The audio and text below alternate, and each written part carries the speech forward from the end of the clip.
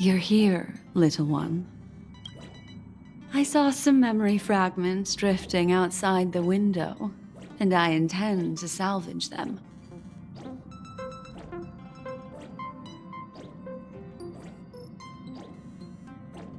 These memory fragments are as fine as dust and can't form memory bubbles. They're hard to see with the naked eye. Even most memo keepers can't sense them. There are too many discarded things in the sea of stars. Our predecessors' trodden paths and forgotten pasts should have left behind vivid marks across the universe. I once felt regret for those that were lost without a trace. But fortunately, we were later able to sense, discover, and preserve them. I wonder what stories have been left behind in the memory fragments that we found today. Settle down. Allow me to manifest the memories from these fragments, and I'll share them with you.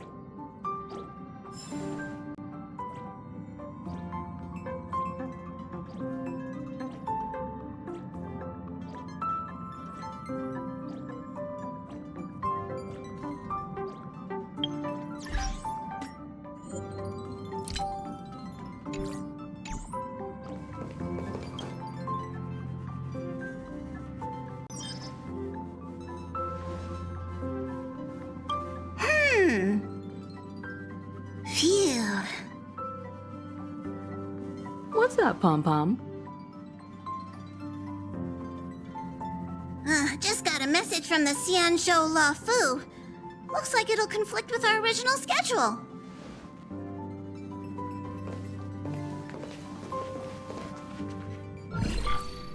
It's been a while, my friends on the Astral Express. How's your trailblazing expedition going? Soon, the Xianzhou Luofu will be holding the Luminary War Dance. Those who have aided the Luofu in overcoming the crisis are cherished allies of the Xianzhou. Thus, on behalf of the Seat of Divine Foresight, I'm extending an invitation to attend the ceremony. Your presence would be greatly appreciated. Well, things aren't getting lively. We've barely recovered from the family's Charmony Festival, and we're already being invited to another special event.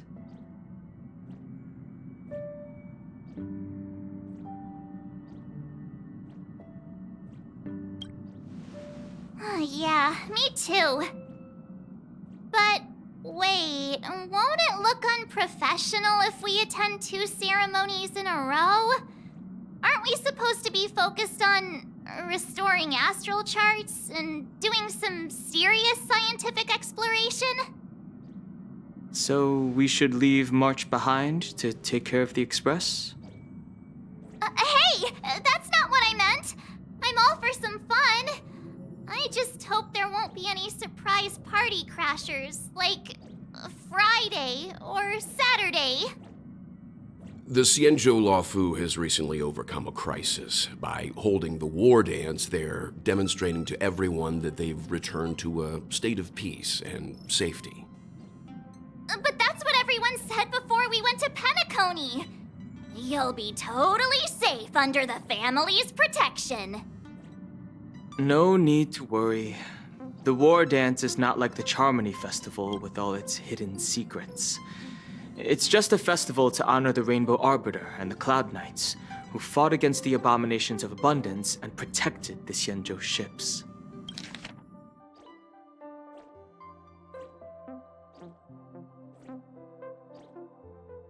Hey! That's not what I meant!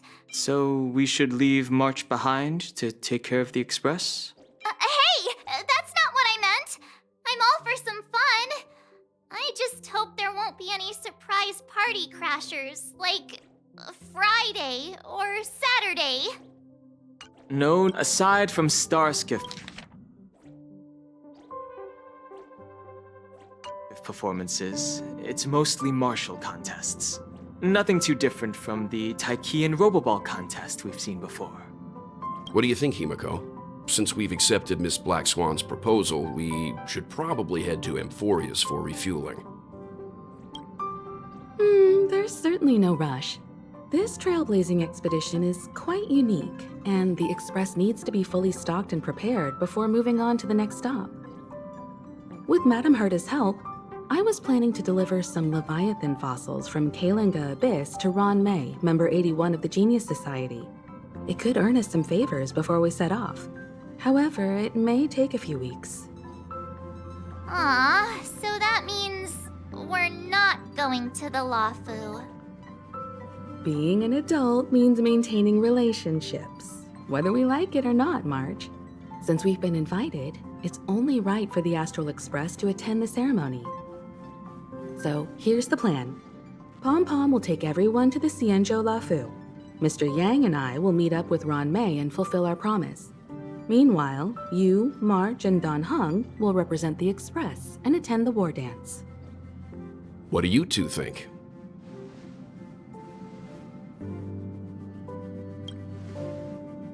Himeko and Mr. Yang will be busy with serious research.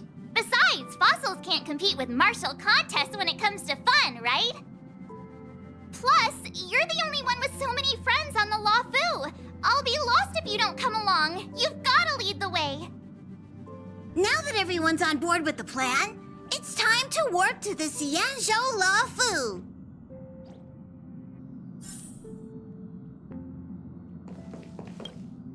Kalinga Abyss? What does she expect to find there? Current research on the Leviathan merely proves how little we know about such life forms. That's why geniuses are interested in that field.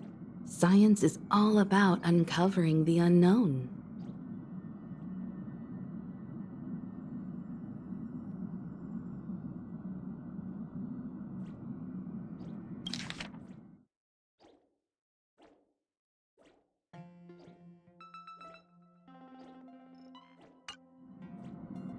Don't miss us too much. If I stumble upon some cool Leviathan fossils, I'll bring a few back as souvenirs for you.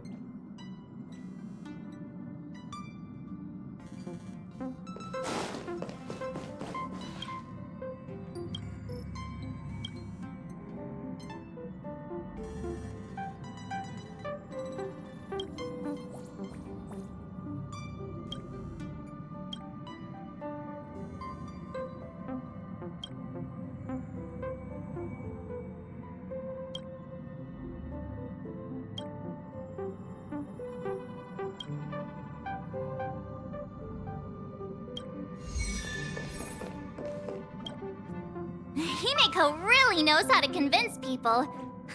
Between Leviathan fossils and the war dance, the latter definitely sounds more fun. By the way, Don Hung, this time you'll be taking a stroll with us on the Lawfu, right?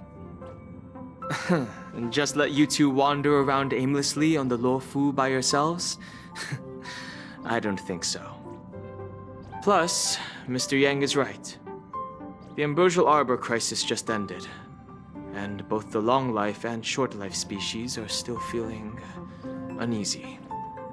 And that's why Jing Yuan wants to organize the war dance, to show that the Xianzhou Lawfu is stable and safe.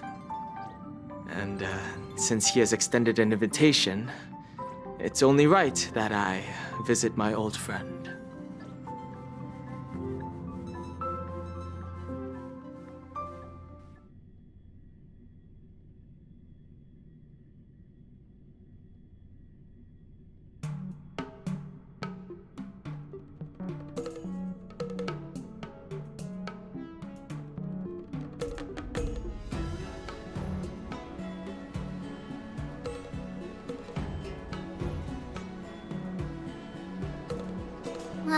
Coming back to this place brings back so many memories, you know?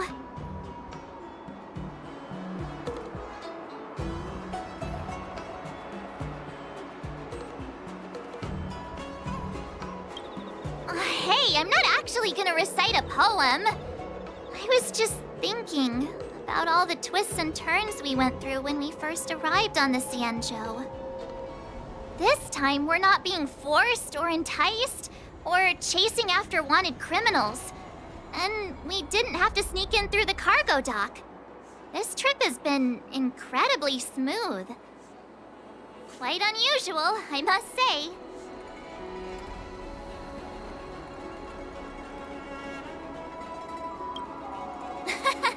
I'm just hoping for the best. You're the one jinxing us.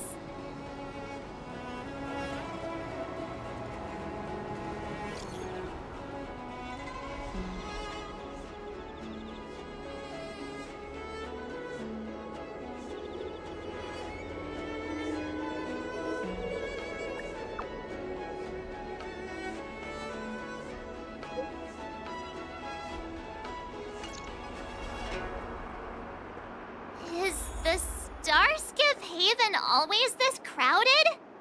Oh, there's so many people here. I can barely hear anything. Yanqing said General Jing Yuan sent him to welcome us. But where is he? Let's wait for him in front of the loom. It's the most prominent landmark on the dock. Hey, you guys! Hold on a moment. Did they just call us? Look at their outfits. They're from Penacony, right? Are you familiar with the Xianzhou Lafu? We know a little bit about it. What do you need? We're from Penacony. Maybe you've heard of it. We came to this ship to gather interesting materials for making dream bubbles. Oh, we just left there. Oh, talk about coincidence. That's great. Do you know any must-see attractions on the Luofu? Exactly! We're Xianzhou experts. Most of the tourists around at the moment are here to attend the war dance. And that's why we're here too. Yeah, we know about that ceremony. But isn't the fighting ring still closed? I've heard the ring was actually converted from a huge decommissioned Luofu fighter jet.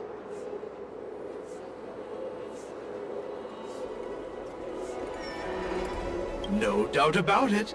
It's a massive fighter jet. It's got to be larger than a civilian starskiff. But for now, all we can do is wait until the war dance starts in a few weeks before we can board it. We've still got work to do, so we can't just sit around waiting for it to start. That's why we're asking you about some must-see attractions. We're looking for unique experiences that you won't find on Penacony. Our clients love these kinds of dream bubbles the most. You're the expert here. Give them some suggestions.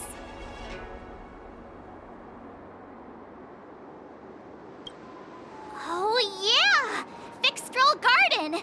It's famous for supernatural stuff. With those mischievous heliobi floating around. It's pretty fascinating. Supernatural? I don't really like scary things, but our clients will love it. Ooh, it does sound interesting. Let's go check out Fixtral Garden. Maybe we'll bump into each other there. Look, Yanqing's here. Really? Let's go catch up with him.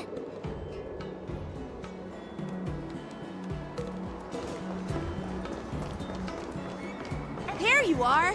Everyone, this way!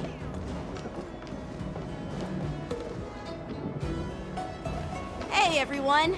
It's been a while. Well, it doesn't feel like it's been that long since we last saw you. But, Yanqing, are you... What's up, Miss March? They say kids grow up really fast. Yanqing, are you a little bit taller than before? We've only been away for a few months.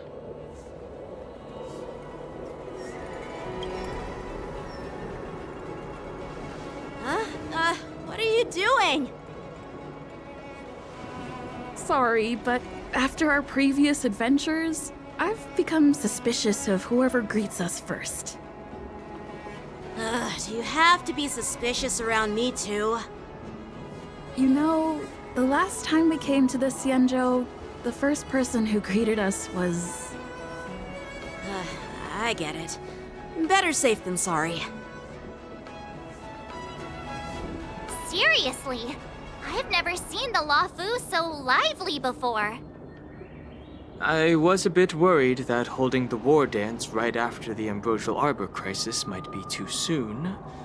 But seeing the bustling Starskiff Haven, I understand why General Jing Yuan chose this timing. Yep. There's people from other delves and travelers like you three who've come from afar.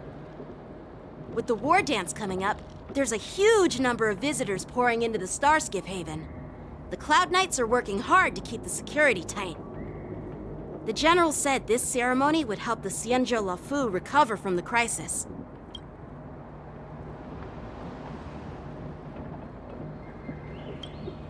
It's a way to showcase our martial spirit, reassure people, boost morale, and attract visitors from other planets to promote trade and peace. By the way, the Xianzhou Alliance places great importance on this ceremony too. The Xianzhou ships, the Zhuming and the Yaoqing, have both sent messengers to offer their blessings. Yeah, I wonder if you've heard of it. It's known as the Star Forge, and it's responsible for providing more than half of the Cloud Knights' armaments. The Xianzhou Zhuming boasts skilled craftsmasters, and General Huayan is a top-notch craftsman himself. If only I could get a sword forged by him, I'd be on Cloud 9. By the way, Yanqing, where are we headed next? I'm sorry for talking your ear off. The General wants to catch up with you at the Palace of Astrum. He's been eager to hear about how the Express has been doing. It's funny how he tries to act all mature, but whenever it comes to something he's interested in, you can really see his childish side.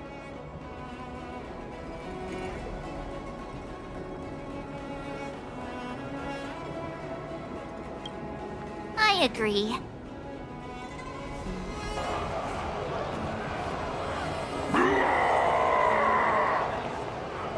All units, assemble quickly! Get ready to protect the crowd! I just mentioned security, and now all of a sudden something's gone wrong. Excuse me, I need to go check out the situation.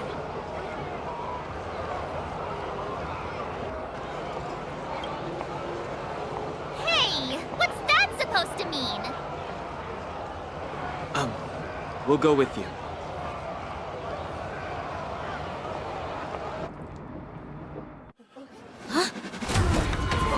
Watch out for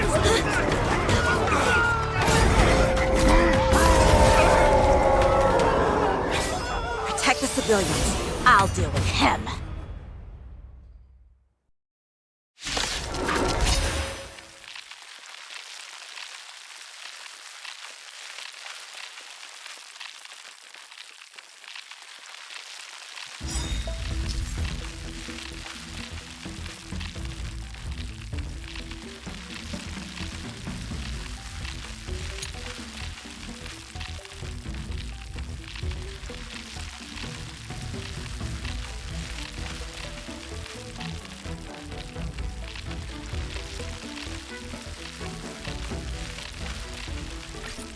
Borison? Why are there Borison here? This ends now. Relax. Still waters of oblivion. May as well kill them all. What is your prescription? Timely treatment.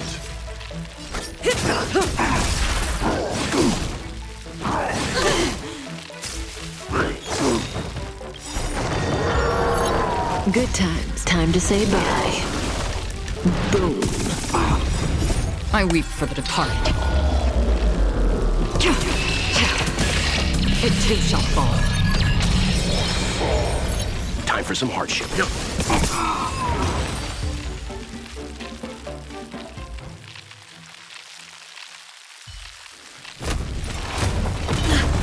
Not good.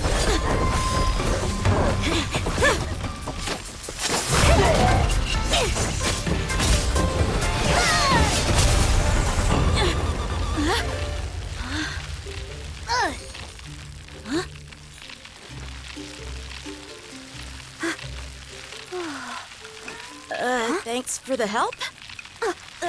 Sorry, no time to chat. Could you give me back my...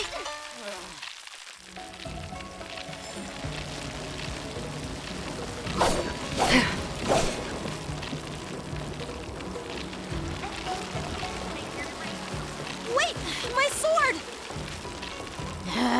Let's just get down to business first. I'm sorry, but I'm afraid we'll have to put our plans on hold for now. I need to find out what's going on.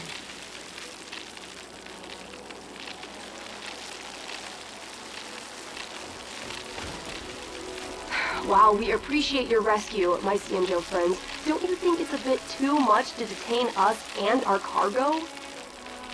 Sorry, but we've been ordered to detain you and your cargo for inspection until we figure out the source of the attack. Once we're done with the formalities, we'll let you and your cargo go. But this shipment isn't even meant for the Luofu, and it's IPC's patented technology. Who do you think you are to conduct an inspection? According to the protocol, all cargo arriving on the Luofu must go through inspection. Oh, but we didn't officially enter your dock at all. We just sought refuge in your dock because we were attacked by the Borisons. Looks like this argument could go on forever. Let's not get involved in a heated dispute that won't lead to a resolution. Stream forth, the gleam of old blades.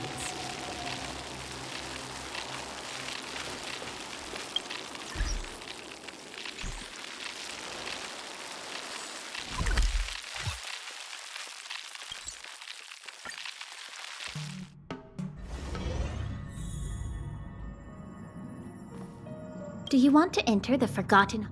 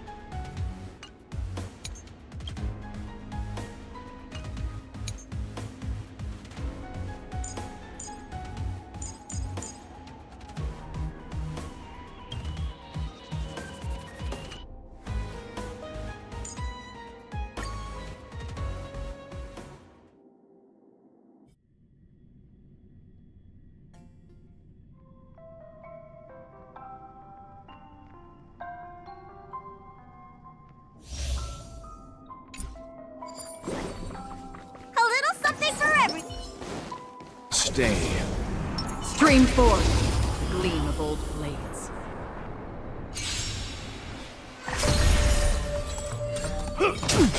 Stay calm. Relax. Free with destiny for oblivion. I weep for the departed. It too shall fall. On my mark! Not a step back!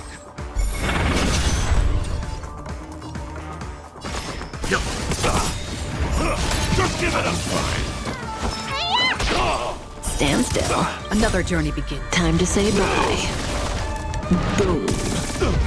You know nothing of survive or be destroyed. There is no other choice. Still waters of oblivion. May as well kill them all.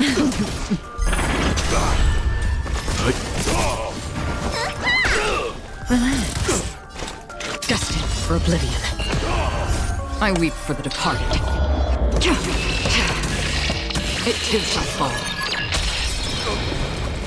Let's begin. Stand down. That hurt.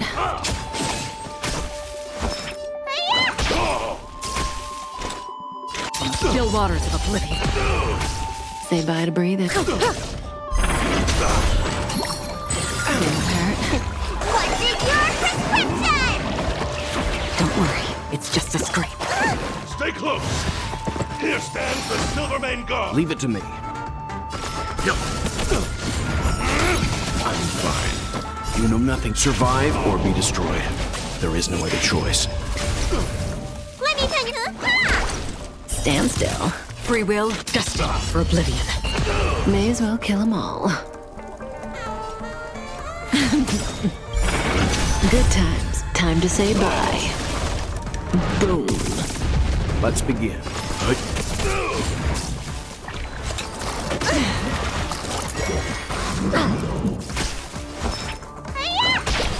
Relax. I weep for the departed. It too shall fall. That's half the work. From the still waters of oblivion.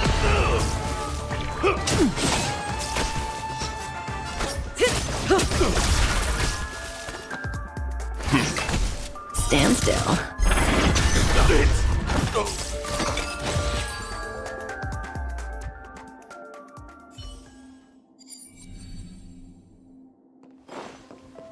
Be watchful, always. The moon shines on the truth.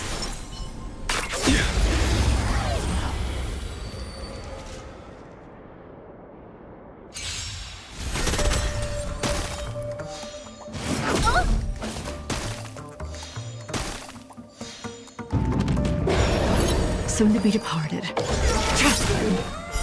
Blade of moonlight. A quick divination. Converge and awaken! A blade knows no mercy. The fight is set.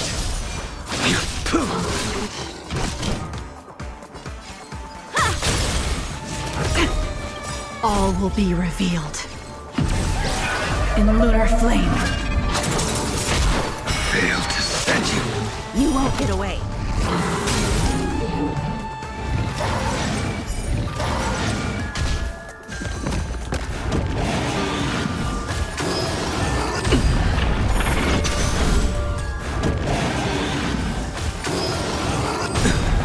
Yin and yang!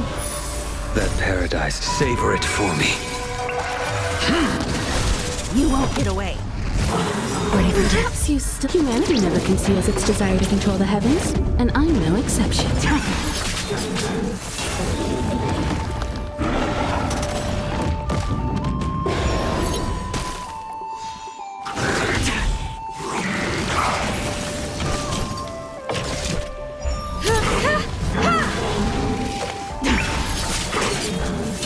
Failed to send you.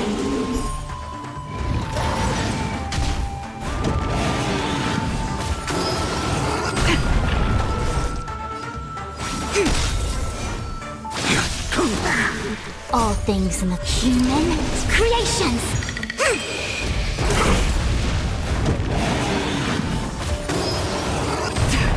Yin and yang!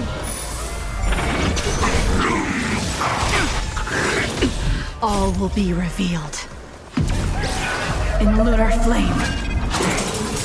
Time for an overhaul. Tedious. I see through you. You won't get away. You impede me. You won't get away.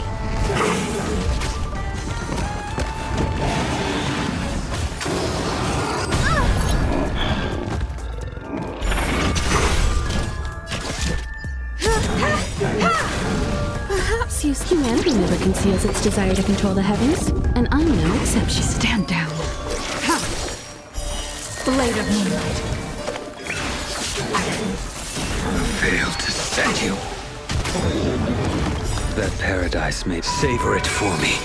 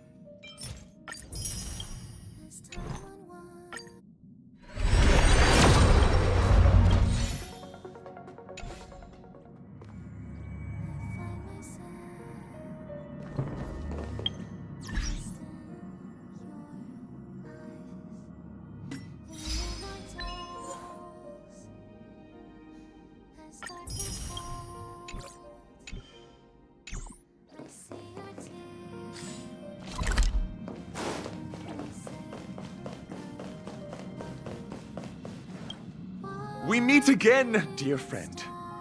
Thank you for the invitation. Please allow me to praise your sincere and compassionate soul.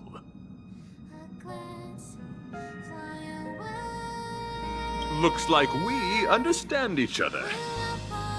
Remember that night of hallucinations? In this very familiar car, the ugly giant Sting solidified our friendship. Oh, you mean that bonsai that even thrives in disharmony? What a beautiful, resilient plant, full of vitality. How is it doing? The feeling of boarding the express and seeing everyone again is simply indescribable. My dear friend, please allow me to extend my sincere greetings to the express in a way that only a knight can.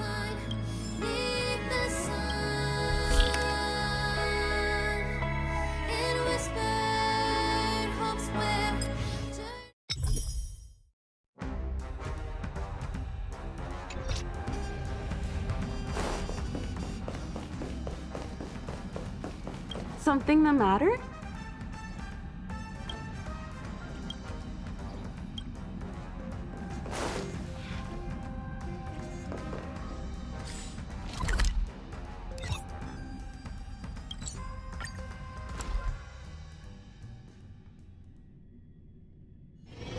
This haven of memories.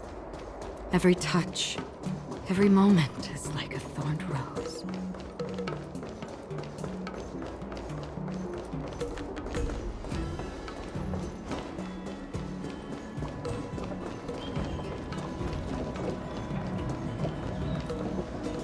Who's in charge here? I need some answers. It's my fault. We let our guard down for a moment. I take full responsibility. With the war dance approaching, safety should be a top priority. Now, tell me, how did Borisin prisoners end up in Starskiff Haven? According to the protocol, Borisin prisoners should be held on a starskiff and taken directly to the shackling prison under strict supervision without ever touching the ground. Who allowed a prisoner transport ship to dock at the passenger terminal? Please don't blame this captain. This incident involves the Zhu Ming's diplomatic vessel. Who are you? I'm Liu Jun, an officer of the Patrol Defense Squad. Thank you for your help, Lieutenant Yanqing. The situation unfolded rapidly, and it shouldn't be held against the captain. Here's what happened. An IPC transport ship was attacked by the Borisin just before arriving, and the Zhu Ming's diplomatic vessel came to the rescue.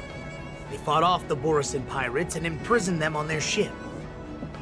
So, an IPC ship was attacked by the Borisin near the Luofu, and the Zhu Ming envoys saved them? This sounds complicated. Honestly, it gives me a headache too. The Zhu Ming diplomatic ship, adhering to standard procedure, docked at the passenger terminal to hand these criminals over to the Luofu. You know, with all the outsiders flooding onto the Luofu, the Starskiff lanes are under immense pressure. The Borisin desperados decided to put up a fight before the prisoner transport Starskiff could get there. And that's what you just witnessed. We'll make sure these prisoners are sent to the shackling prison as soon as possible. I see. It's an unusual situation indeed. I'll report it to the security department of the Realm Keeping Commission and ask for their cooperation in handling the aftermath. Maybe I should gather more details from others so that the Seat of Divine Foresight can have a better understanding of the situation.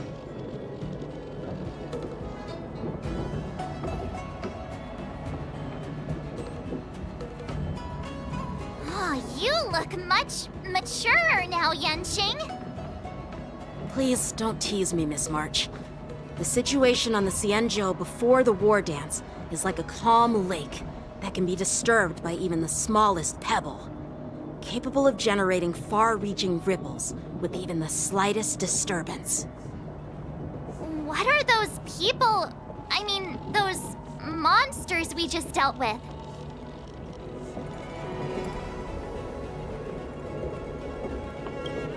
Those werewolf monsters are known as Borisin. They're abominations of abundance, and we've been fighting them for a very long time. The Borisin have been a powerful force for a long time, plundering and enslaving many worlds. The threat they pose is just as terrible as the Swarm disaster, and the Alliance even had a fierce war with them 3 decades ago. Their presence has faded over the years, but who would have thought? According to that officer, they attacked an IPC ship near the Xianzhou Luofu. Such a brazen attack seems quite unusual to me. Yeah, that's what I find strange too. It seems like the IPC and the Borisin have some serious grudges. Well, enough with the chit-chat. The General wants me to take you to the Palace of Astrum. I'd love to chit-chat a little longer, but there are some things that can't be left unchecked. Is it a serious matter? Maybe you'll need our help in hunting down the Borisin?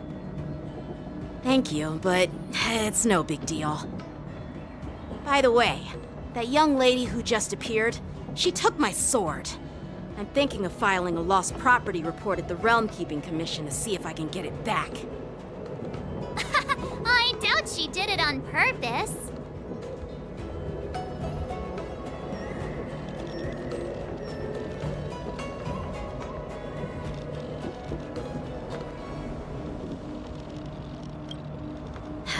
Don't remind me. I just zoned out for a moment, that's all. All right, let's not keep the General waiting. Don't worry. There aren't many people out there with that kind of talent. It shouldn't be too hard to find her.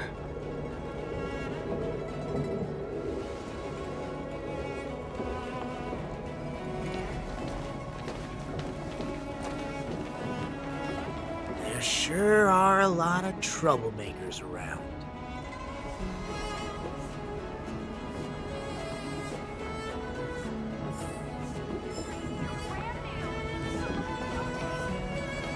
Success can't change it no matter how time flies.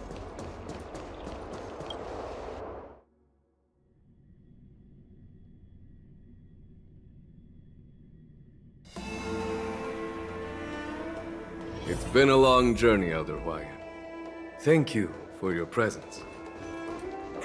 Don't mention it. Thank you for taking the time to welcome me.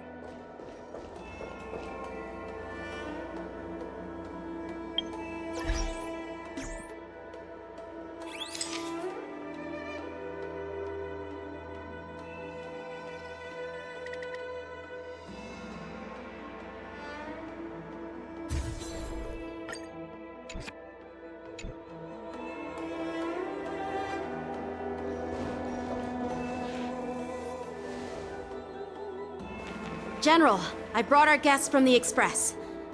Oh, I'm sorry for my bad timing. I didn't know you were meeting a guest, General. Don't worry, you're just in time. It's been a while, my friends from the Astral Express.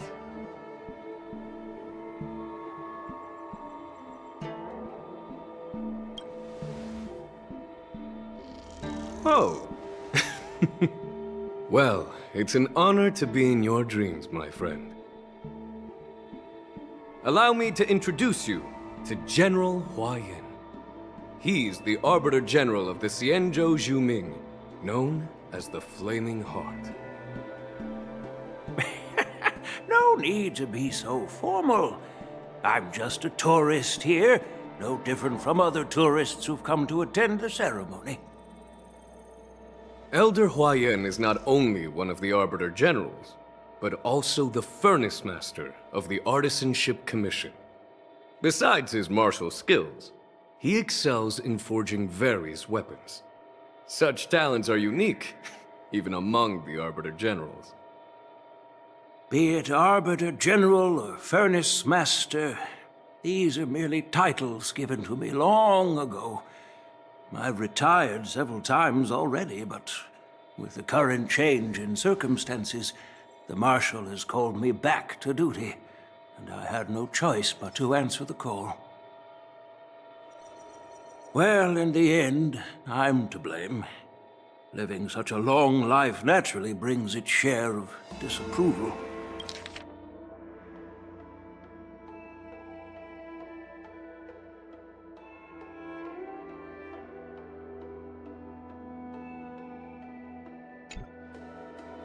It's an honor to meet you, General Huayan. It's my honor to meet you, General Huayan.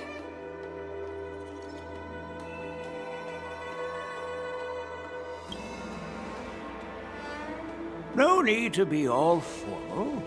Today I'm just a guest on the Luofu, the same as all of you. So, these three are the ones you mentioned, Jingyuin? The heroes who helped you with the Ambrosial Arbor crisis? Indeed. There's Don Hung, March 7th, and her. Without their help, I'm afraid the Luofu might not have easily overcome this crisis. So, the Imbibitor Lune's reincarnation has returned to the Luofu and will attend the war dance. I'd love to have a drink with you should the chance present itself. You're more than welcome, General Huayan.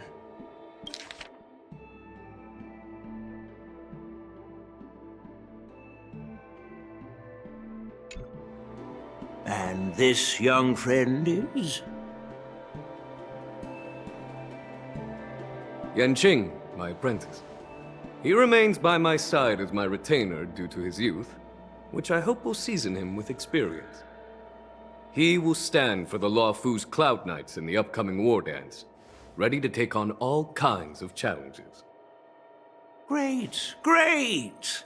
It's a real treat to see so many talented young people around here today. Oh, I almost forgot. This is my apprentice, Yoon Lee.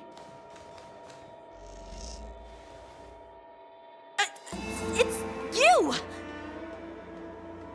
Oh, it's you. Hello. Oh, you two already know each other? Guess we don't need any introductions, then. What a coincidence! I was afraid I'd have trouble finding this girl. Oh? Now you've piqued my curiosity. Tell me, how did you two become acquainted? She helped me capture the escaped Borisin prisoners at the Starskiff Haven. Allow me to express my gratitude for you. But when you left, you took my flying sword with you. Your flying sword?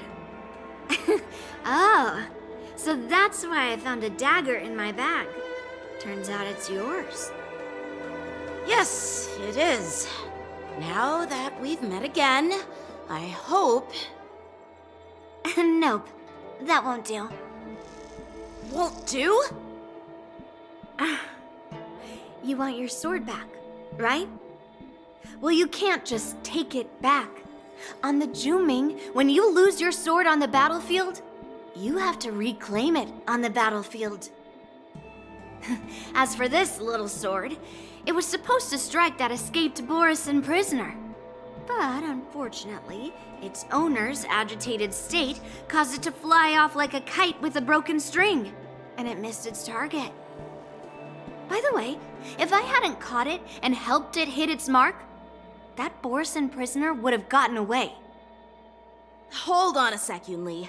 You took my sword without even asking, and now you're refusing to give it back? So much for Luofu swordmasters. What did you just say? If you just stepped up and took your sword back from me fair and square, I would have totally respected you. But nope, you tried to play it down, expecting me to just hand it back to you like it's nothing. In front of everyone. With all due respect, you don't honor your sword, so you don't deserve it. Hasn't anyone told you that taking without asking is stealing? If you want to settle this with swords, fine. Let's have a one-on-one duel right now. Yanqing. Well, that's more like it. Just be careful. because I'm not as easy to handle as the Borisin. You two, be quiet and apologize to Yanqing. Hey! Whose side are you on, Grandpa? I don't take sides. It's a small misunderstanding, and an apology would be too much. I've heard about the Zhu Ming's incredible swordplay and craftsmanship, most notably the legendary Flame Wheel Octet. Seeing Miss Yun Li, who is among those ranks today, well, I must say she definitely has that fiery edge. Such grandiose names. Some folks love to spin these fancy titles, trying to set the Cloud Knights apart. Yun Li is still just a young girl, a bit awkward and hot-tempered, so please forgive her if she's being rude. Well, everyone, Elder Huayan and I have some business to discuss. For now, Yanqing, why don't you entertain our guests and take Miss Yun Li to the inn? I'll find another chance to talk with you all. I'd like to express my gratitude to the Astral Express for helping the Law Fu during the crisis. That's so kind of you. I mean, you've already thanked us so many times. Please forgive me for coming at an inconvenient time. You needn't apologize, General Huayan. All right, Yun Li. Take this opportunity to clear things up with Yanqing. Yeah. It's better to make friends than enemies. But I won't be heading to the inn just yet. I want to visit Lingsha. She just arrived in the Luofu and could use some help settling in. Yanqing, once you've helped our guests get settled, go to the Artisanship Commission for me. I've heard about the attack and the detainment of the IPC ship. Qingzu sent word that the IPC members are protesting and wish to have their cargo back. See if you can calm them down. Don't get aggressive. Just make it clear that the Xianzhou Law Fu has no intention of violating their rights. I'm on it.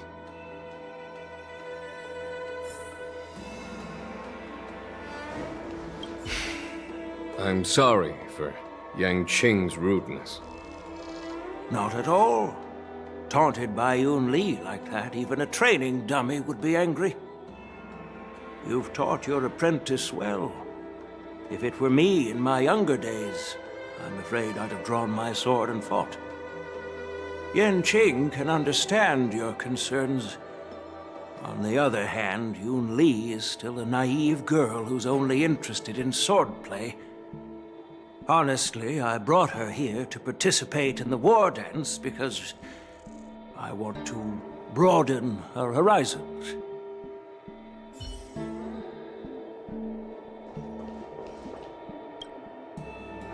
This trip is totally worth it.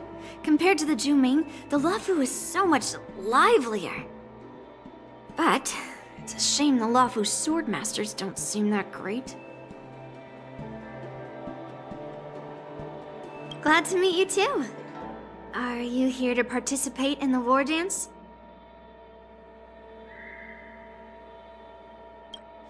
Of course. To honor martial arts, the Cloud Knight's Ring is always open to outsiders. If you can defeat the ringmaster selected by the Xianzhou, you'll not only win rewards and prizes, but also be making a name for yourself. Sounds tempting, doesn't it? That's how outsiders refer to my peers in the Zhuming Cloud Knights and the Artisanship Commission. We all train under Grandpa's guidance, learning the art of craftsmanship and swordplay. That's how we got that title, I guess. Just don't mention it in front of Grandpa. He always says that empty titles bring pointless challenges and conflicts. We Zhuming swordmasters pride ourselves on the success of the group over the individual. I have some things to do. Besides, little Yanqing doesn't seem too happy about me tagging along.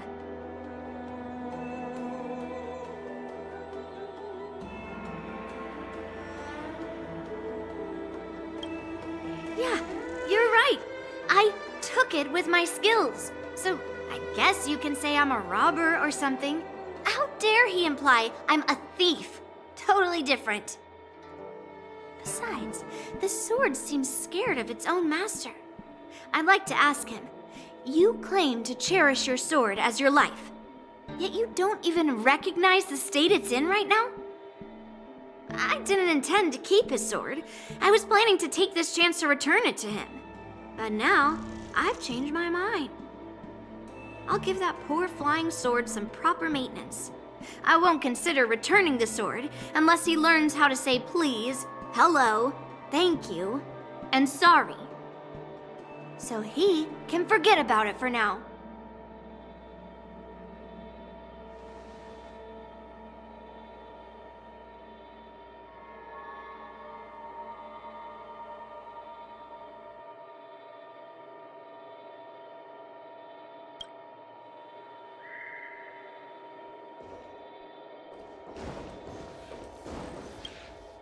Hey, Don Hung. I thought all the Xianzhou generals were like Jing Yuan. But that General Huaiyan, he looks so thin and scraggy, as if even a light breeze would knock him over. Is that old man really an Arbiter General? Well, each Xianzhou ship has its own division and specialty within the Alliance. Not all of the Arbiter Generals are good at leading the charge. You heard what Jing Yuan said, right? General Huaiyan was once the head of all the skilled craftsmen on the Zhuming.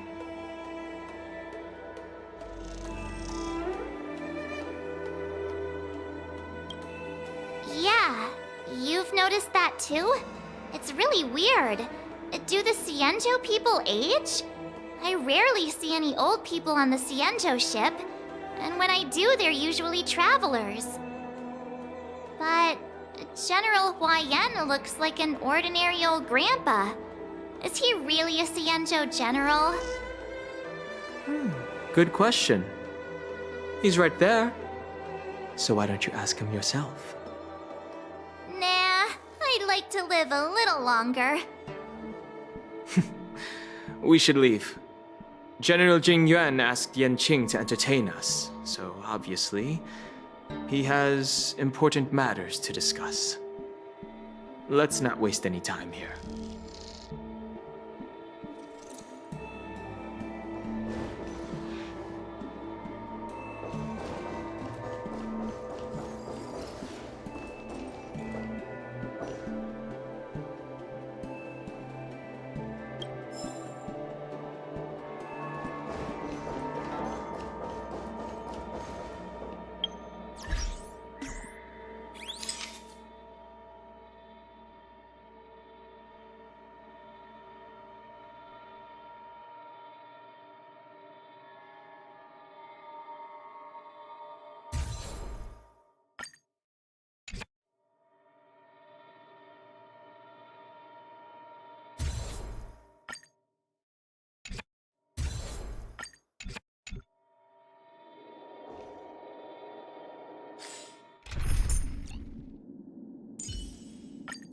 Those who can.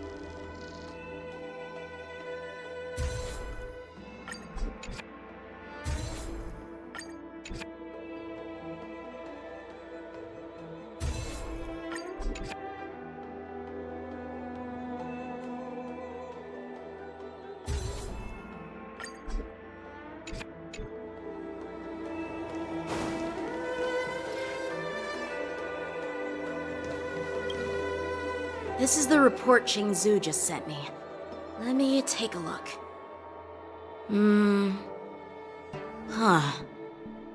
Looks like the General has given me a tough challenge. He wants me to try and help put the IPC's mind at ease. Well, it's not exactly a test. As Cloud Knight officers, we not only learn the art of war and martial arts, but also occasionally have to handle diplomatic disputes. It's just, talking things out isn't as straightforward as duking it out with weapons on the battlefield. This is especially true when you're up against the IPC, with their non-stop corporate babble. Well, let's not worry about that for now. Shall I take you to the inn?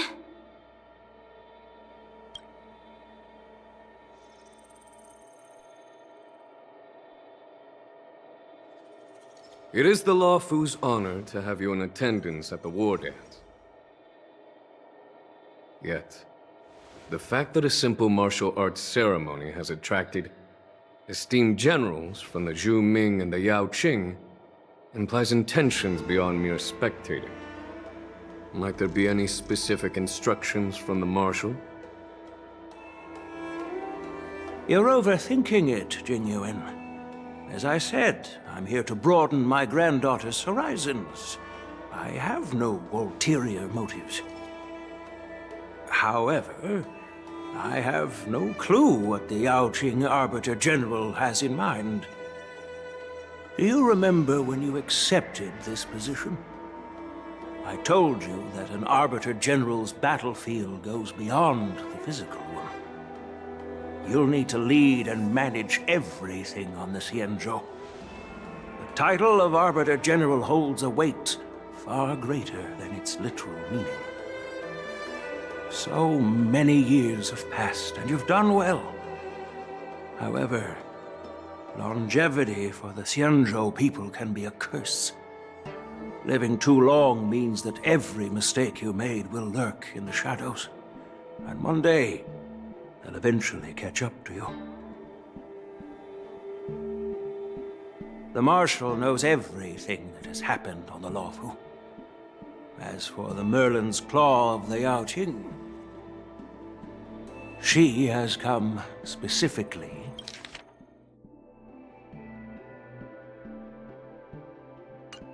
for you.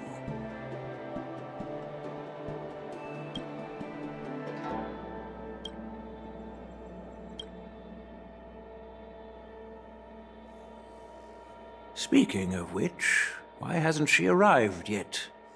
They say the Merlin's Claw strikes like lightning. Being late isn't her style. That's not true, General Huaiyan.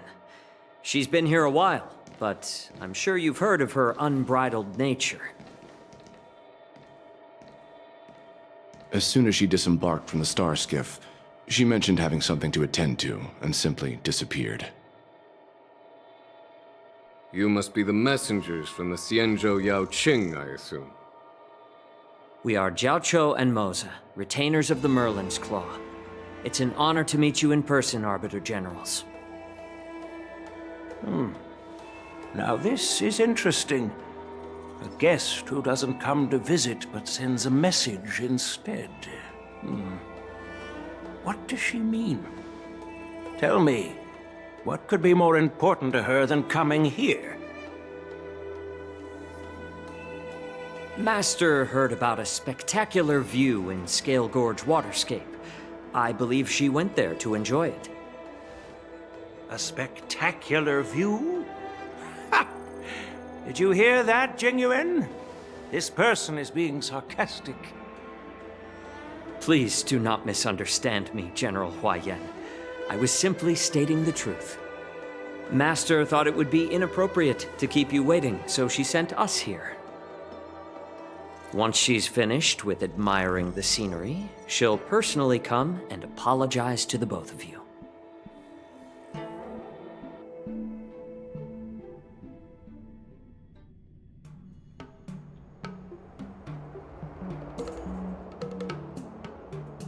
Drat, I forgot to ask Yun Li to return my sword.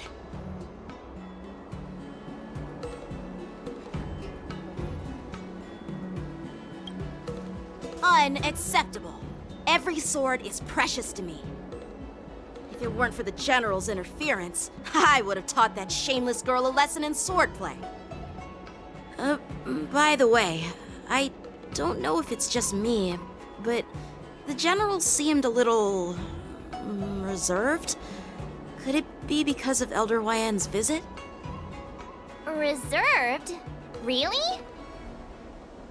Maybe I'm just overthinking things. No, you're not. When I entered the Palace of Astrum, I realized that the messenger from the Xianzhou Zhu Ming was actually the Arbiter General himself. So, the messenger from the Xianzhou Yao Qing must be the Merlin's Claw herself, I presume. That's right. Well, that's what makes this entire thing so unusual. What's so unusual about it? They simply received an invitation from Jing Yuan, just like the crew, right? The war dance is just a small festival. And now we have 2 Arbiter Generals from other Xianzhou ships here. I'm afraid they're here for something more. Maybe they've come to hold Jingyuan accountable for the Ambrosial Arbor crisis? Hold him accountable? Come on, didn't the Luofu fall victim to the disciples of Sanctus Medicus and the Antimatter Legion? Why would they blame the victim? Donshu's rebellion and Ventilia's scheming are merely one side of the story to the other Arbiter Generals of the Alliance. Only a single piece of incontrovertible evidence remains, creating an endless source of potential complications. The Ambrosial Arbor. Yes. It's undeniable that the plague mark, which was subdued by the Xianzhou Luofu, has resurfaced. But was it really a conspiracy instigated by the Antimatter Legion? Or does it indicate a traitorous intent from within the Luofu, implicating Jingyuan himself? Once the spark of suspicion is kindled, it proves hard to extinguish.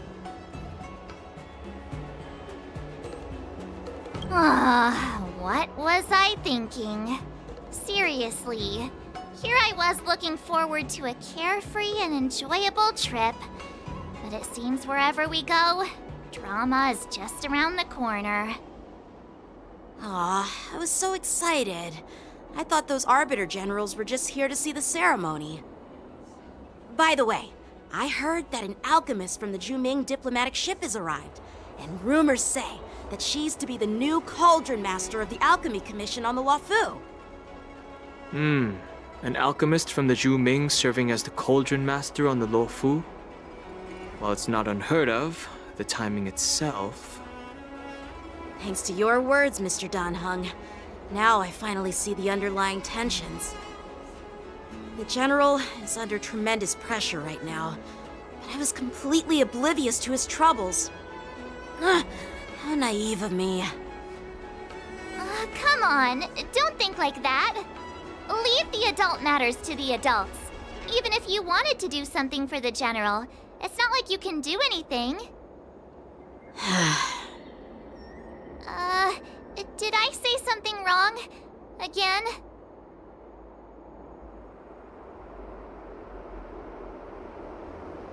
Miss March is right. I don't have the skills to share the General's burdens at the moment. Still, I'll do my best to follow his instructions. Let's go. Once I've taken you to your accommodations, I need to go to the Artisanship Commission to handle the IPC's protest. He looks like he has a lot on his mind. We can't just let him go alone. Why don't we accompany you to the Artisanship Commission? This is too much trouble. While I appreciate your kindness, dealing with the IPC's workers could be tricky. I'm afraid this will cause trouble for the Express. No worries. We're pretty experienced in dealing with the IPC. You've heard of the 10 Stone Hearts? We've dealt with quite a few of them, right?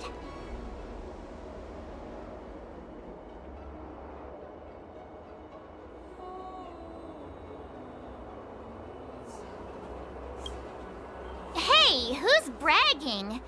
Anyway, this time it'll just be a few ordinary IPC workers. Surely you don't think they'll be even trickier than adventuring, do you? Well, since you're willing to help, I won't decline your kindness. Let's head to the Artisanship Commission and meet them.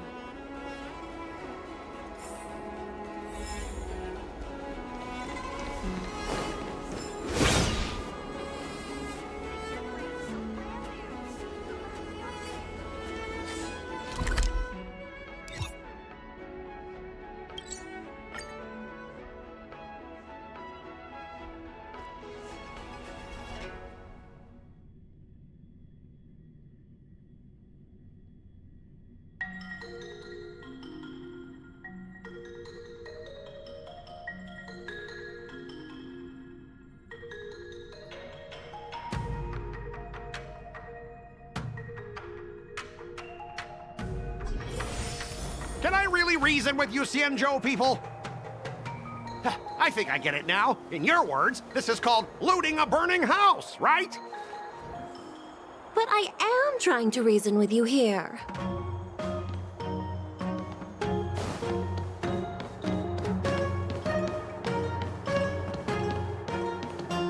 That toxic voice sounds familiar. Haven't I heard it before in Aurum Alley? You know what? This isn't my first time dealing with the Skyfaring Commission. I can handle your unreasonable ways. But straight up snatching IPC cargo, isn't that going a bit too far? Just as I've said it many times already, once we've inspected the cargo and completed the security check, you can be on your way. Is there something wrong with your ears, or is it just your brain? I'm hearing you loud and clear. I'm thinking clear. And my answer is crystal clear. Not a chance. Keep detaining my cargo and I'll file a complaint directly with your general.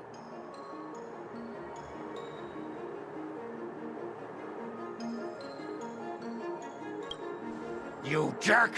Who are you calling a dog? Wait, why are you here? You're staying on the Cienjo, are you? What terrible luck! Wherever you go, disasters aren't far behind! Aren't you the guest from the Astral Express? What brings you and Yanqing to the Artisanship Commission?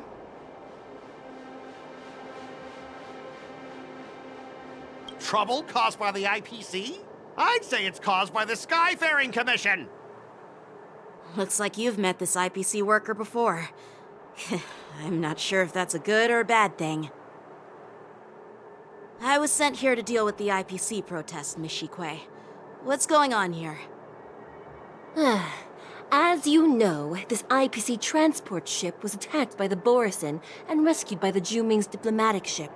Then the Cloud Knights were instructed to bring it back to the dock for repairs and inspections. And this is Mr. Scott, the person in charge of this transport ship. So, you're Scott. I've heard her mention you. Weren't you kicked off the Luofu before? Why did you come back? Like I wanted to come back. I thought I'd just dock at the harbor for repairs and leave this forsaken place for good. Little did I know, as soon as the ship entered the harbor, a bunch of Cloud Knights showed up and snatched all our cargo from the hold. What do you mean by snatched? I've told you 1,000,000 times. It's a security check. Then why did you bring the cargo to the Artisanship Commission? You even brought in some shady craftsmen. It's obvious you're trying to steal the IPC's patented technology! Listen here. Firstly, the Skyfaring Commission detected dangerous items that could possibly be weapons in your cargo hold. That's why they called me here, to double-check. Secondly, where the heck did you get the idea that I'm a shady craftsman? Even if there are dangerous items, what do they have to do with you? It's not even being shipped to the Luofu. We'll just fix the ship and be on our way. We won't unload our cargo here. But you'll have to stay in the port for several days before your ship is repaired and you can take off again. How can we just leave unchecked items sitting here? I understand, but we don't need to disassemble the cargo if it's just a security check, right? In most cases, we don't. However, our scans discovered that the cargo doesn't only contain machinery, but also some substance that resembles biological tissue. Biological tissue?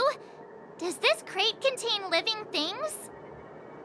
I'm afraid we'll need to wait for the Alchemy Commission for further confirmation.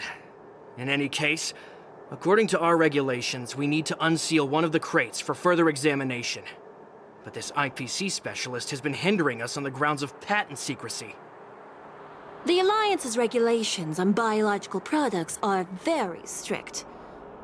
Without further inspection, there is no way for the Skyfaring Commission to release the cargo. Oh, really? Fine! If anyone lays a finger on that shipment, they'll have me to deal with. It doesn't matter if it's mechanical or biological. It's none of your business. I'm filing a complaint against the Skyfaring Commission's ridiculous regulations. This Mr. Scott seems stubborn and difficult to persuade. Honestly, I really don't want to have a vicious confrontation with the IPC.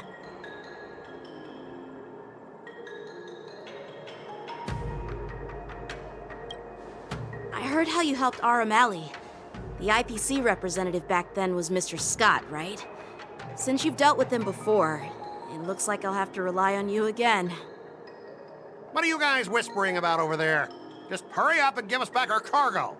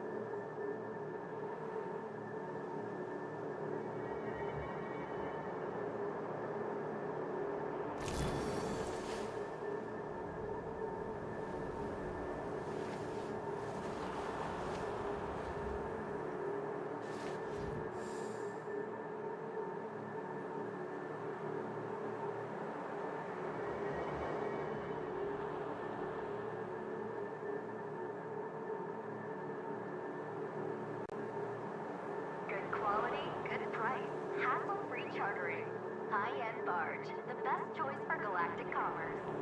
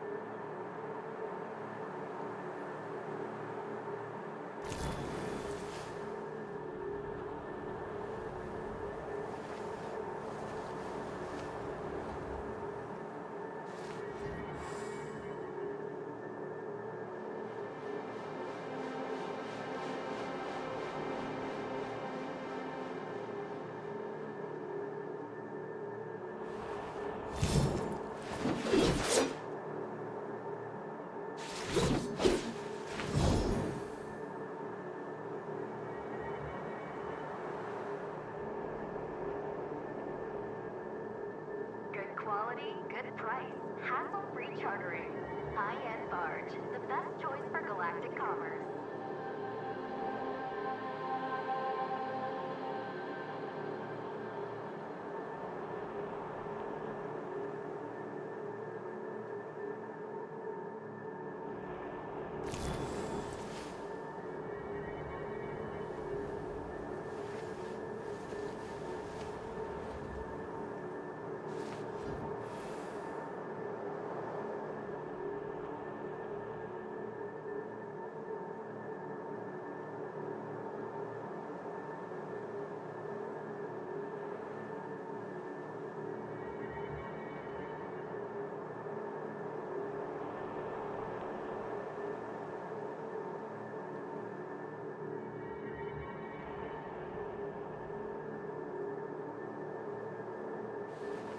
Good quality, good price, hassle-free chartering.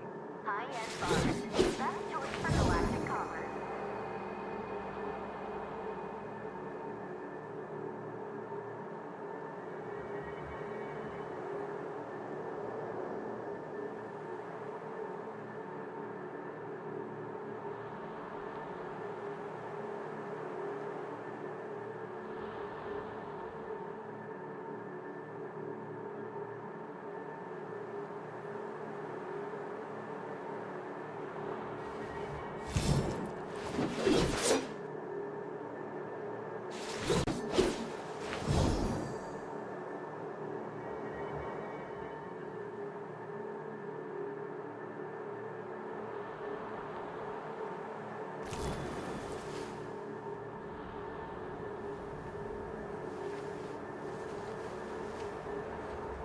Good quality, good price, hassle-free chartering.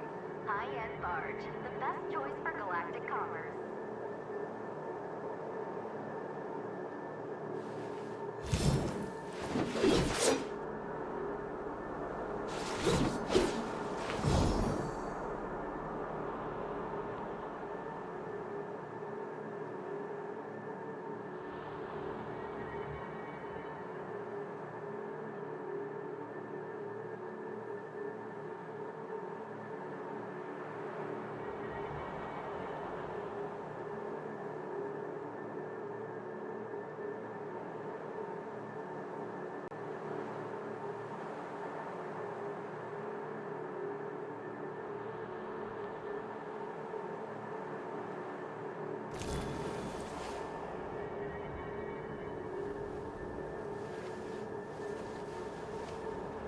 Good quality, good price, hassle-free chartering. High-end barge, the best choice for galactic commerce.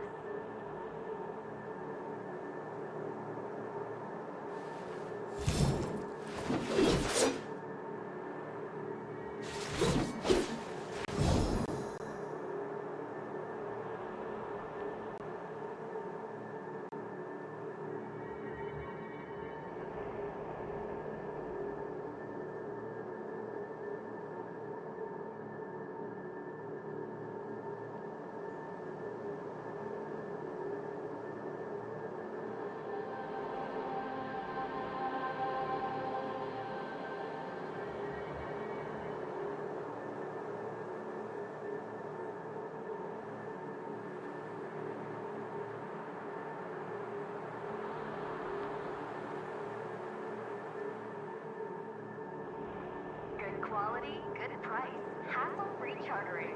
High-end barge, the best choice for galactic commerce.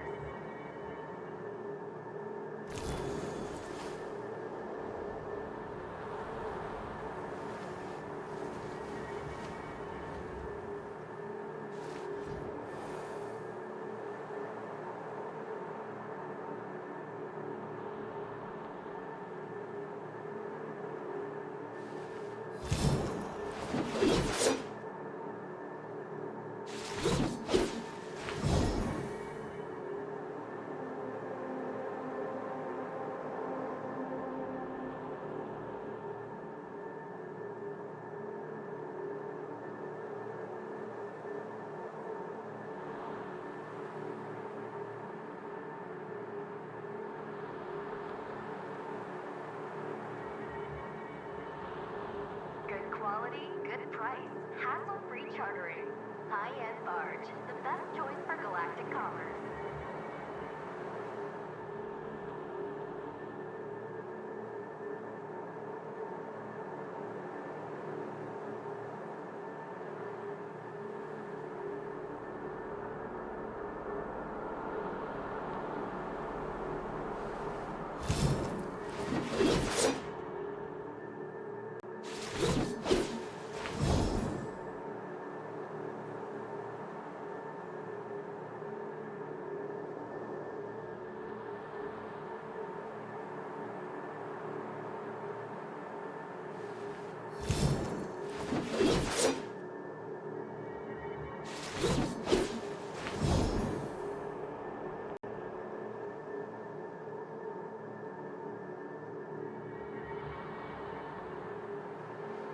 Quality, good price, hassle-free chartering.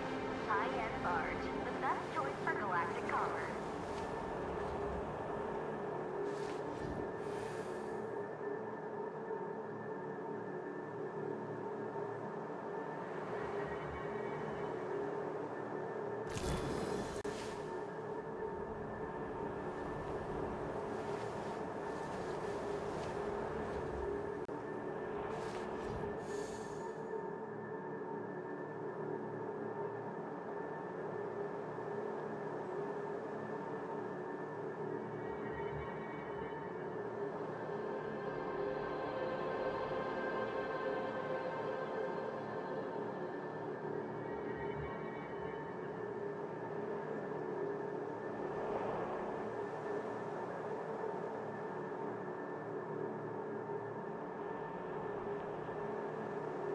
Quality, good price, hassle-free chartering. High-end barge, the best choice for galactic commerce.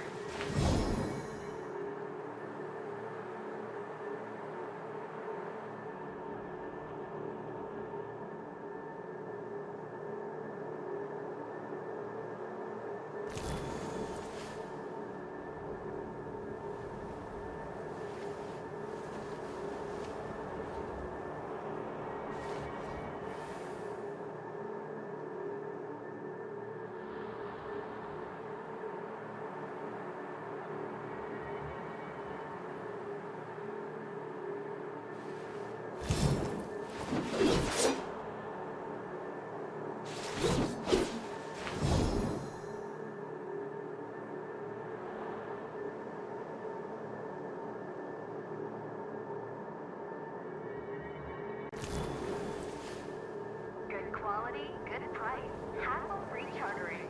High-end barge, the best choice for galactic commerce.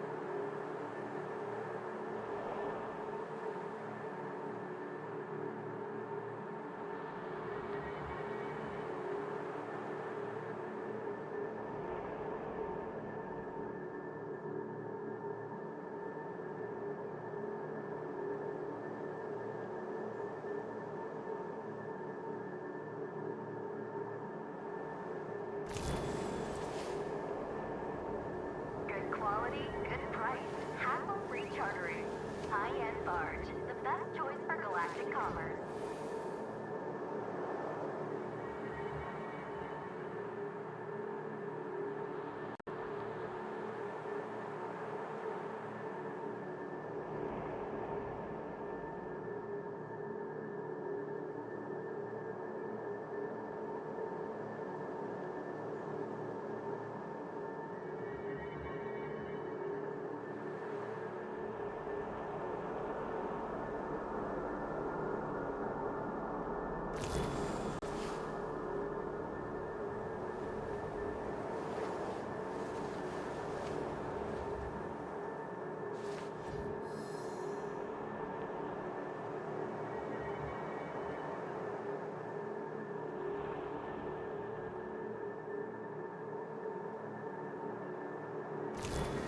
Good quality, good price. Hassle-free chartering. High-end barge. The best choice for galactic commerce.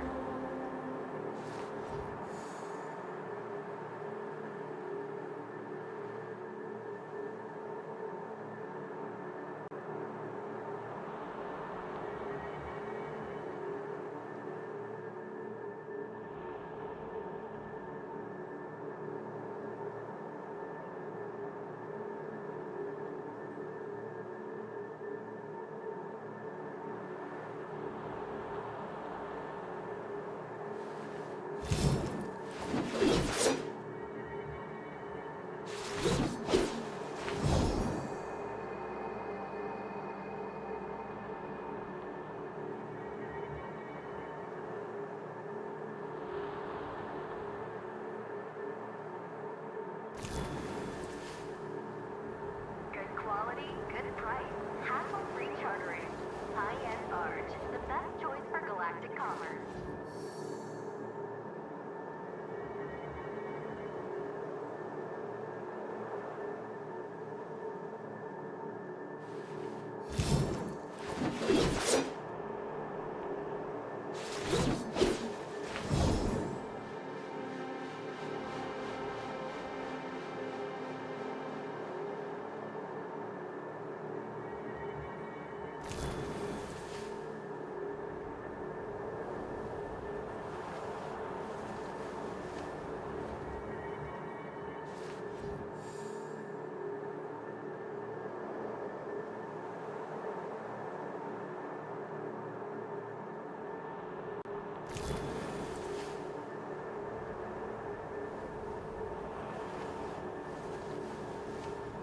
Good quality, good price.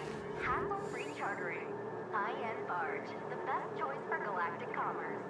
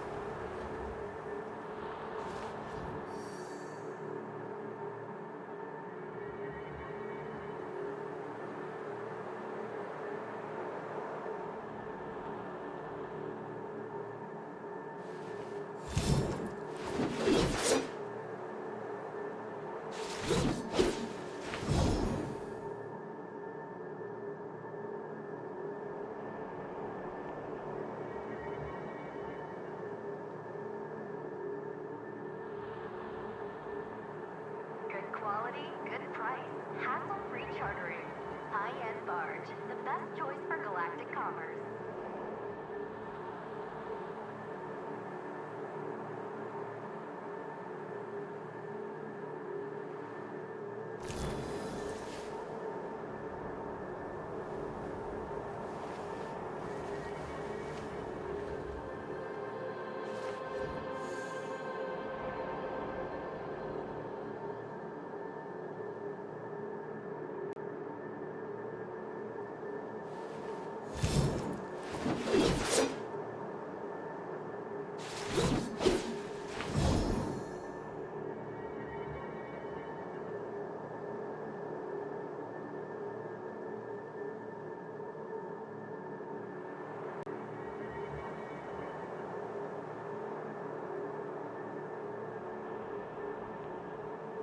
Good quality, good price, hassle-free chartering.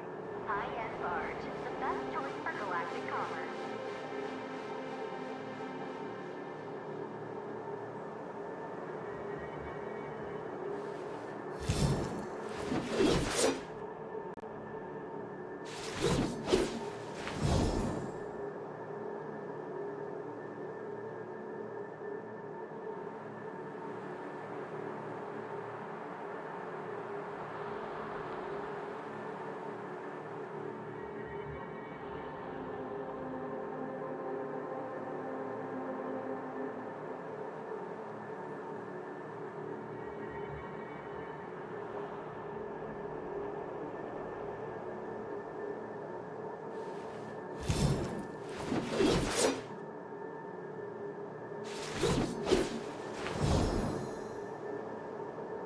Good quality, good price, hassle-free chartering. High-end barge, the best choice for galactic commerce.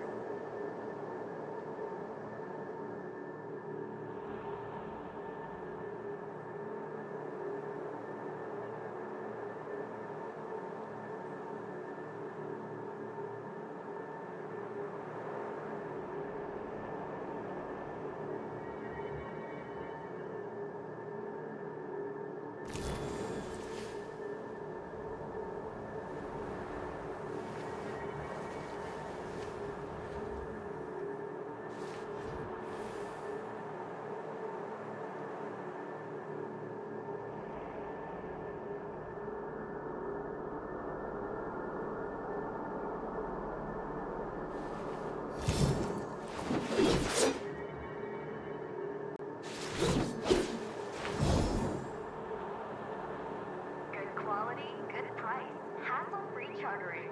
High-end barge, the best choice for galactic commerce.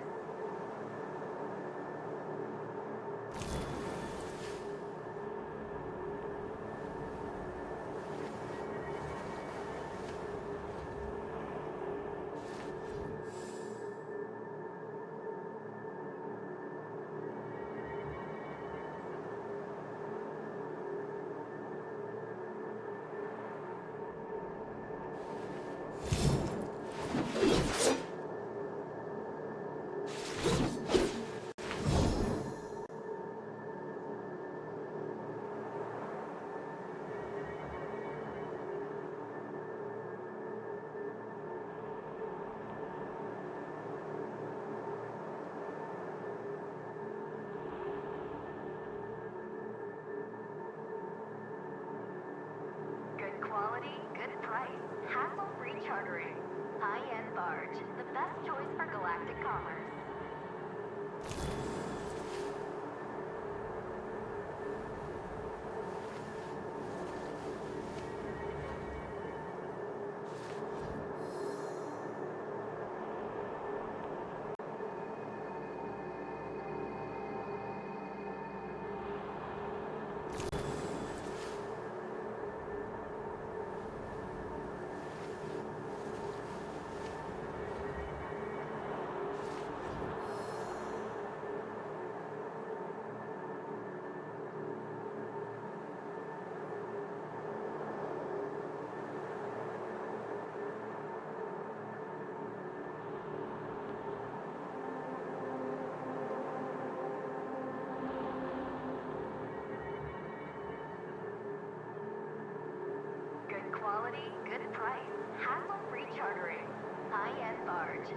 best choice for galactic commerce.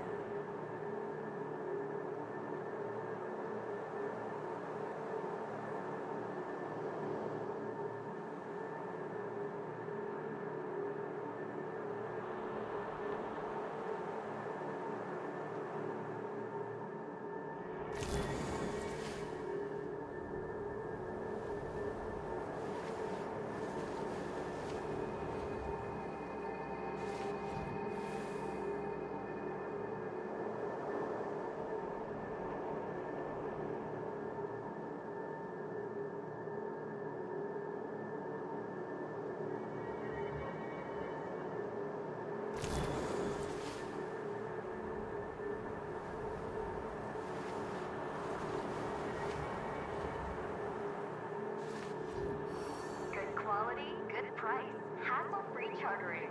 High-end barge, the best choice for galactic commerce.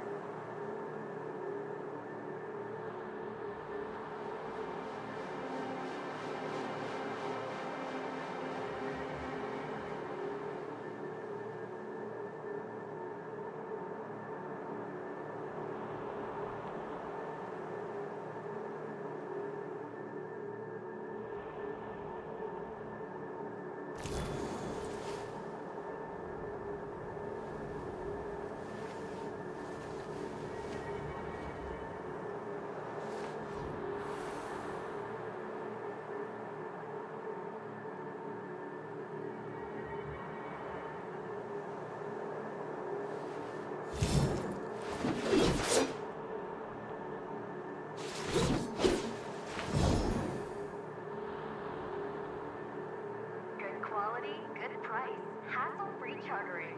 High-end barge, the best choice for galactic commerce.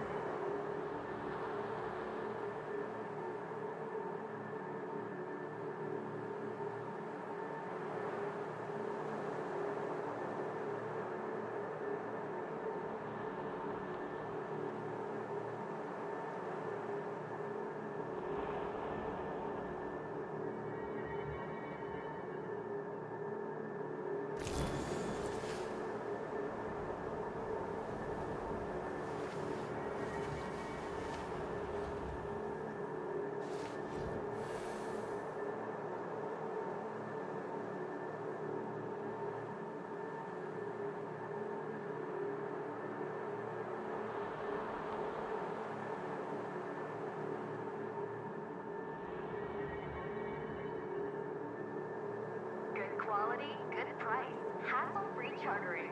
High-end barge, the best choice for galactic commerce.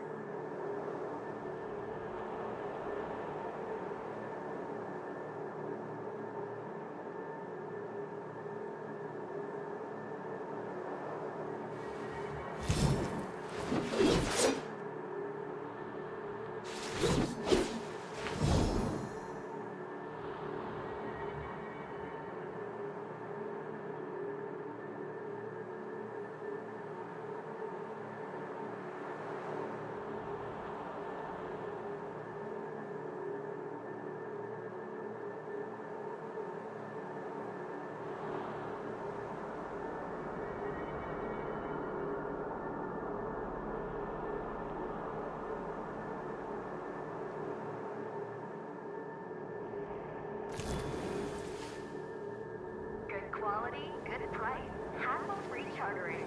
High-end barge, the best choice for galactic commerce.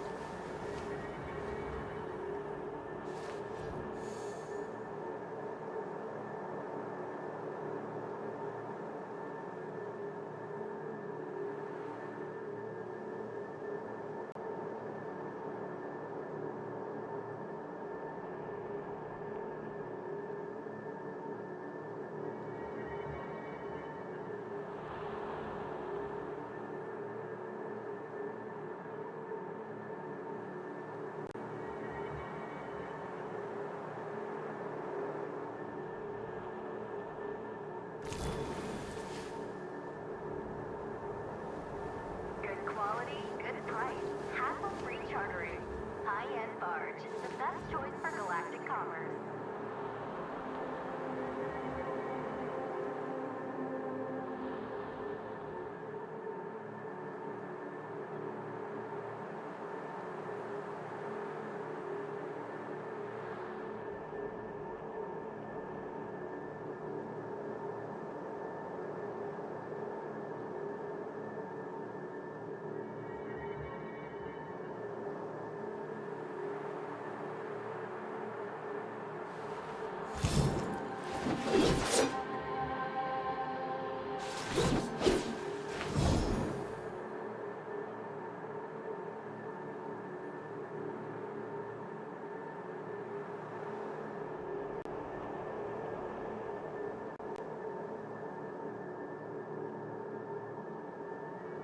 Good quality, good price, hassle-free chartering. High-end barge, the best choice for galactic commerce.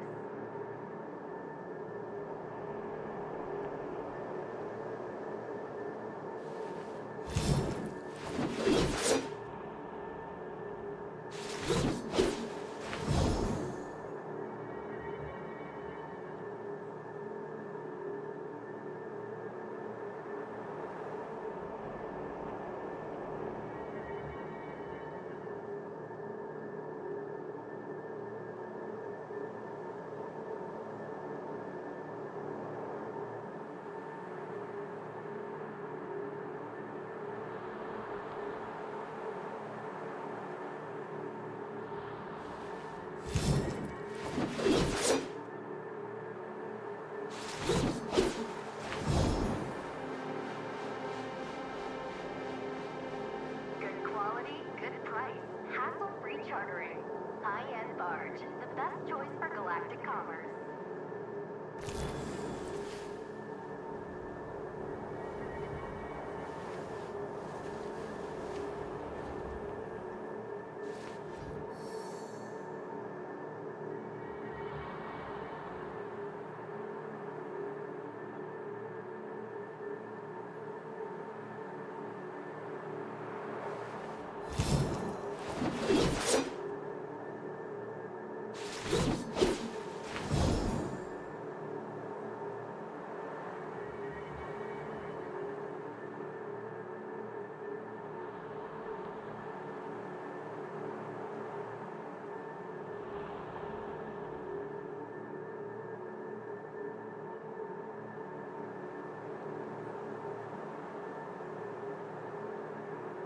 Good quality, good price, hassle-free chartering.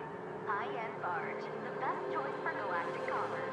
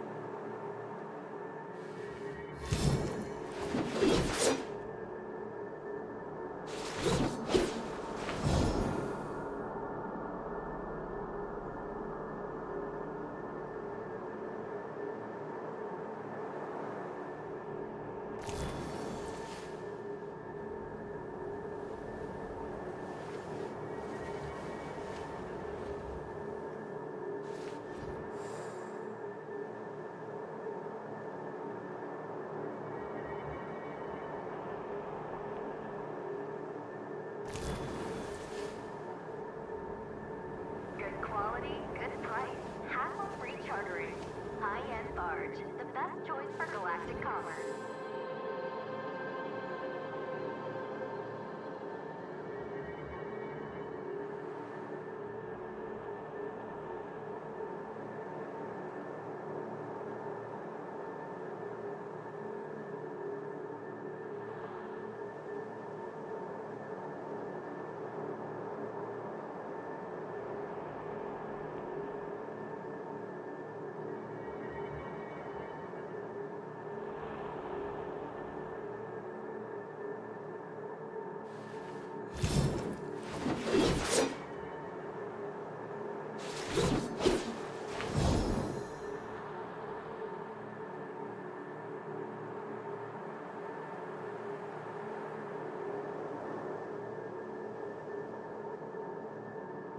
Good quality, good price, hassle-free chartering.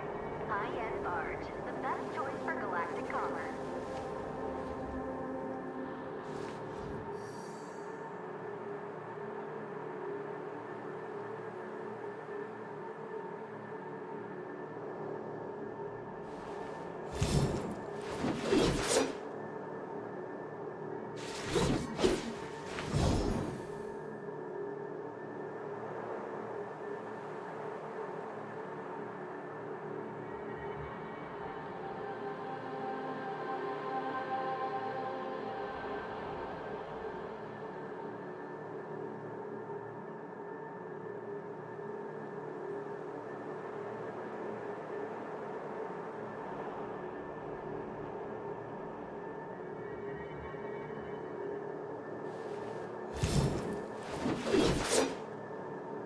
Good quality, good price, hassle-free chartering.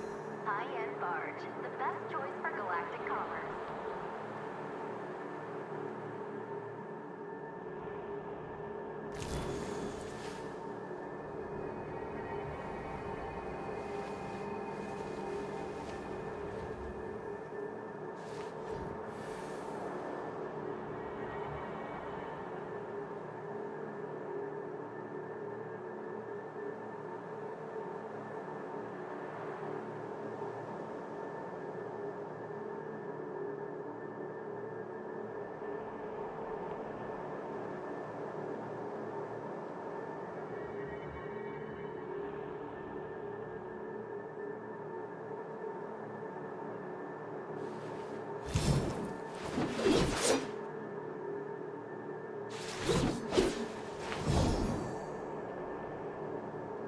Good quality, good price, hassle-free chartering. High-end barge, the best choice for galactic commerce.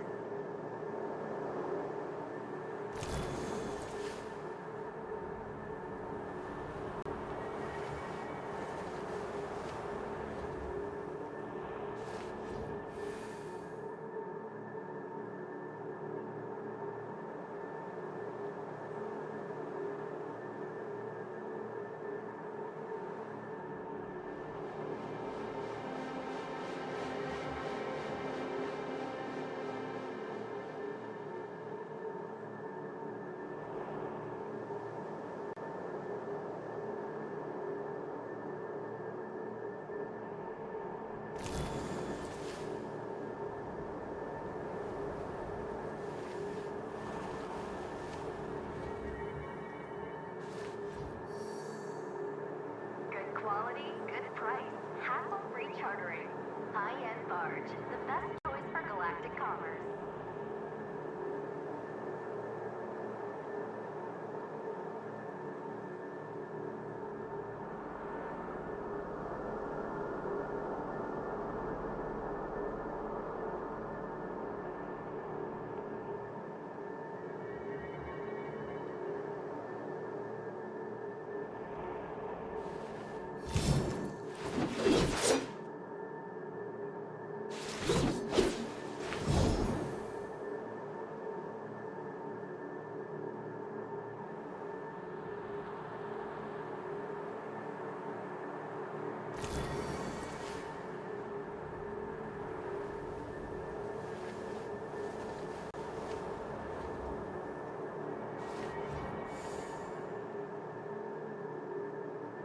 Good quality, good price, hassle-free chartering.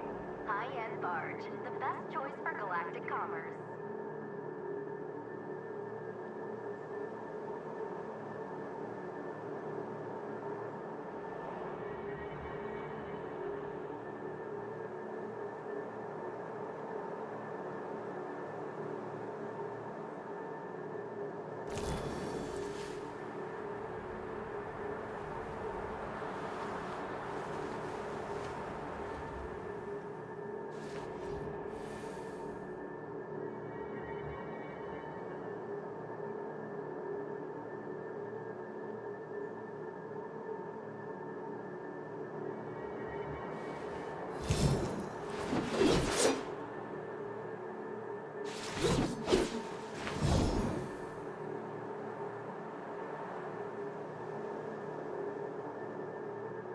Good quality, good price, hassle-free chartering.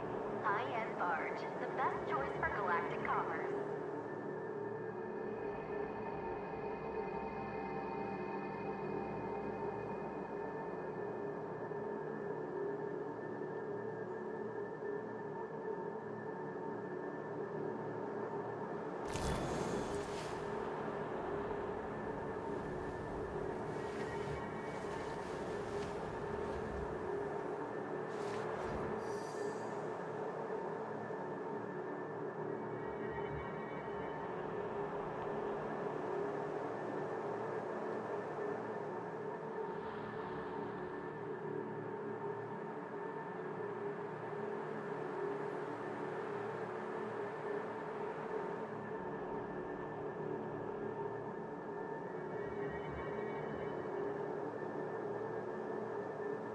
Quality, good price, hassle-free chartering. High-end barge, the best choice for galactic commerce.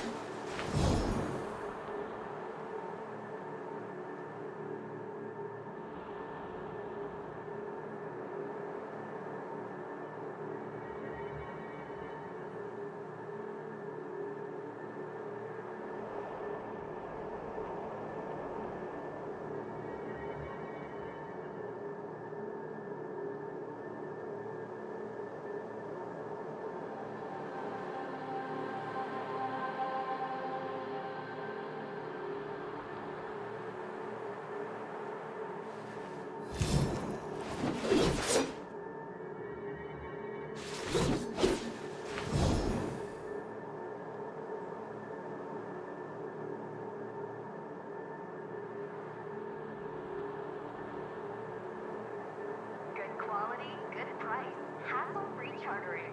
High-end barge, the best choice for galactic commerce.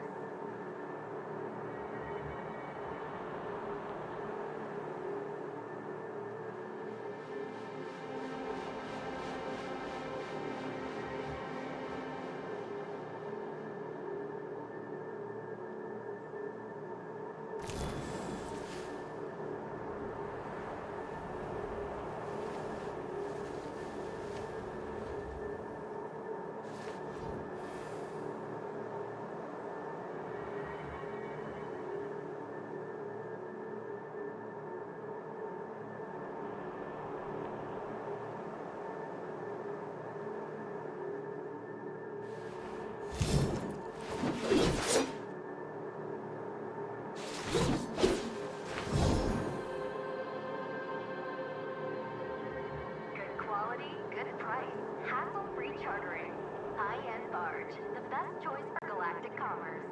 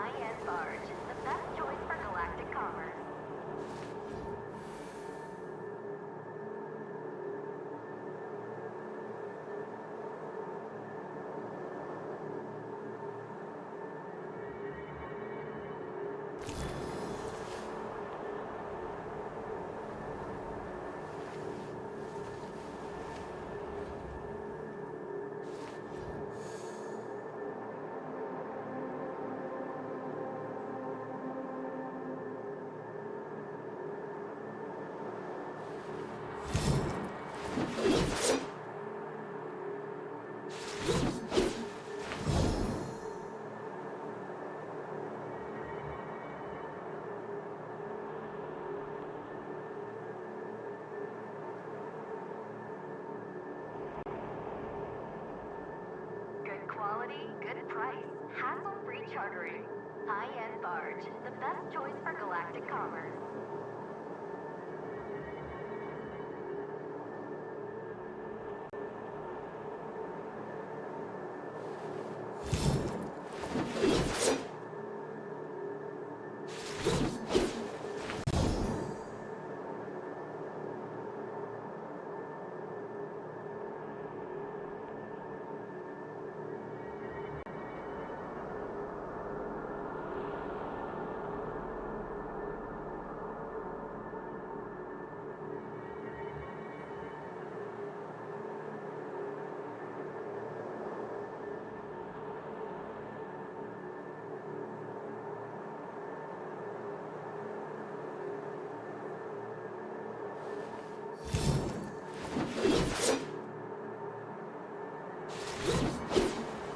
Quality, good price, hassle-free chartering.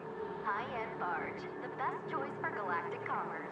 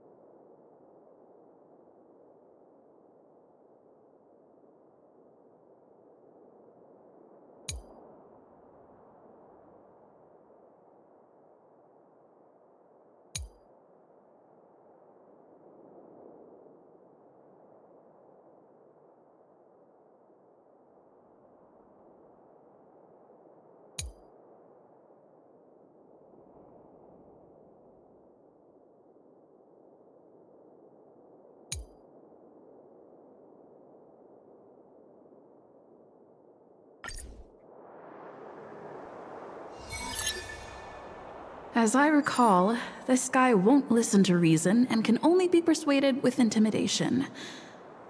But he does seem to follow rules to some extent. Let's use that against him. Speaking of regulations, we have our own laws and regulations too. According to Article 4 of the Cienjo Alliance IPC Trade Consensus, the Alliance and IPC shall never infringe on each other's intellectual property rights.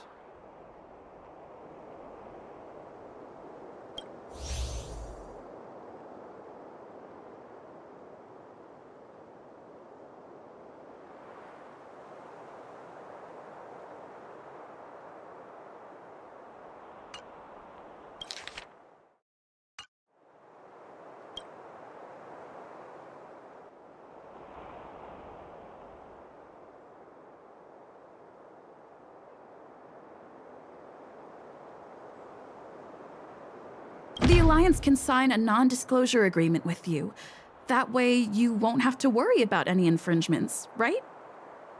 We can sign a mutually acceptable non-disclosure agreement in accordance with the IPC's rules. Well, that makes sense, but how can we trust you to honor the terms? Even if we set aside the secrecy of intellectual property, these prototypes built by the Intelligentsia Guild are incredibly valuable, beyond your wildest imagination. If anything goes wrong, you won't be able to pay for it even with your lives.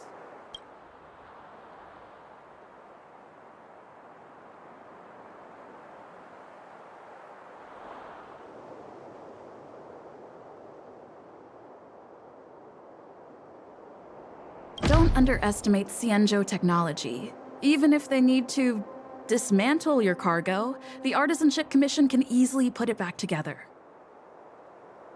Yeah, go ahead and brag about their skills. After all, you're just a negotiator they hired. But I'm different. I'm an IPC member, and my fleet has accepted this transportation order. Naturally, I need to be responsible for the integrity of every piece of cargo. Besides, the cargo on this transport vessel belongs to the Intelligentsia Guild. If you want to inspect the cargo, shouldn't you at least call in a member of the Intelligentsia Guild to be present?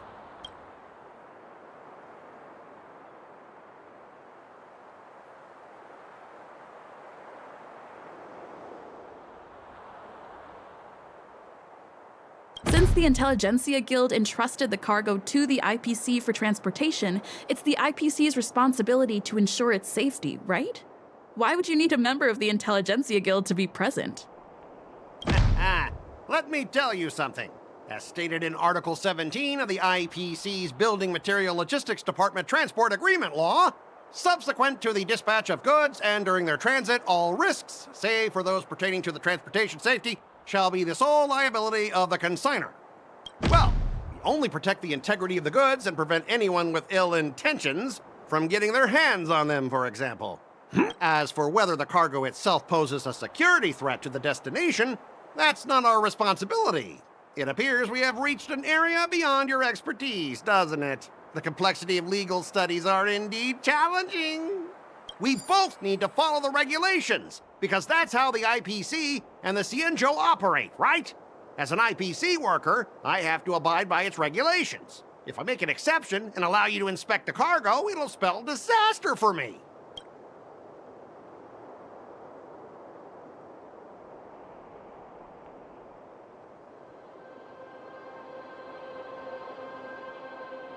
Everyone has their own set of rules. Now that you're on their turf, shouldn't you follow their rules too?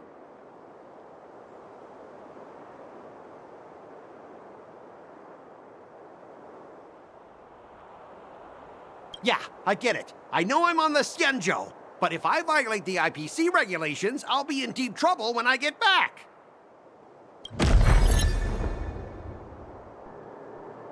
Well, you guys sure know how to argue your case. Fine, I'll allow you to do the security inspection. It's just that, I need some time to sort things out. This is a big deal. Let me talk to headquarters first. So, Mr. Scott, are you just stalling for time and planning to leave the Cienjo as soon as your ship is repaired? to avoid the Skyfaring Commission's inspection? Well, IPC staff are free to come and go, as long as they don't break any laws. Yeah, you've got some insight there. Who are you again?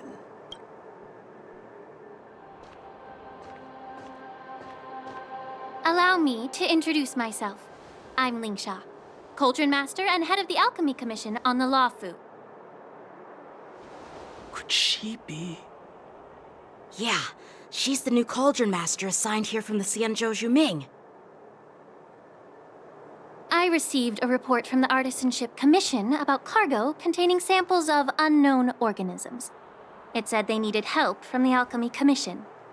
I had nothing better to do, so I came myself. It's fine, Mr. Scott. If you really don't want your cargo to be inspected, it doesn't matter.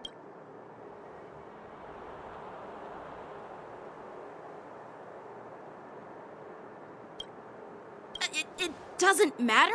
How can you say that? Why are you being so nice all of a sudden? Well, since you're not going to check it, I'll take this crate and be on my way. Is that okay with everyone? Yeah, sure. Why should I object? Not only this sample, but all the goods on the transport ship are yours to keep. Like I said, we won't inspect them. Wait a minute!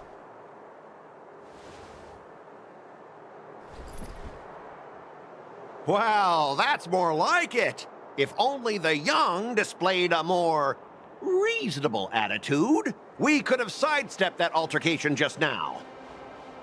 Our ship will leave in a few days once the engines are repaired. Your ship can leave whenever you want, but I'm afraid I can't say the same for your cargo. According to the import and export regulation signed between the Xianzhou and IPC, all biological shipments can only leave the port when they have confirmed to be of no threat, or when all biological activity expires.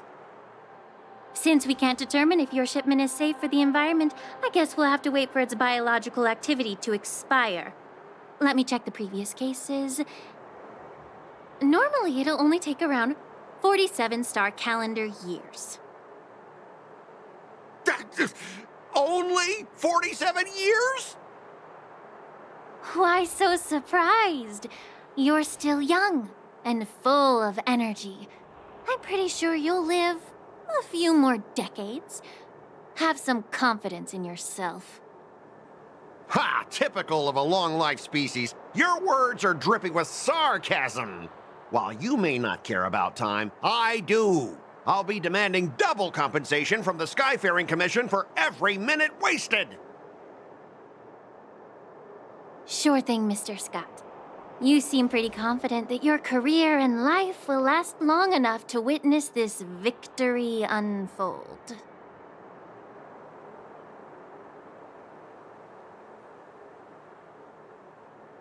Step aside, guys. Let them do the inspection. But, Mr. Scott... Come on, we're already in enough trouble. Just let them do the security inspection. And if needed, I can always grovel before the Intelligentsia Guild later. I'm just using my head for what it's apparently good for, right?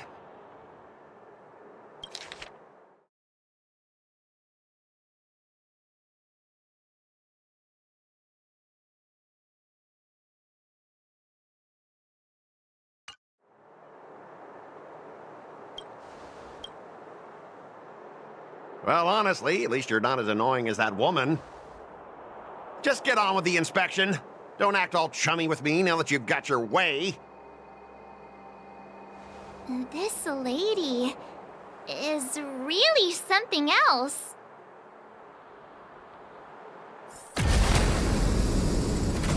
Is this the IPC product?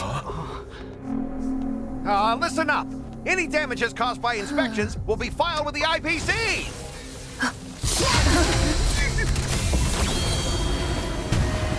Turn it off!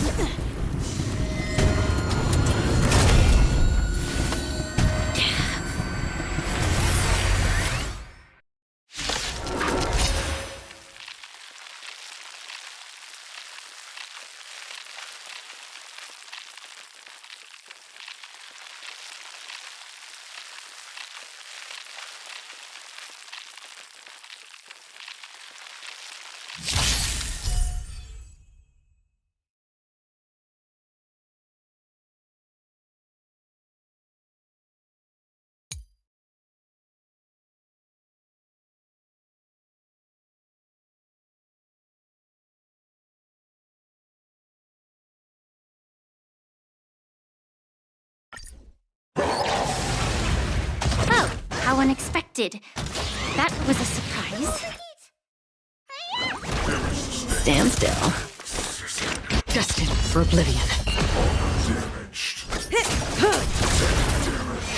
Your end approaches. Relax. That paradise, savor it for me.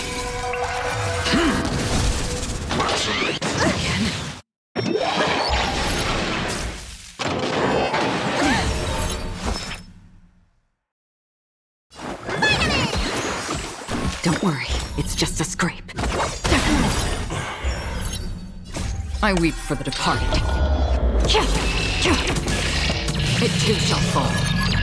Cut in the net.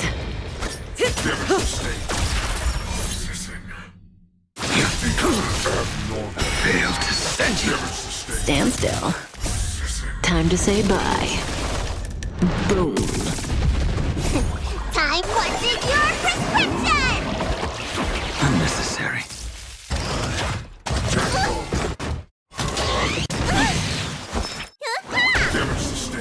On the still waters of oblivion.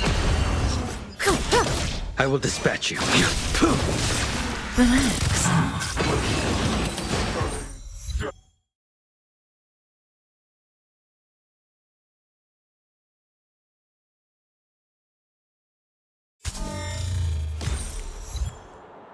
Were you seriously planning to leave this stuff unchecked at the dock for days? That's way too dangerous.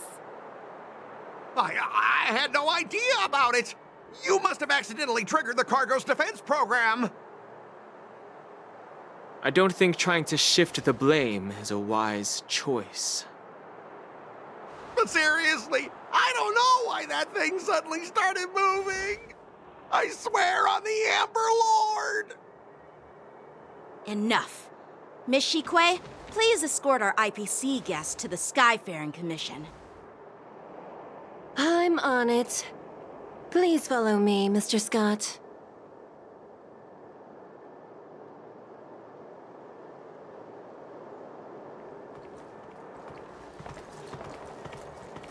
Gentlemen, our preliminary inspection shows that there is indeed hidden biological tissues inside, just like the craftsman feared. I can't even tell if it's ingenium or biological in nature.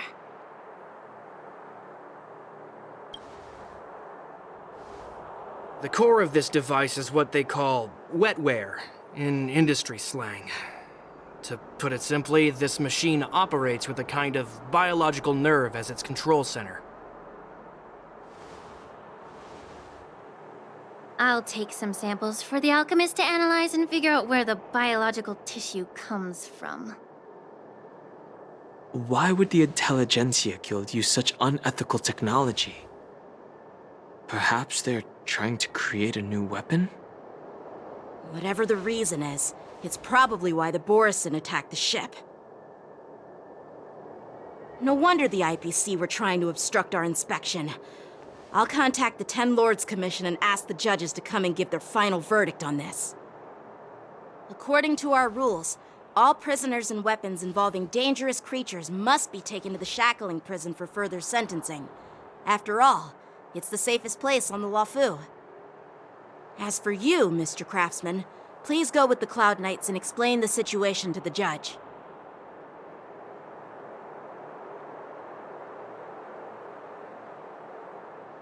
I had a feeling that the IPC members would cause trouble, but I didn't think they'd be this tricky. Thanks for your help, Miss Linksha. I should thank you for saving my life. Your sword skills were impressive. Taking down that big guy. I thought the General's retainers were all burly martial masters.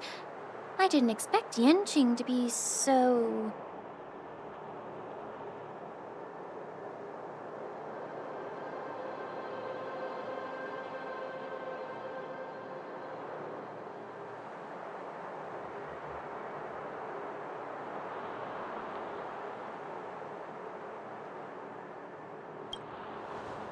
Huh? As for you, you must be the guests from the Astral Express, right? Saving the Lafu from that crisis. It's so impressive. It wasn't a big deal. Really. It's still early, so why don't we get some tea at the Alchemy Commission? We can discuss your suggestions for revitalizing the commission. I'd be happy to accept your invitation. And you three are coming too, right?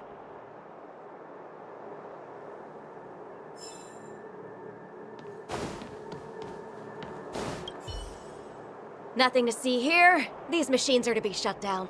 Keep your distance until then.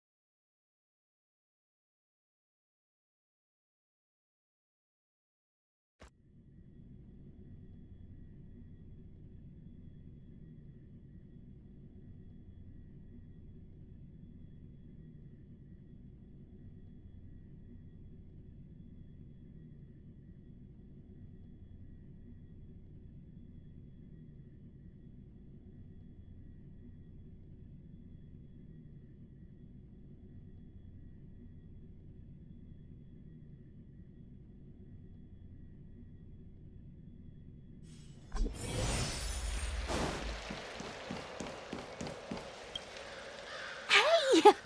You're back! Why didn't you say anything in the group chat? I'm on duty. Let's catch up later.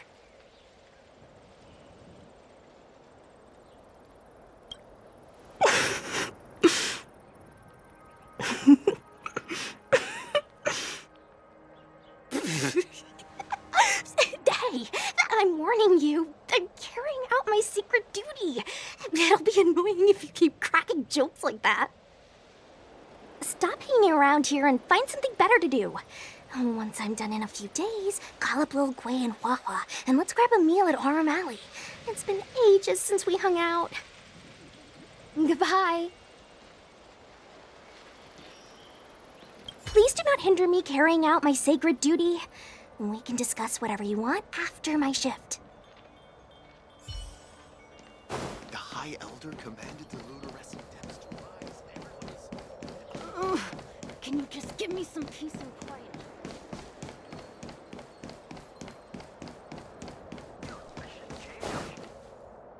All these years, and the view at the Alchemy Commission hasn't changed a bit. The tides come and go, but the ancient sea remains the same. For us Vidyadhara, there's nothing more nostalgic than our homeland. You're a Luofu native, Miss Lingsha? Yes, I grew up here, listening to the sound of waves while researching prescriptions with my mentors and peers at the Alchemy Commission. It's kind of sad, isn't it?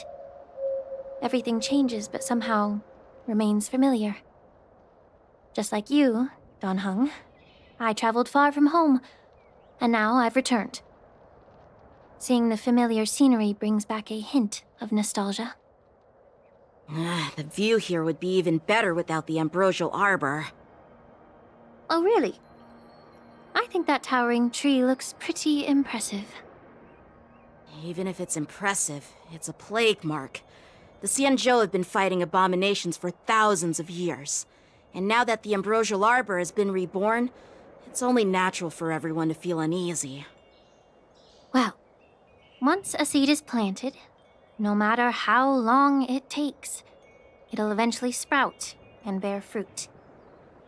In my humble opinion, the rebirth of the ambrosial arbor and the resurgence of the disciples of Sanctus Medicus were inevitable. The seed was already planted when the ancestors of the Xianzhou sought immortality.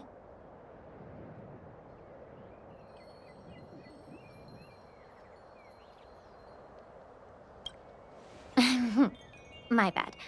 Well, since you went through the entire ambrosial arbor crisis firsthand, Dan Heng and Lieutenant Yan Qing, I'd like to discuss something with you. What would you like to discuss, Miss Linksha?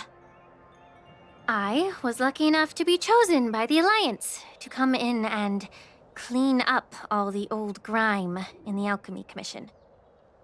Honestly, the Alchemy Commission is riddled with problems and has reached a point where fixing it seems impossible. I'm looking to remedy this problem, but was wondering if you could provide any insights. Well, even though I'm a Vidyadharan like you, I'm an outsider, just like my companions here. I can't really say much about a remedy, but I do have a piece of advice, Miss Lingsha. The Vidyadhara and the Alchemy Commission on the Luofu have always been intricately connected. If you cannot distance yourself from these ties, Miss Lingsha, changing the situation within the Alchemy Commission may be quite challenging. I may not know about politics, but I do know that the disciples of Sanctus Medicus have been operating within the Alchemy Commission for years. If you're determined to root them out, maybe you should discuss it with the General. I see. Thank you for your valuable insights. While the Lux Arrow from the Rainbow possesses unparalleled power to sever the ambrosial arbor, it can't sever mortals' desire to prolong their existence.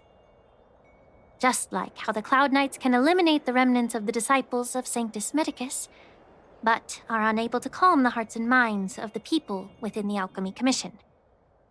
Our Xianzhou forebears knew this well, and that's why they entrusted the duty of guarding the roots of the arbor to the Vidyadhara.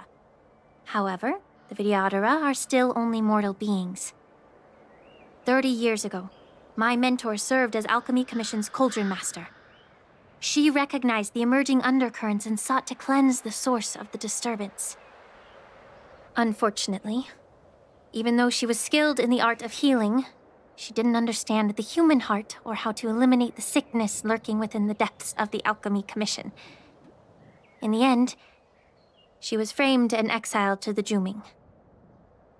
I was also implicated and had to leave the Luofu. And guess who arbitrated the case and handed down the sentence? None other than General Jing Yuan himself. What? You heard it right. The ones responsible for the corruption in the Alchemy Commission are not just the remnants of the disciples of Sanctus Medicus, but even the Divine Foresight himself.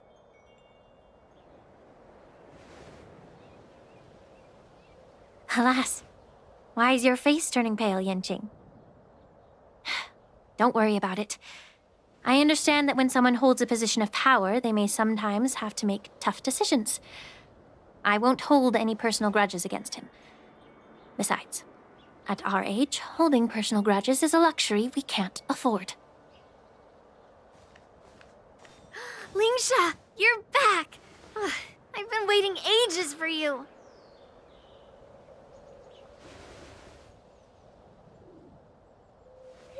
Yunli! Why aren't you with your grandpa? What brings you to the Alchemy Commission? Well, let me take this opportunity to introduce you to Yanqing.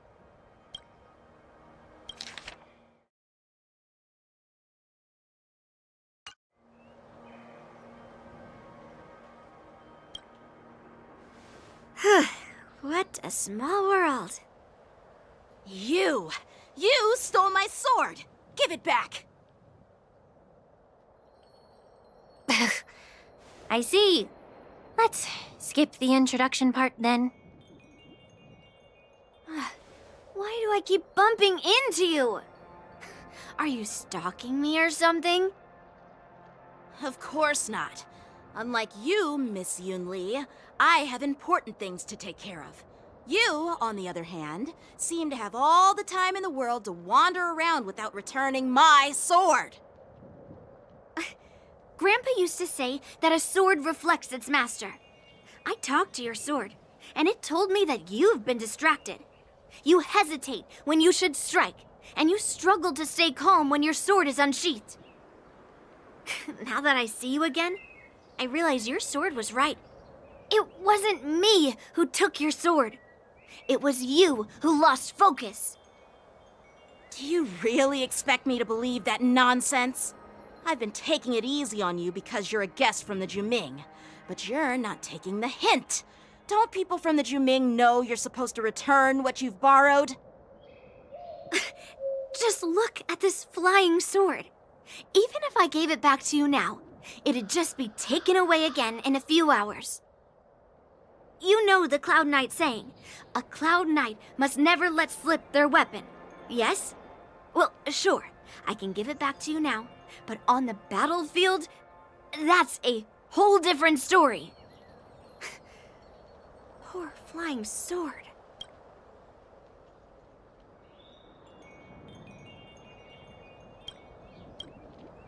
Fine! You don't have to give it back, because I'll take it back myself!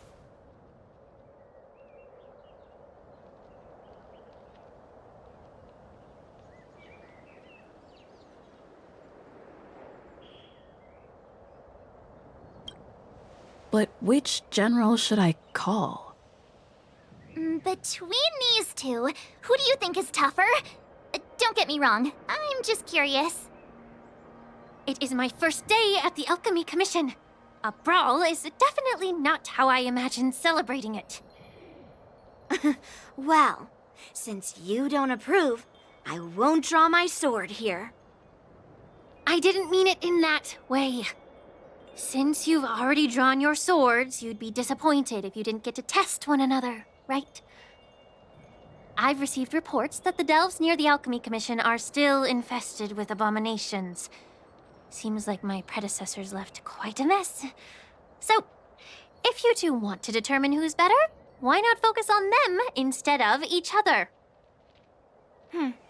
Clearing out some abominations? Sounds boring. It's the Cloud Knight's duty to eliminate those abominations. You don't have to ask me twice, Miss Lingsha. I'll help you get rid of them. Oh, you think you're the only one who knows how to behave? If Lingsha needs anything, I'll gladly draw my sword and help her out. It's so heartwarming to see both of you being so sweet and caring. So then, shall we get going?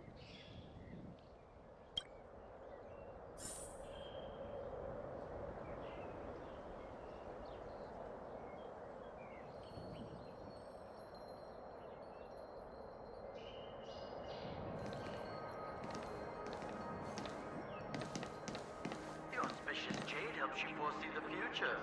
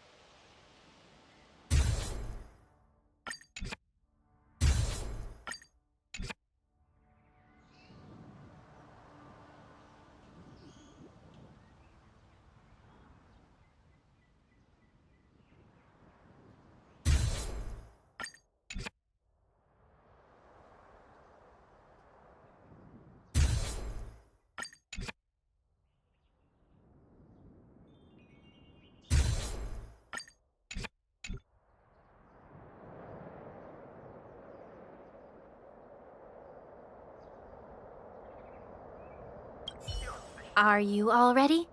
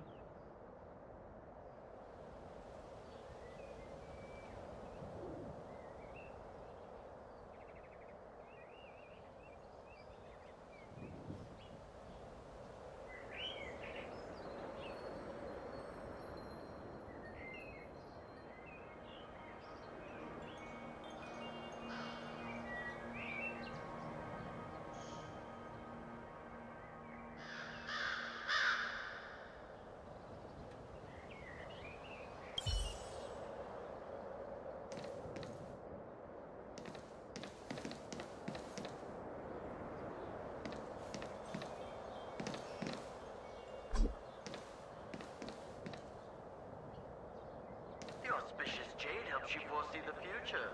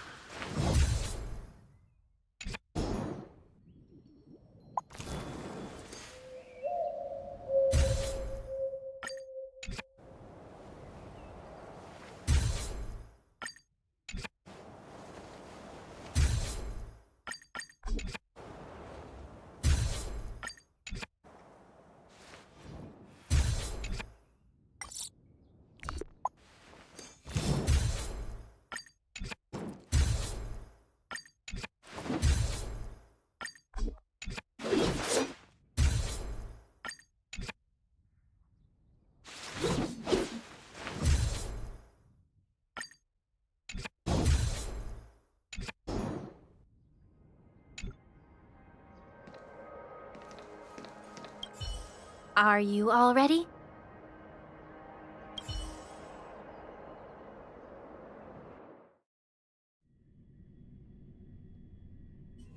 Ever since the disciples of Sanctus Medicus were eradicated, their experimental abominations have been festering here. If you want a contest, I'll be the referee. The one who kills the most abominations within an hour wins. Lingsha, as always, you're still an expert in making unpaid work sound so noble and grand. It's for your own good, little Yunli. While you desire to compete against each other, I don't want to see either of you getting hurt. That's really thoughtful of you, Cauldron Master. So, are you both ready?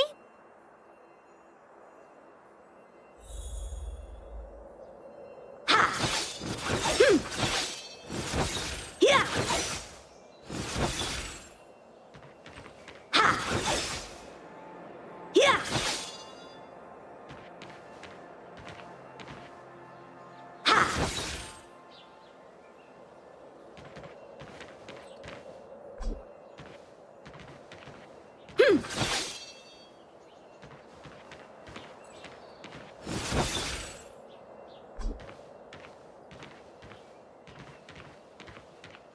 Yeah!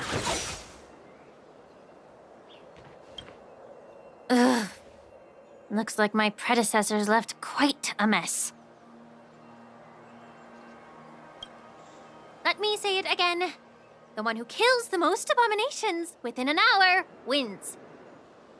Be careful when you draw your swords, and make sure you don't hurt each other. Can we start now, Lingsha?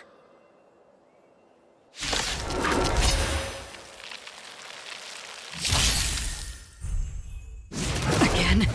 Time for swordplay!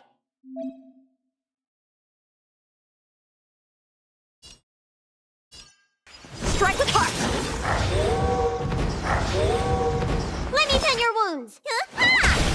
Relax. That's half the work. Destined for oblivion. May as well kill them all. How many can you block? Bladed flight! I didn't expect someone who can't even hold on to send to earth! You've got style with those moves, but you're not striking where it counts. It's such a shame to see you misuse your sword like that. Stand still. I weep for the departed. It is my fault. You don't look so good. Still waters of oblivion.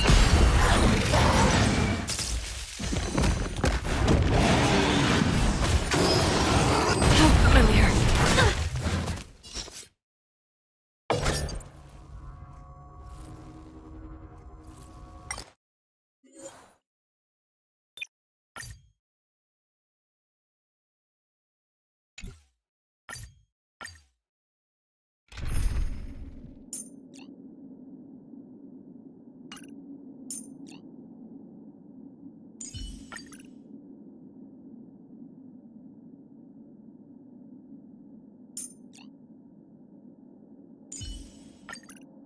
I don't often get the chance to fight alongside of you, Himiko.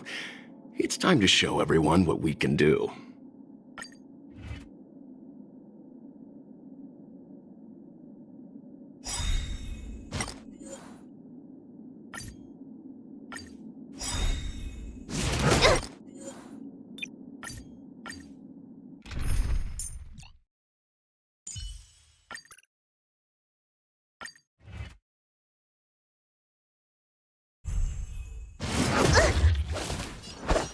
Strike with heart!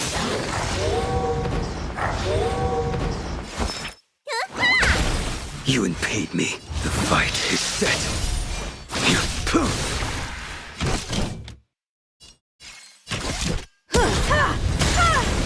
You won't get away. Perhaps humanity never conceals its desire to control the heavens, and I'm no exception. I didn't expect someone who can't even hold on to a sword to actually have some skill. Bladed flight! Lead through clouds! You've got style with those moves, but you're not striking where it counts. It's such a shame to see you misuse your sword like that.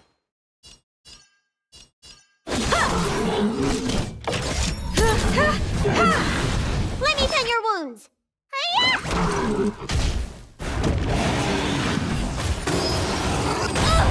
I will dispatch you.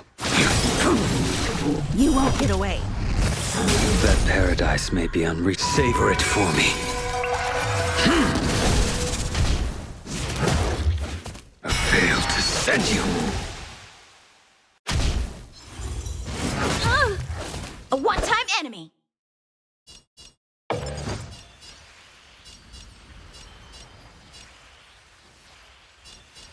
Strike with heart. Through clouds!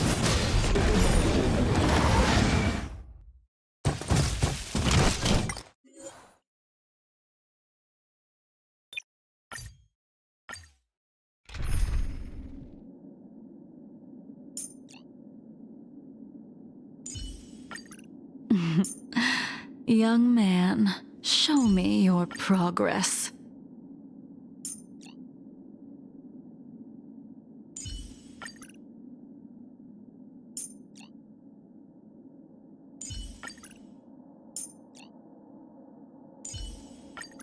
Jing Liu, witness my every move, my suffering.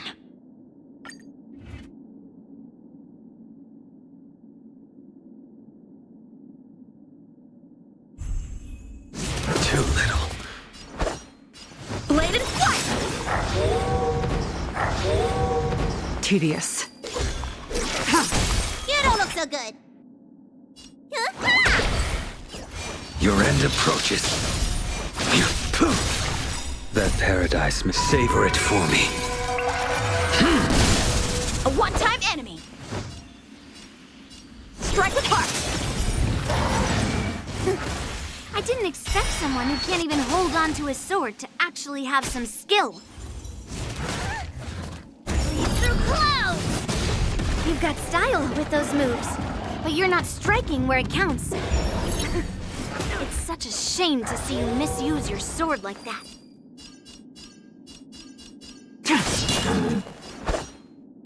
Bladed flight! You don't look so good.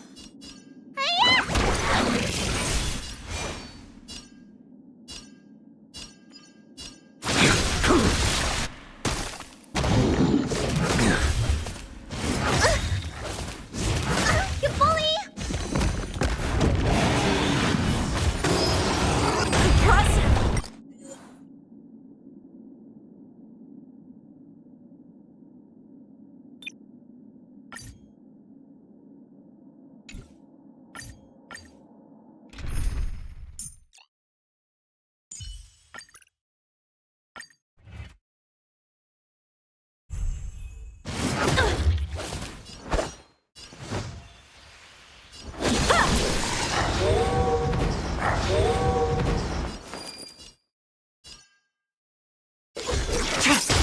You impede me. The fight is set.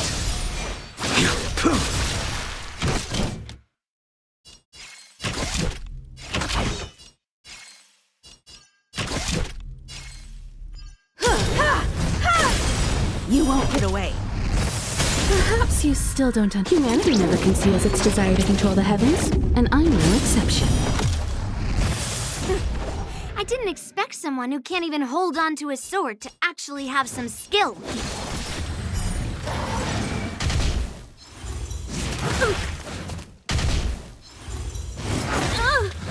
Descend to earth! You've got style with those moves, but you're not striking where it counts. It's such a shame to see you misuse your sword like that. Savor it for me.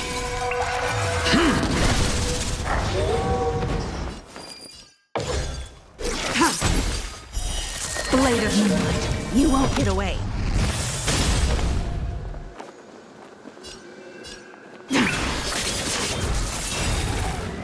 Failed to send you.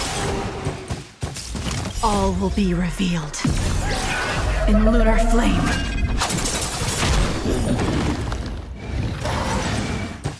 Time for swordplay!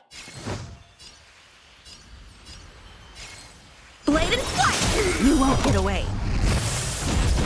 I have something for... A blade knows no mercy. Too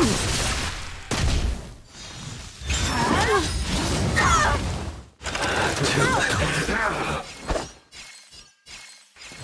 Strike the park! Through clouds! Ready for death. Time for an overhaul.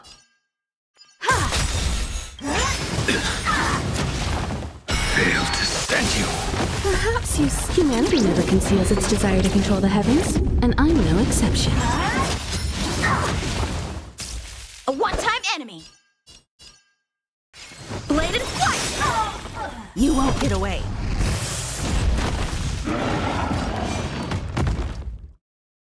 Practice is over. Swords descend! You won't get away. That paradise may be Savor it for me.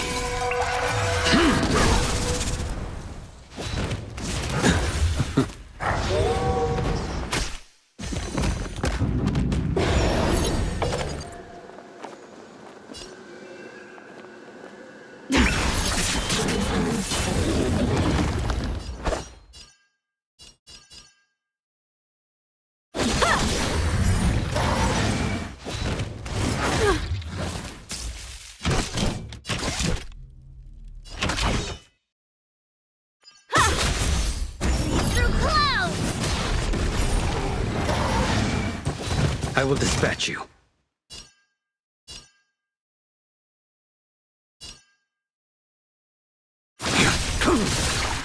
Failed to send you. Barely frozen!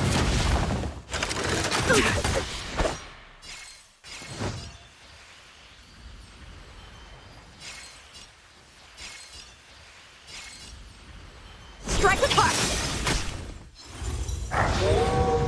Stand down. I have something for you. Perhaps humanity never conceals its desire to control the heavens, and I'm no exception.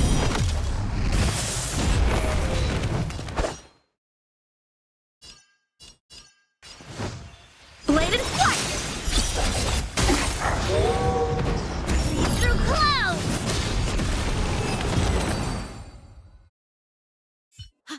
I win, Miss Yun Li! You got lucky. Why don't you just give me back my sword, sincerely apologize, and then go cry your eyes out to your grandpa? Consider yourself lucky that I'm not interested in your rusty sword, as I don't have the nasty habit of snatching other people's weapons. All you did was chop down a few monsters. Don't get carried away with yourself. If you think you can just take this sword from my hand, go ahead and try.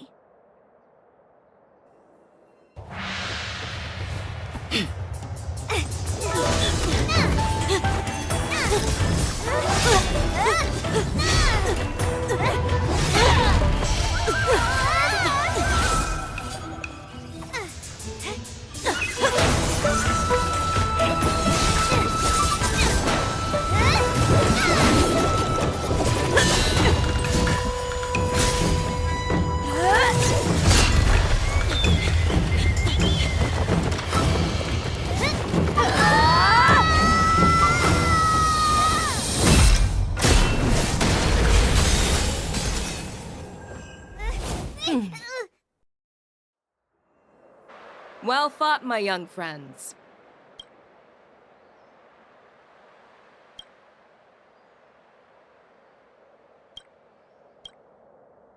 However, both of you have shortcomings.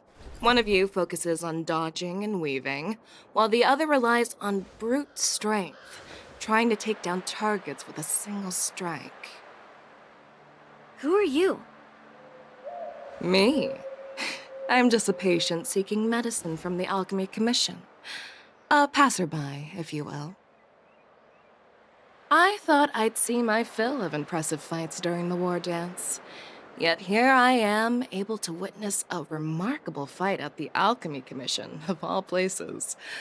Well, the Lawfu is never short of surprises. However, I have a small suggestion for you. Why don't you settle this dispute fair and square in the War Dances ring? That way, you can resolve your differences with a proper duel and put your grudges behind you. Grudges? No, not at all. Yunli and I, we were just sparring.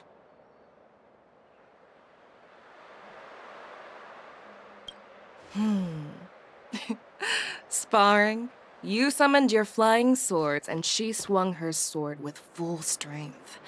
No grudges between you. I don't believe it.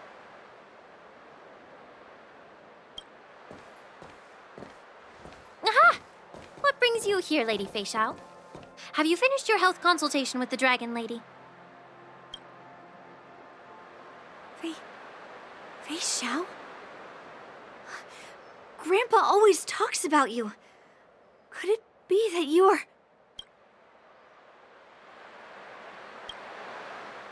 The Merlin's Claw of the Xianzhou Yaoqing?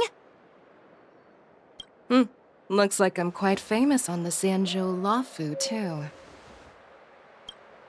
Of course. Everyone has heard of the great general. Known to all, and unbeknown to none. Great General? Isn't that title a bit too narcissistic? I don't like it. Ooh, I heard there's a dozing general on the Lawfu, so I came up with a humble nickname for myself. The Lacking General. Lacking in worries, regrets, and rivals. Sounds much better, right?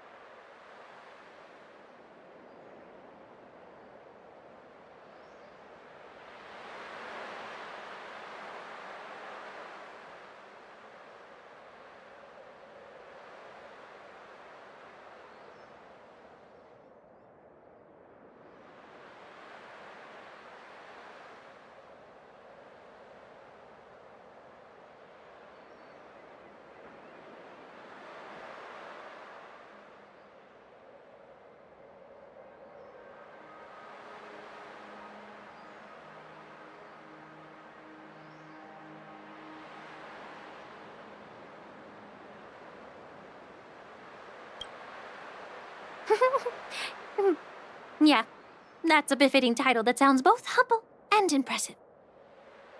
Now that the sparring session is over, Yanqing and Yunli, shouldn't you politely thank General Fei Xiao for her guidance and bury the hatchet?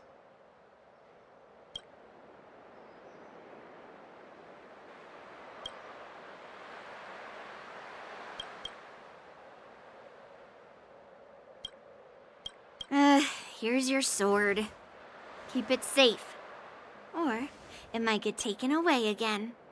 By the way, we haven't settled the score yet. I'll defeat you fair and square next time we fight.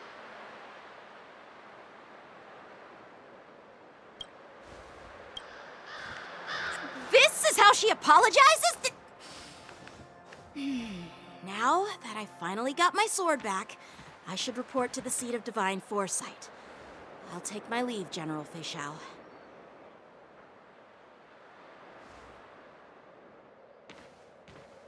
Oh, by the way, Miss Linksha, if you've got some free time, I'd like to invite you to the seat of divine foresight for a chat with General Jingyuan. I think there's more to those personal grudges you mentioned earlier.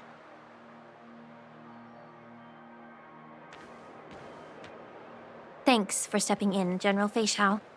Otherwise, I'd have had to knock them out with my incense. Not at all. Just doing what you asked.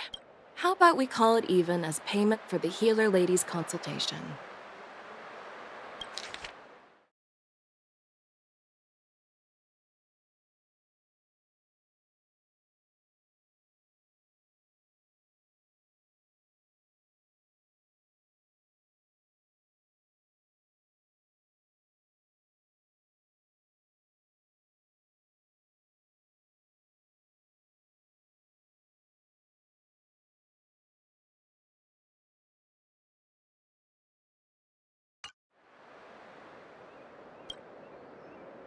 Sorry, but even a general needs to pay their bills. We don't do credit here. And let's not forget, you'd have been waiting decades for a chance to see the Dragon Lady if it weren't for me. Well, you can always send the bill to the seat of divine foresight and say it's for mentoring those kids. After all, it was quite the effort splitting them up. I nearly had to get tough. Now, if you'll excuse me, I need to find a spot and get some fresh air.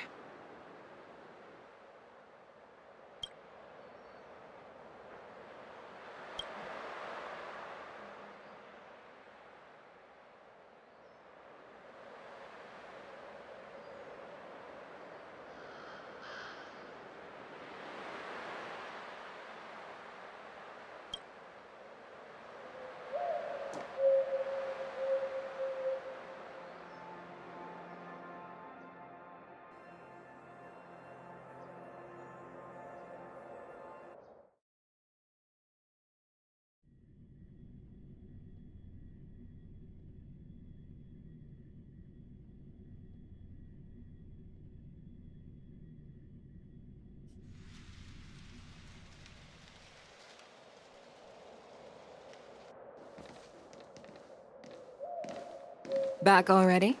You've met with Jing Yuan and wandered around for a few hours. So, what do you think? It appears that the Divine Foresight is using this war dance as a show of strength to convince everyone that the Luofu is prospering after the Ambrosial Arbor crisis. But... I know you're going to say but, right? But the influx of people attending the war dance is like a breeding ground for disorder and rumors. One wrong move, and the Luofu could be in a world of chaos. The Cloud Knights on the streets remain vigilant, so at the very least, General Jing Yuan is aware of this. As for other matters, I'm unable to say. I'd prefer to be excused from future meetings with generals. I'm just a military healer. And now all of a sudden I'm thrust onto the center stage having cordial chats with two generals? My work doesn't lend itself to being in the limelight either. Just stop whining. At least you're in one piece, right? Before getting in touch with General Jing Yuan, I wanted to put aside my assumptions and see his momentum. That includes the overall bearing of the Cloud Knights on the street, what people are saying, and how those close to him behave. The might of an army dwells not within its pawns, but within the force of its collective momentum. Recognizing this fact reveals the true measure of power. Thanks for enlightening me, General. A perfectly clear statement turned confusing thanks to your translation. You've made me lose where I was now. Anyway, this is how I operate in battle, so you might as well get used to it.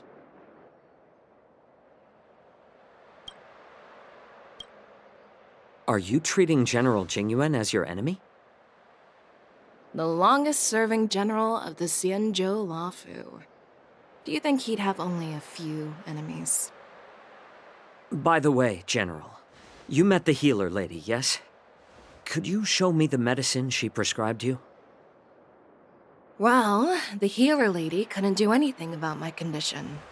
She just told me to enjoy some tasty food.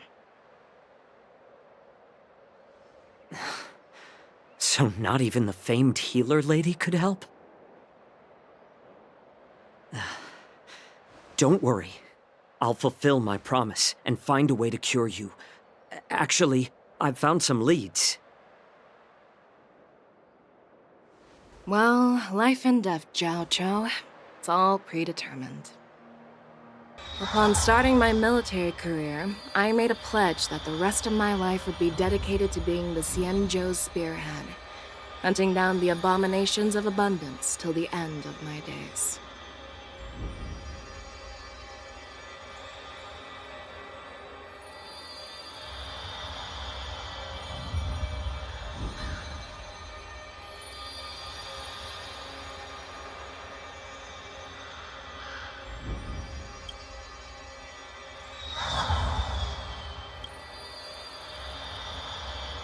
As long as I can fulfill that deep-seated desire, I don't care how long I live.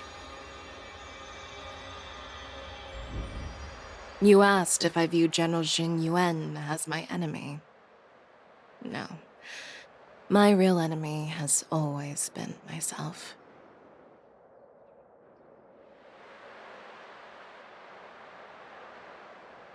Enjoy some tasty food. So, what's for dinner tonight? Jeez. You really know how to read the room, don't you? You guys figure it out for yourselves. I'm due to catch up with an old war friend I've not seen for quite a long time.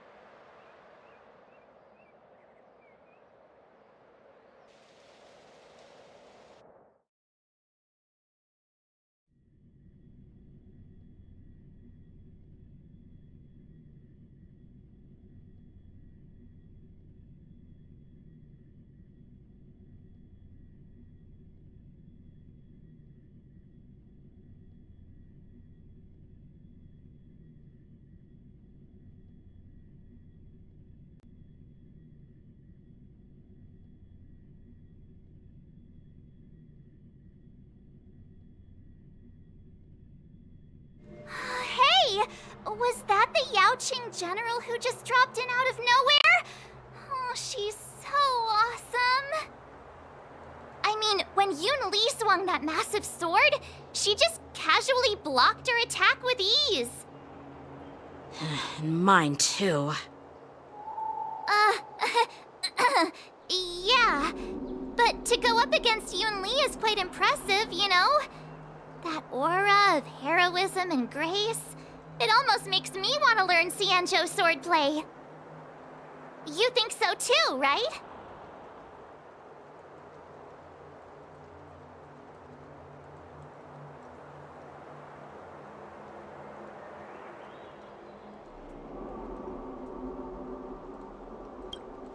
Can't you put a little more enthusiasm into it? Thanks for the kind words, Miss March. The war dance is coming up, and I've been chosen to represent the Cloud Knights in the ceremony. I've had my fair share of defeats lately, and even though I know there are always more skilled sword masters out there, seeing General Fei Xiao's skills today has made me feel a bit uneasy again.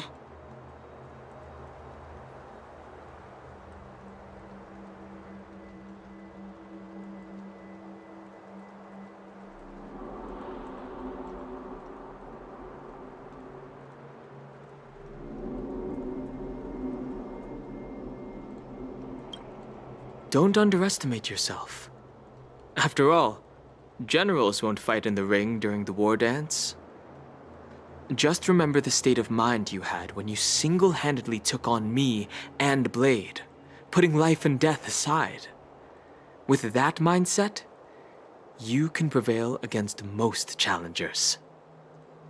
I see. Thanks for the advice, Master Danheng. By the way, now that today's events are over, General Jing Yuan wants to invite all of you to the Seat of Divine Foresight. He has something important to discuss.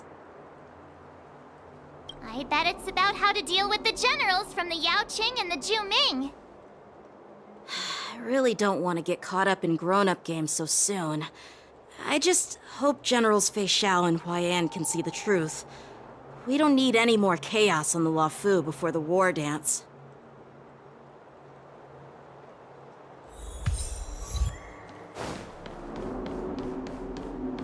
Need your extractor cleaned or your star skip, sir?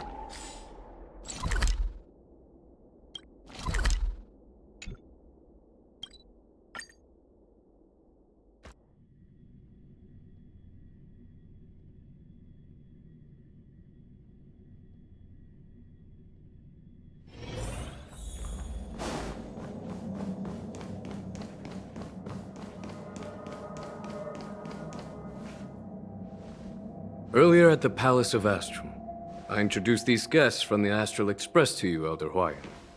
But with all the people around, we only exchanged pleasantries. Now, I'd like to officially introduce them to you. These three braved great dangers, accompanying me to perilous places, defeating the chief culprit Vantilia, and uncovering the conspiracies of the disciples of Sanctus Medicus. If you wish to know more, please, feel free to ask us. Well, I skimmed through the reports about the Arbor's rebirth from the Master Diviner Hu Xuan. She's been summoned to the Yu Chui for questioning. There are a lot of doubts within the Alliance about this whole situation. But despite all that, I believe in you. Since you joined the ranks, you have repeatedly achieved remarkable feats. After the High Cloud Quintet each went their separate ways, despite the many criticisms within the Alliance, the Marshal still stood firm against the dissenting voices and entrusted the Luofu to you. Over the years, you've served the Alliance with loyalty and wisdom. You've taken down abominations in Thalassa, rescued the Xianzhou Yu Chui from a siege, and destroyed the demonic planet summoned by the denizens of abundance. I still remember those battles vividly.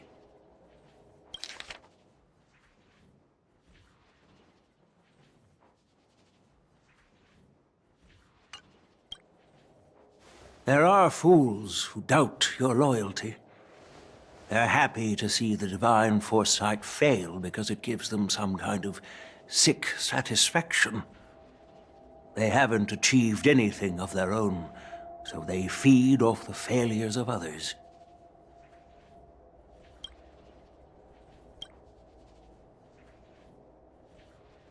But I've seen enough failures in my time, and I want to believe that your loyalty has never wavered. So, General Fei Xiao of the Yao Qing is the only one investigating the Ambrosial Arbor crisis on behalf of the Alliance? No. I am too. This old man's words always catch me off guard. The Marshal ordered me to come to the Xianzhou Luofu, but the document only says, attend the war dance and listen to Fei Xiao's questioning. No need for that. You're all important witnesses. The Marshal is well aware of Jing Yuan's purpose in holding the ceremony, and understands the situation he is facing. She mentioned it because she believes both issues are important. Thanks for your kindness and sincerity, Elder Huayan.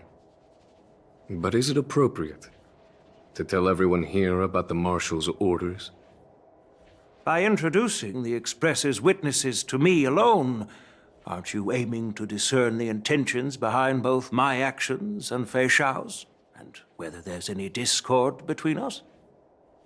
Well, since I'm being open and honest with you, I encourage you young folk to do the same. As for the Ambrosial Arbor crisis, all I need to do is listen. General Fei Shao will be the one asking the questions. To be honest, I'm more concerned about the timely start of the war dance.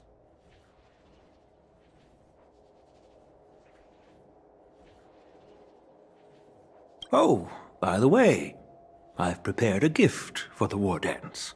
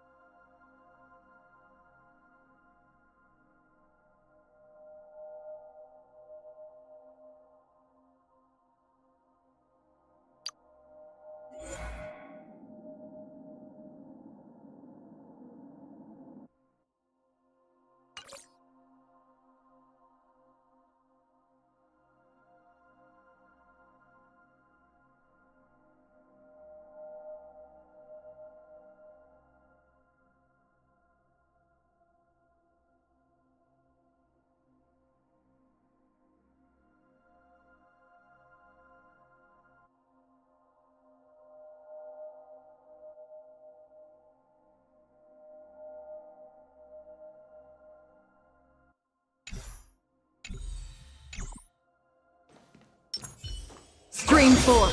The gleam of old blades.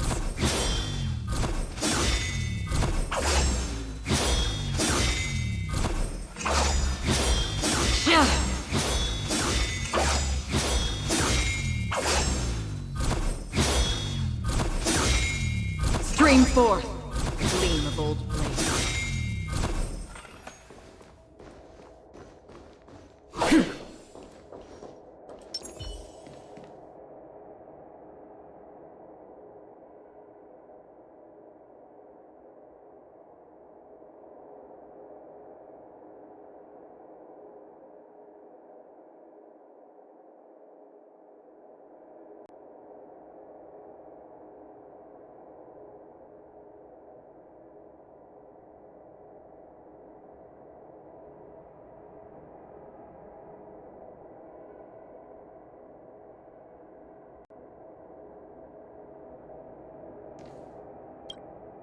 Yes, it's this case right here.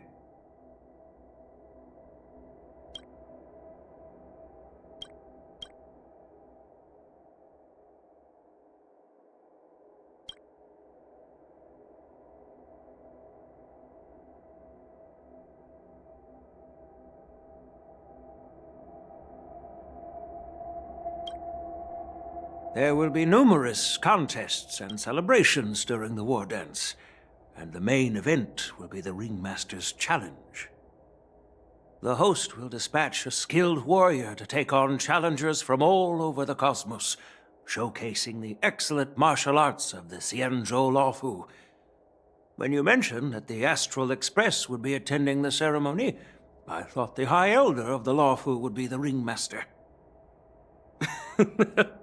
You humor me, Elder Huayan.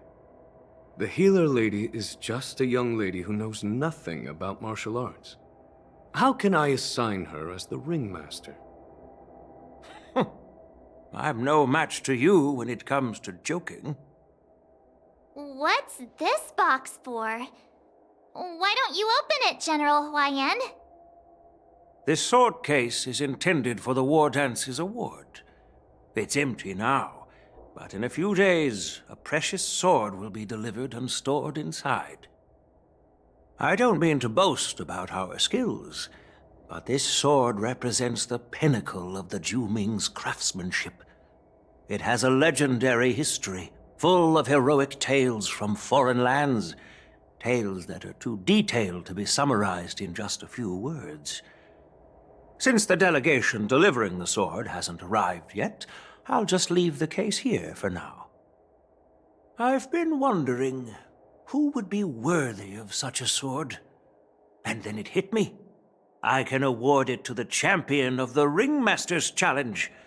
The ceremony's champion is sure to be a perfect match for the sword. Moreover, I hear that Yen Xing is an excellent swordmaster, and that he will be representing the Lawfu as the Ringmaster, so it seems like a perfect gift for him. Thank you for your generosity, Elder Huayan. If you want to give me a sword, just say the word, Grandpa. No need to beat around the bush. You've got confidence, my girl, but I don't think you can best Yen Xing. I know you're all about swords, Miss Yunli. It's just a shame that it's the sword that ultimately chooses its rightful master.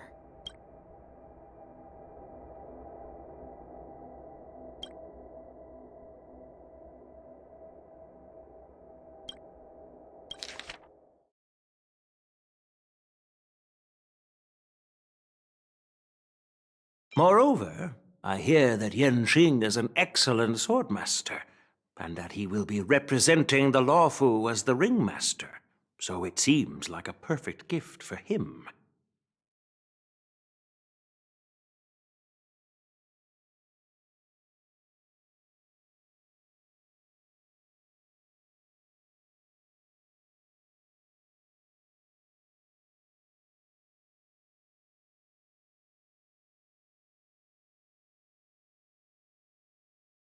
If you want to give me a sword, just say the word, Grandpa. No need to beat around the bush. You've got confidence, my girl, but I don't think you can best Yen Xing.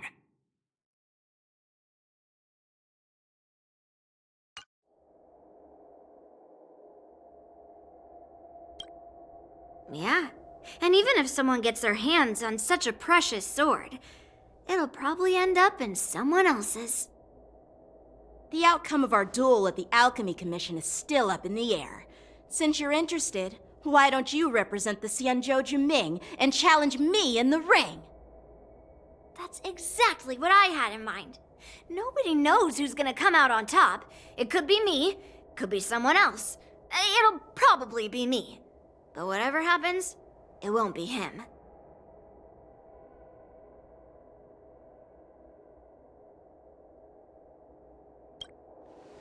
Not to be rude or anything, we've been watching their drama.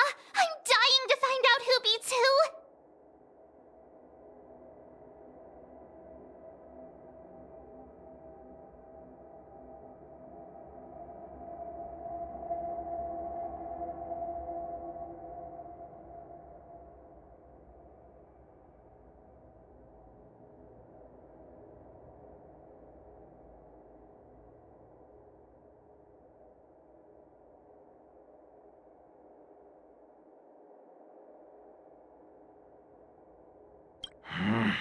Quiet down.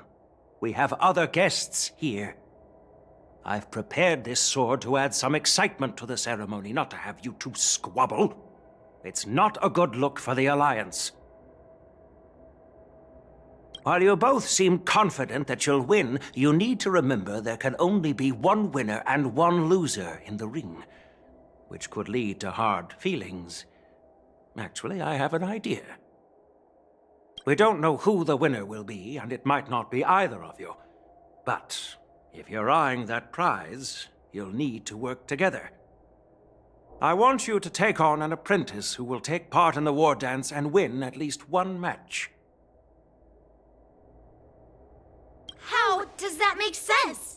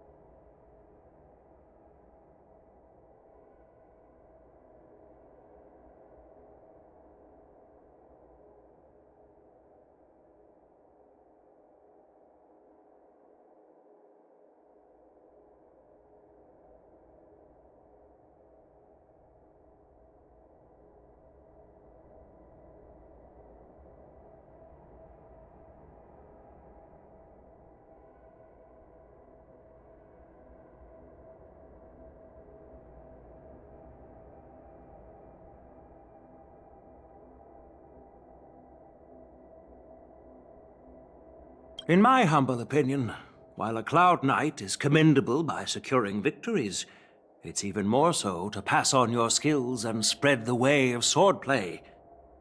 I'd be greatly pleased if this apprentice could represent the Express in the war dance by displaying their Cloud Knight flair and prowess. Well, Elder Huayan's idea is quite interesting. Imparting swordplay skills requires teamwork, and both the winner and the loser will learn a valuable lesson regardless of the outcome. The question is, whom should the two of them take as an apprentice?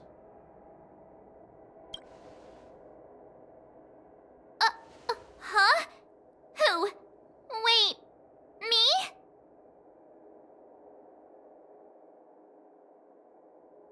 I noticed just now that Miss March seemed quite interested in the outcome of your sword fight, so I thought, why not teach her the art of swordplay? Wait, are you serious, General? Why am I being dragged into this all of a sudden? I've never practiced swordplay before. I'm a total newbie. You really think I can learn it? Well, you'll probably realize I have no hope and give up on me. And that'd be so embarrassing.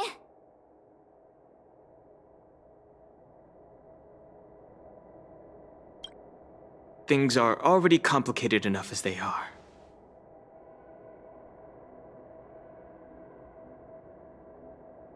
He strikes like lightning. Does Mr. Don Hong really need anyone's guidance?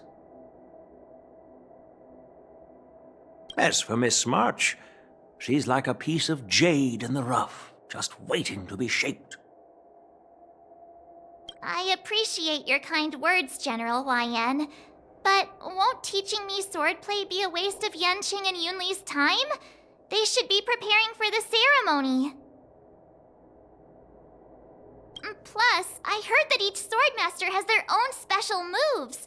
What if they let something slip while teaching me? If everyone knows each other's tactics, won't that make it hard to catch people off guard during the war dance? That's considerate of you, March 7th. But don't worry. It'll take you at least a decade of hard training before you can even start learning special moves. No need to freak out. A few Juming swordplay tricks will mean you'll be more than equipped. Really? Looks like March's curiosity has been piqued. The whole point is to know each other's moves. Defeating your opponent in just one move? How boring would that be? Plus, what really decides a swordsman's fate isn't some special move. It's the solid fundamentals. So Miss Yunli has already agreed.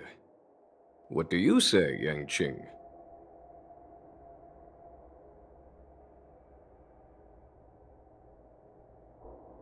General, I haven't graduated yet. How can I be qualified to teach swordplay to others? So you're admitting your defeat, huh?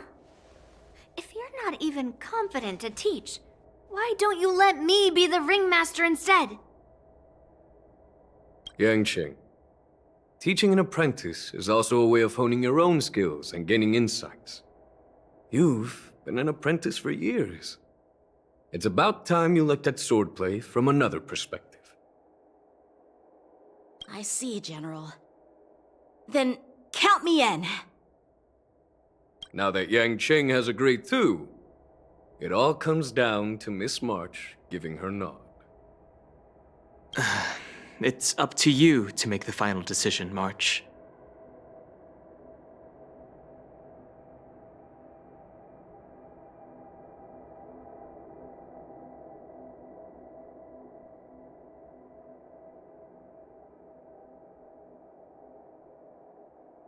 At least that way, I won't have to worry about you accidentally shooting me in the butt all the time.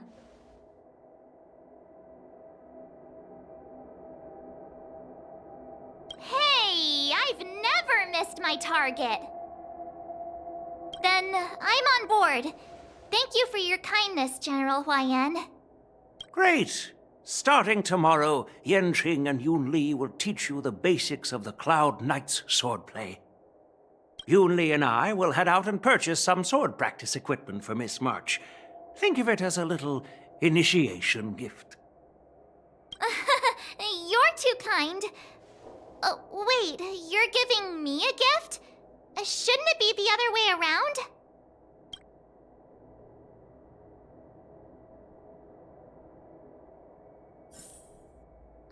General Huayan's gone. Wait, why does something feel off about what we talked about?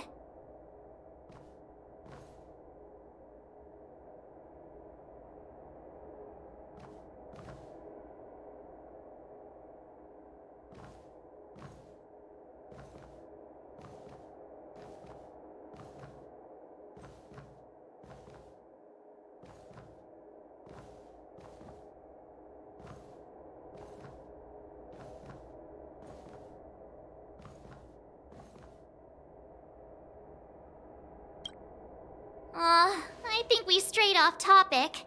How did things even get to this point? Yeah, I brought you here because the General said he had some important matters to discuss. But how in the world did Yun Li and I suddenly become Miss March's swordplay mentors?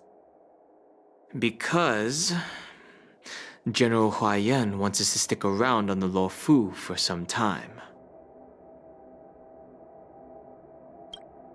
But from his point of view, we're no different from all the other tourists who may leave at any time.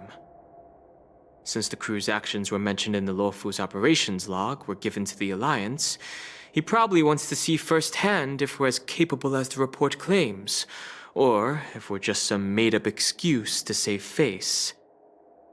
And he wants to see it for himself during the war dance, which is why he even dragged Yun Li into this. What began as a simple contest between two sword masters has now evolved into you two collaborating to mentor March.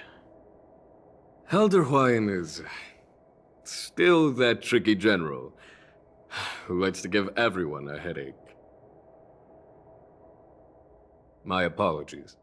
Truth be told, I invited all of you to the ceremony because I wished for you to act as my witnesses.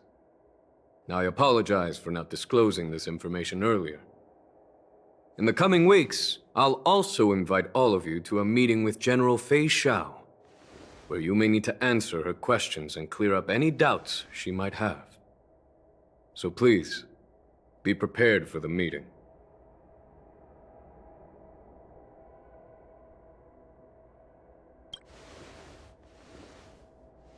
Don't worry, General. No matter what happens, I'm prepared to stay here as the Express's witness and answer any questions. Thank you, everyone. General, I know there isn't much I can do to share your burden, but... As the Luofu Ringmaster, I won't let anyone defeat me in the war dance. I know.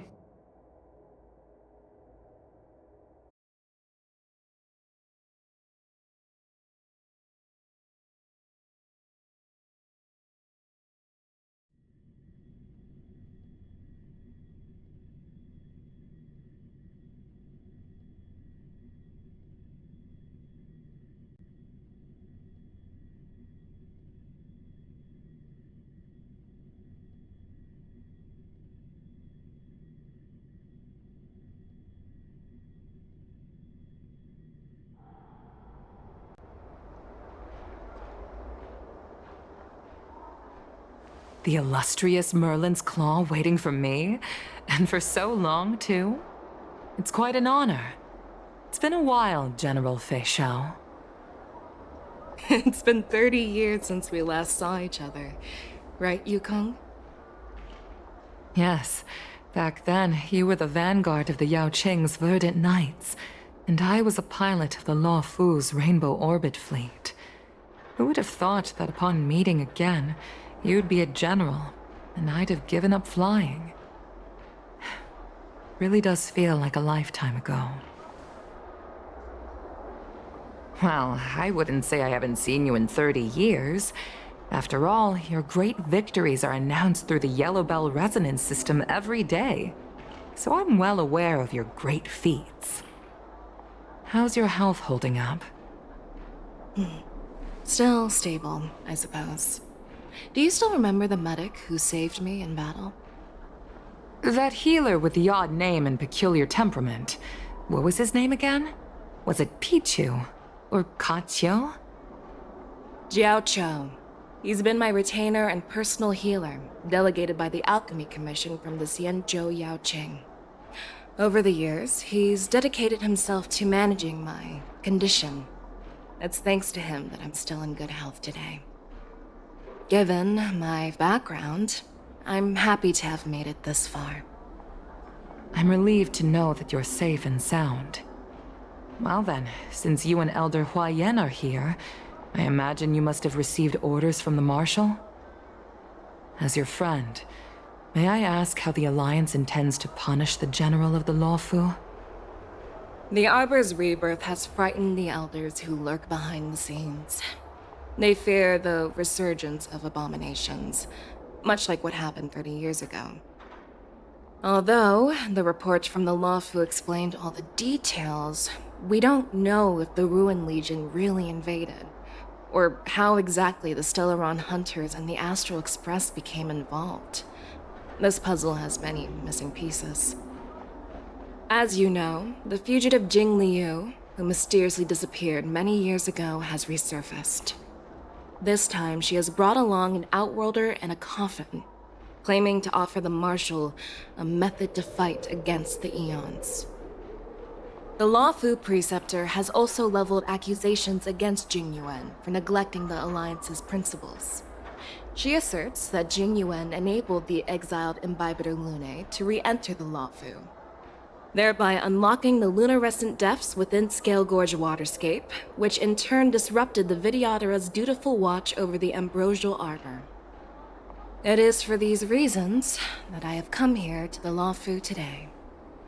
Well, duty calls. Perhaps I shouldn't have mentioned all of this to an uninvolved person, but since we once fought together, I didn't want to keep you in the dark. Perhaps pretending you didn't hear any of this would be for the best. I understand. I'm sorry. I was out of line. I know I shouldn't be defending General Jing Yuan right now, but... well, you know how I am. The Lawfu has enjoyed centuries of stability since the end of the sedition of Imbibitor Lunae, much of which can be attributed to General Jing Yuan's masterful strategizing. Unfortunately, for long-life species, enduring through the ages always culminates in a failure that undoes all previous achievements, a moment that our adversaries relish. That's true. And that's why I'm also here for another purpose. To visit Hule. Hule? You mean that Hule? The Borisin warhead? The same Hule who has been imprisoned in the Shackling prison for over 7 centuries?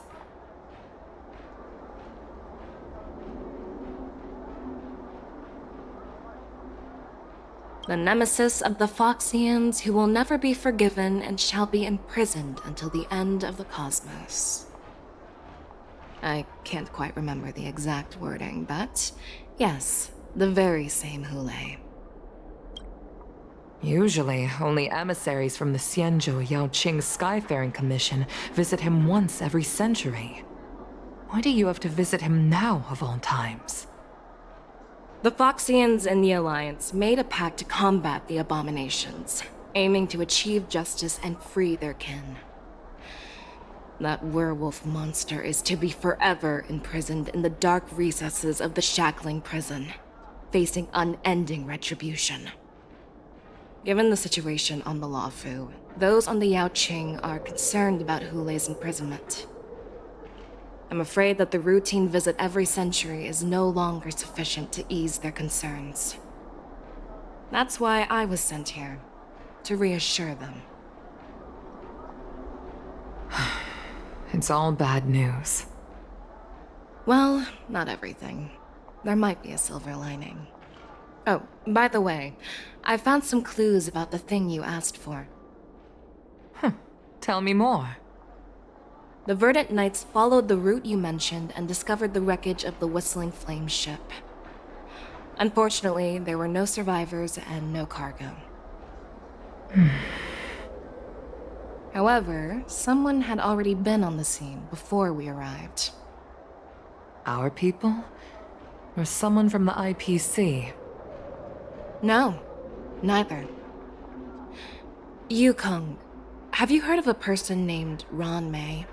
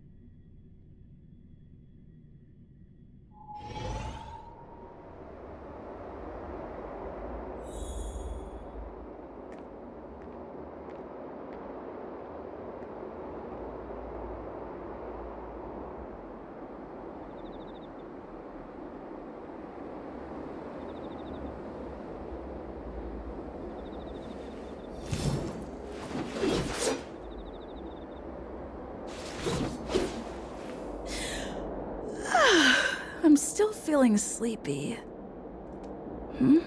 Did I oversleep? Where did March and Don Hung go?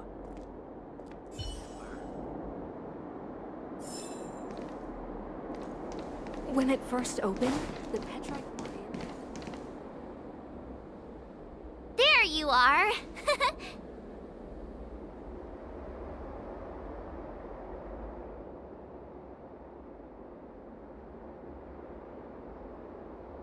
Well, it was a promise to General Huayan, after all. I woke up especially early so I can start teaching Miss March swordplay. Hey, why are you blushing, Master Yanqing? This is, the first time someone has called me Master. I need to, get used to it. Let me make it clear. Swordplay training is about improving your body, mind, and strength. It's not a casual game you can master overnight. I promised General Huayan that I'd teach you Cloud Knight swordplay, so you can participate in the war dance and defeat at least one opponent. I'll do my best, but if you break your master's rules...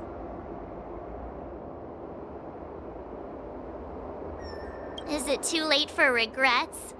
I'm already regretting my impulsive decision. Honestly, I'm not sure what I'll do either, because I've never been a teacher before. So, Miss March, please behave and don't skip classes. Or complain. You need to toughen up and train her properly, Master Yanqing. Don't go easy on her. You're so heartless. By the way, where's Yun Li? I've found a quiet spot in the back garden of the Palace of Astrum for our first lesson together.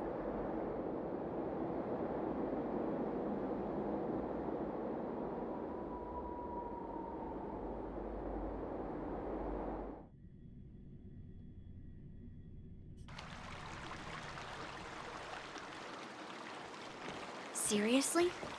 It's the first day, and you two are already late? Why is everyone on the Luofu so laid back? So disappointing.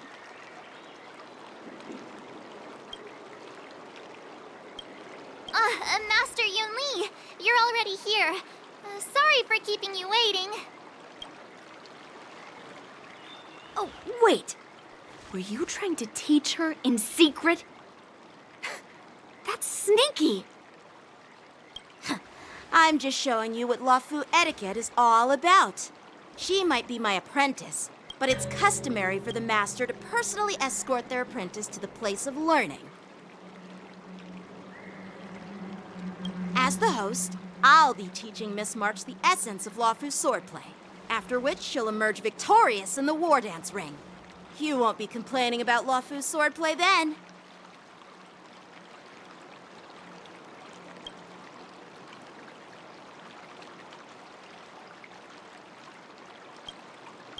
Stand aside, rookie. Let me show you how we Ju-Ming swordmasters treat their apprentices. Quickly, over here, Miss March. This is a reverse mentorship gift from me to you. I hope you put it to good use. What's this? Cienjo clothing? It's so beautiful! Sword practice requires precise movements. This outfit is tailored to fit perfectly and allows for smooth movements. I even added some small accessories. I put a lot of thought into it. You're awesome, Master Yun Li! See? See? How can you compete with me? I'll teach March 7th the essence of Ju-Ming swordplay so she can win the contest with my sword skills. Actually, I've prepared something too. Huh? You have a gift for me too, Master Yanqing? Since you want to learn swordplay, Miss March, you'll need suitable weapons. So, I went out of my way to prepare a pair of swords overnight. Unfortunately, I didn't have time to ask the craftsman to customize the swords for you.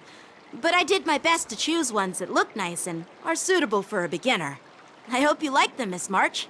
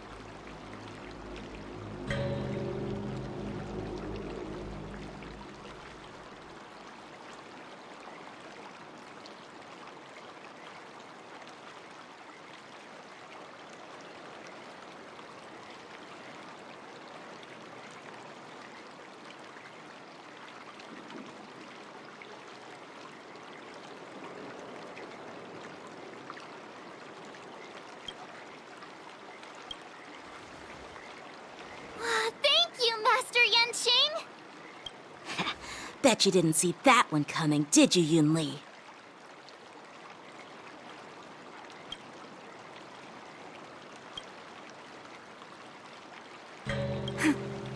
The real competition is just getting started.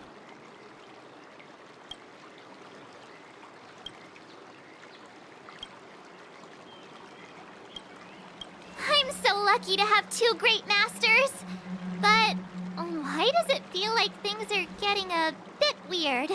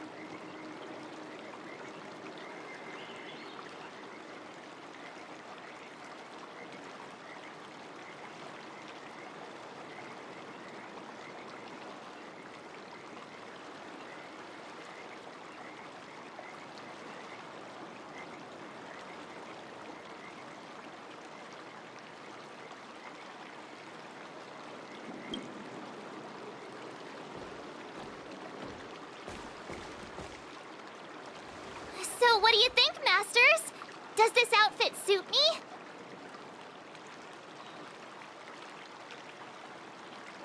Perfect. I chose it carefully. It's perfect for beautiful young swordswomen like you and me. All right, let's get started with the training. The person next to me is a Cloud Knight instructor I've brought in. For your first lesson, try exchanging a couple of moves with him. Wait. We're having actual combat training for the first lesson? Isn't that a bit too intense? Well, I heard you have some experience with archery and martial arts. The first thing we're going to do is see just how strong your fundamentals are. Come on, step forward and strike with the sword in the most natural way you can think of. It's important for us to grasp your natural movements so we can decide where to start and what you need to learn. If you're ready, let's begin. Okay.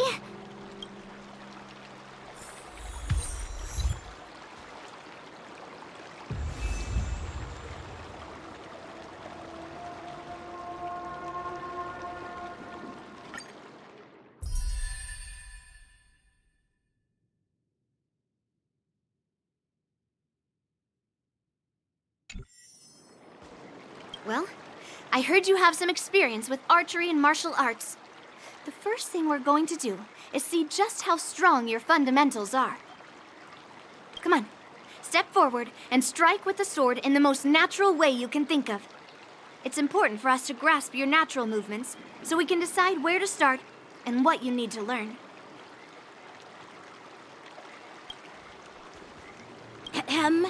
All right, let's get started with the training. The person next to me is a Cloud Knight instructor I've brought in. For your first lesson, try exchanging a couple of moves with him.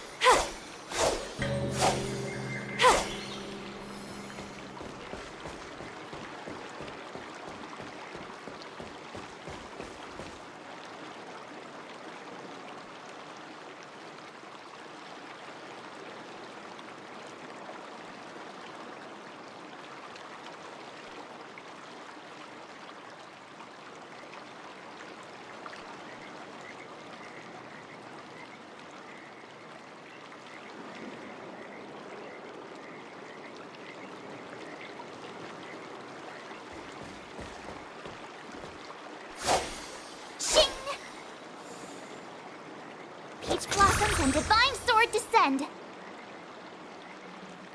Peach blossoms and divine sword descend. Sa. Sa.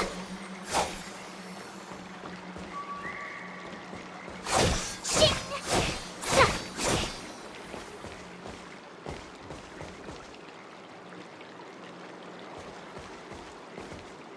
Are you ready?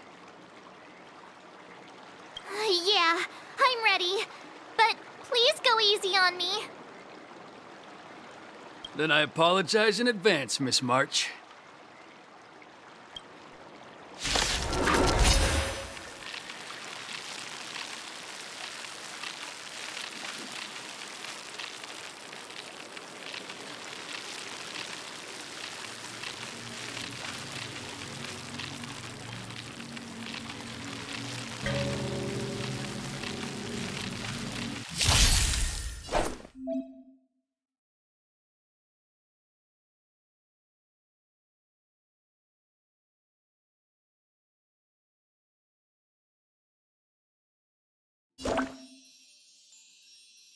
Oh, come on! Let me fight! Please have some tea. Pay close attention, Miss March. Lawfu's swordplay is all about being swift and agile in your movements.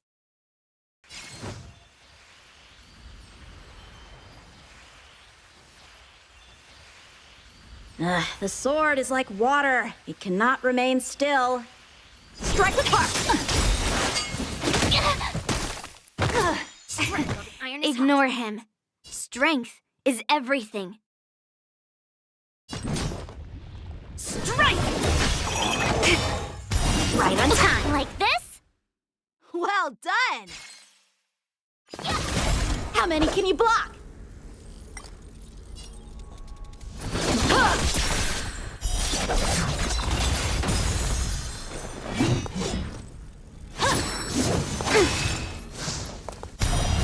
Right on time. Time for some swordplay!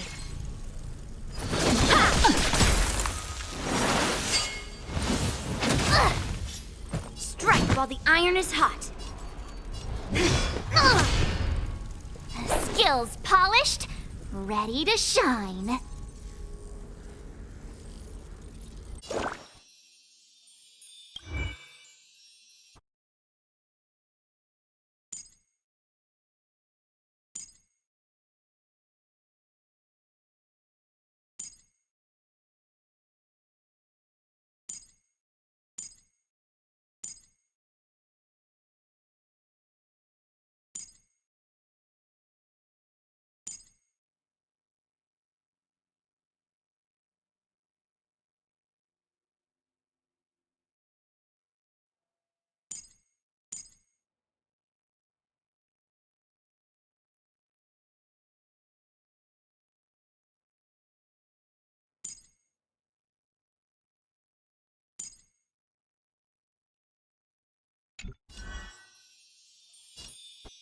Master, have some tea.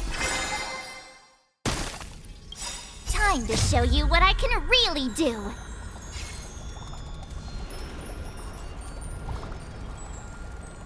Azure Dragon, White Tiger, eating less carbs. Watch this! What are you mumbling about? One-time enemy. Isn't this, sword technique? Shouldn't I be saying something cool?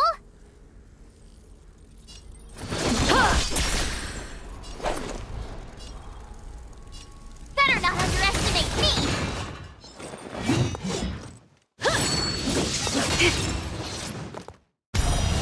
Yes, you! I get it now! I could take 10 of you! With a true heart and focused mind, here I come! Gonna show me what you're... I'm starting to get the hang of it! So, how many of my moves can you block? Blade in flight! You'll make for good practice. Pardon my manners.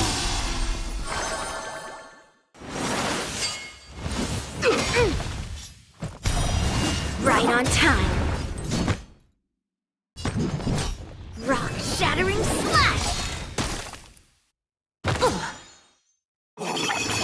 again! Yes, you!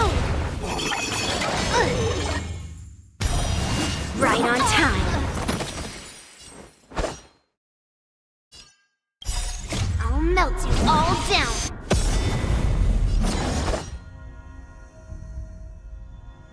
Practice is over. Swords descend!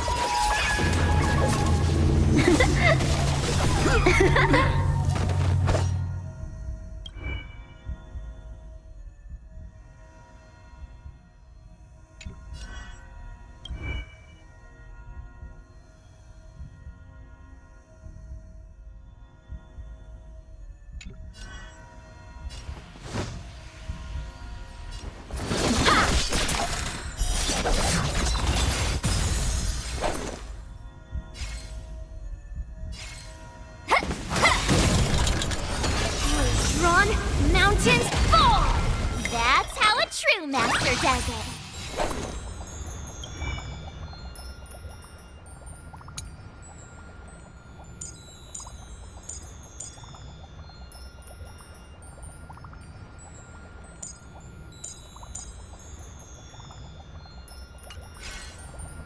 All right, check out this move. Time for some sword play. Strike with heart. You'll make for good practice. Time to show you what I can really do. Azure Dragon, White Tiger, eating less carbs. Watch this! Better not underestimate me. I'll melt you all down. Through the clouds, it cleaves a path.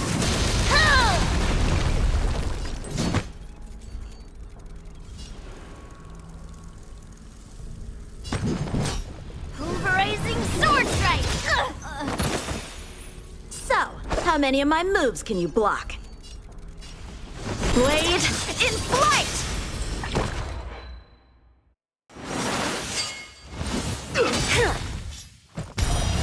Yes, you! I could take 10 of you. I get it now. You'll make for good practice.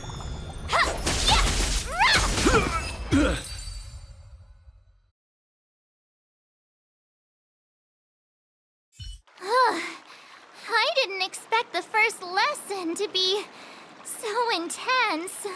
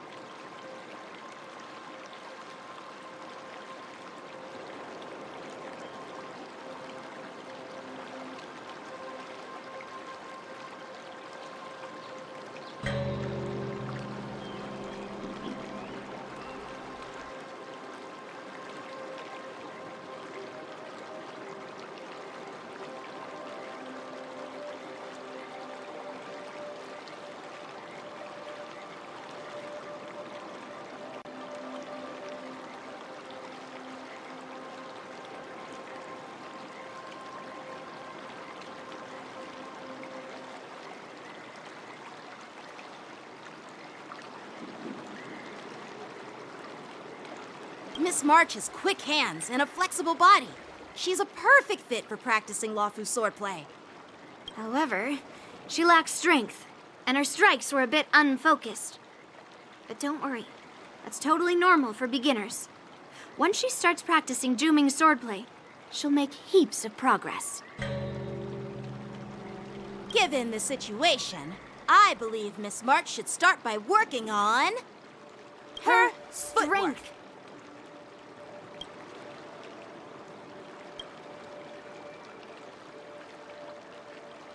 Seriously, do you actually know anything about swordplay, or what? I could ask you the same thing. Dual swords require agility. So what's more important than footwork? Instead of focusing on her strengths, we should address her weaknesses. The drawback of wielding two swords is not generating enough force. What good is being quick on your feet if you don't have strength? It's not like we're dancing here. Skilled sword masters know how to play to their strengths and work on their weaknesses. Start with what you're good at, then tackle your weaknesses. That's the right way to learn. You're quite the theorist, huh? Theorist? You claim to be able to talk to swords. So what does that make you? A lunatic?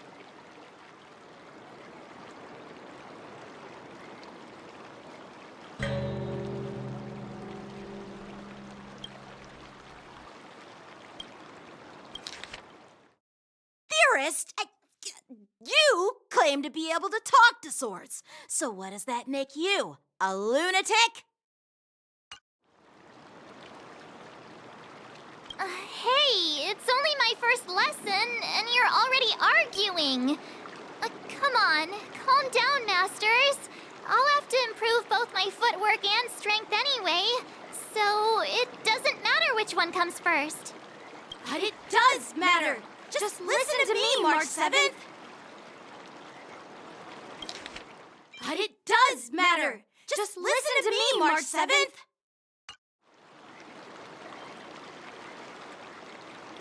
Aww.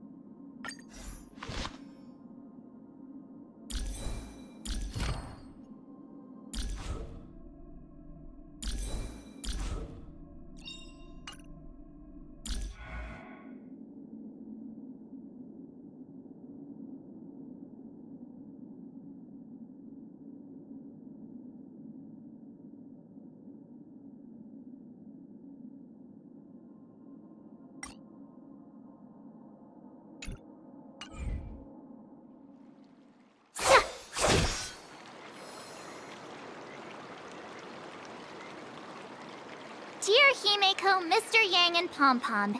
We're all good here on the Xianzhou Lafu, so no need to worry. By the way, how's your trip going?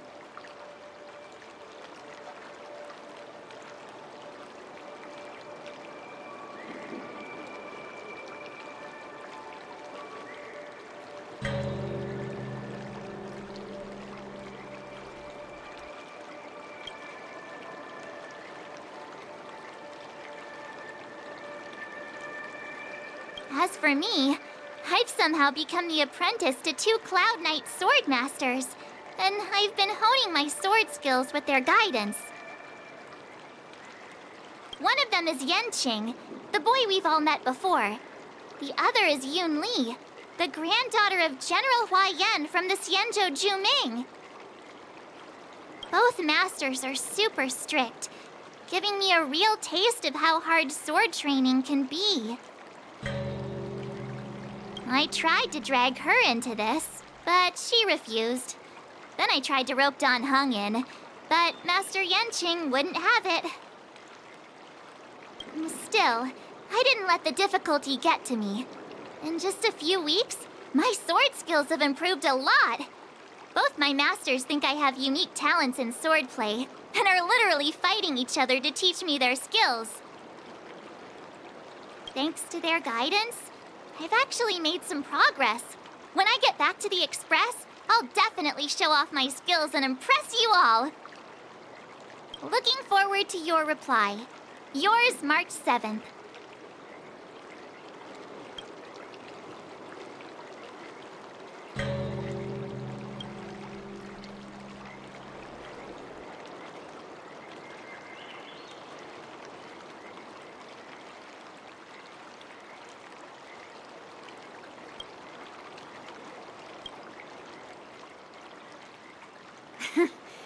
Well done. Let's call it a day.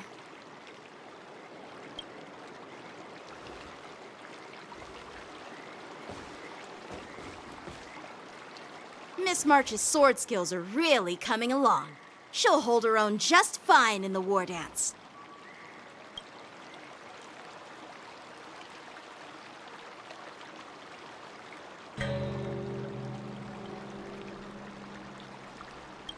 Perhaps I might have a shot at beating both masters in the ring?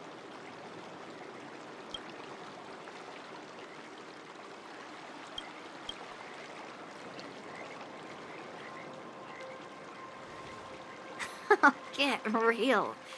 You've only been practicing for a short while. How could that possibly happen?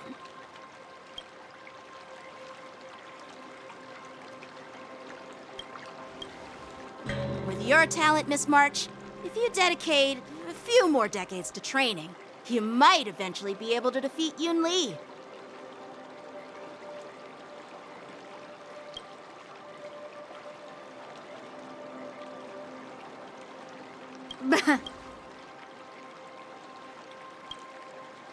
Decades? But I'll be an old lady by then. No. Can you believe it? March 7th has actually become a pretty decent swordmaster in such a short time. Now I understand why Grandpa always had a grin on his face while training me.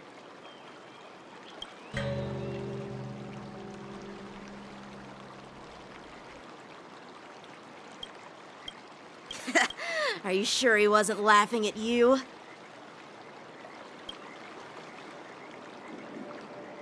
Oh, shut up!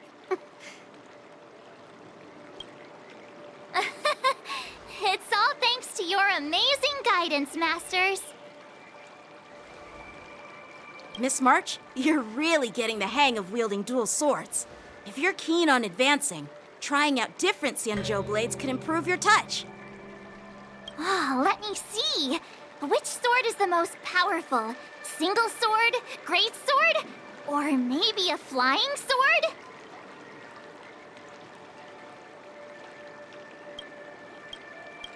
There's no such thing as the most powerful sword. It's all about the skill of the sword master.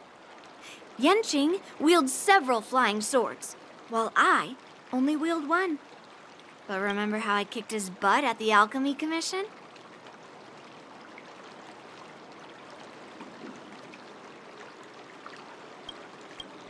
First, you didn't kick my butt. Second, you'll never kick my butt. Third, how about we settle this right now and see who kicks whose butt?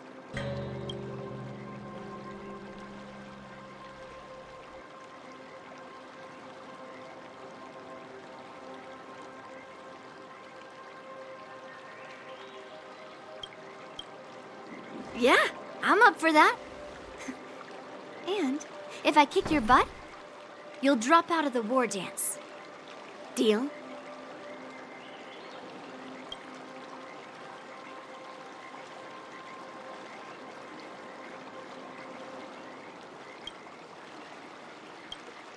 Why are you two arguing again? I thought things had been improving between you lately.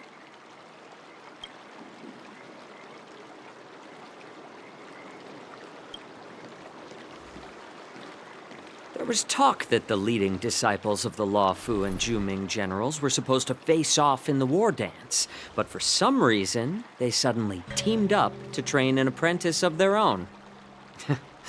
Turns out the rumors are true.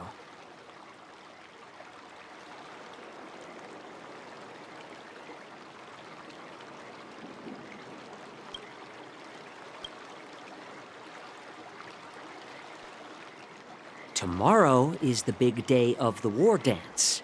Shouldn't you two be focusing on honing your skills instead of teaching swordplay here?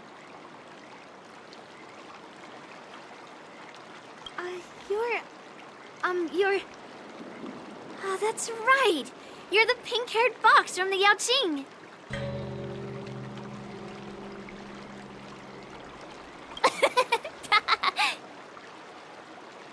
What are you laughing at? You've got pink hair too.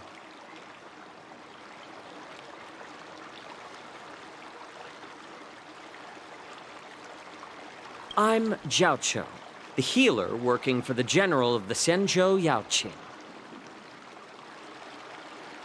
Ah, got it. So you're the participant attending the war dance on behalf of the Yaoqing, and you were trying to sneak a peek at our training? Sorry for the misunderstanding. I don't know anything about martial arts. I'm just here on the general's orders to take care of some official business. I didn't mean to interrupt your training. I'll be on my way. If you know nothing about martial arts, why were you smirking earlier? Well, my curiosity got the better of me, I suppose. When I heard Miss March's pondering about what to learn, I couldn't help but wander over. From my professional experience, cleavers, slicers, chopping knives, and carving knives are all just tools. Kind of like frying, sautéing, boiling, and deep frying in cooking. They're just ways for people to show off their skills. How you use them really depends on the ingredients you're working with. It's like your sword teaching methods.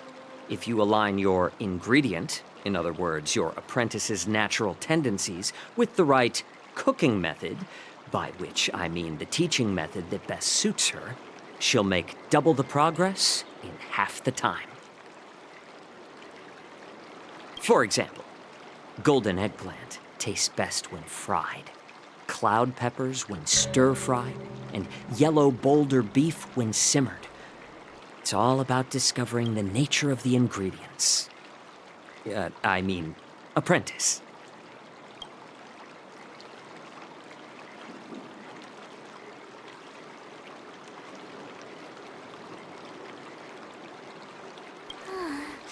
All this talk about food is making me hungry. Aren't you a healer? Why are you talking about food?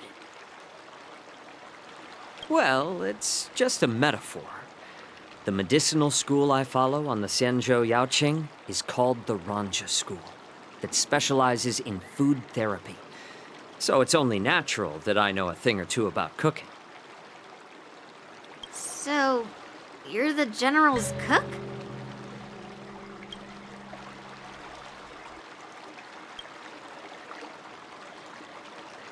I'm a healer. But anyway, a cook who isn't interested in health doesn't make for a good advisor. Fine. Call me a cook if you want.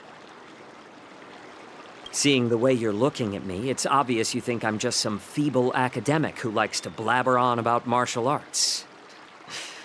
But, in reality, I know a thing or two about killing. After all, the art of healing inherently encompasses both life and death.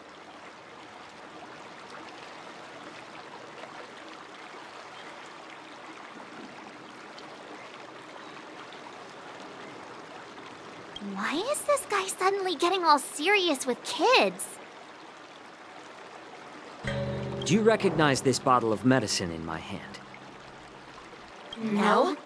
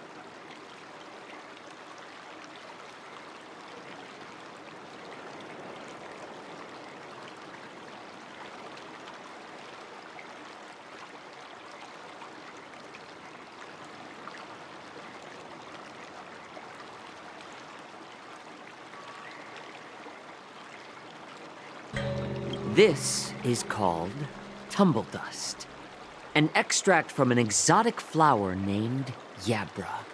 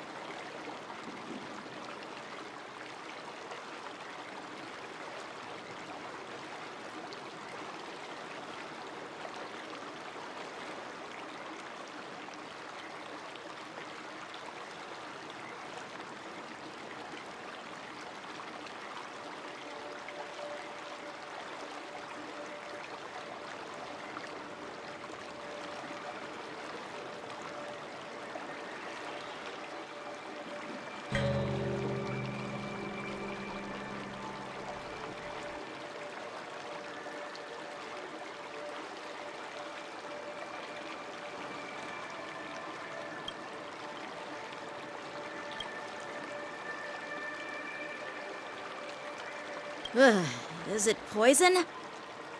Well, it depends on how it's used.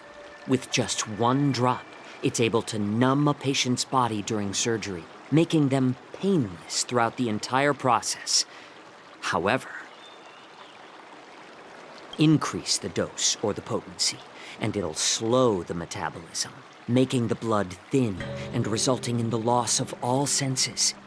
Even long-life species cannot escape its effects. This thing can save lives or take them. It's more powerful than the swords in your hands. That may be so, but still, I prefer settling things with a sword than, you know. Huh. Looks like I did get you all wrong. You're not a feeble scholar, but a sinister and despicable one. Hey, why the insults all of a sudden? I'm just sharing some medical knowledge here, not persuading you to poison anyone. Hey, why the insults all of a sudden? I'm just sharing some medical knowledge here, not persuading you to poison anyone. Hey, why the...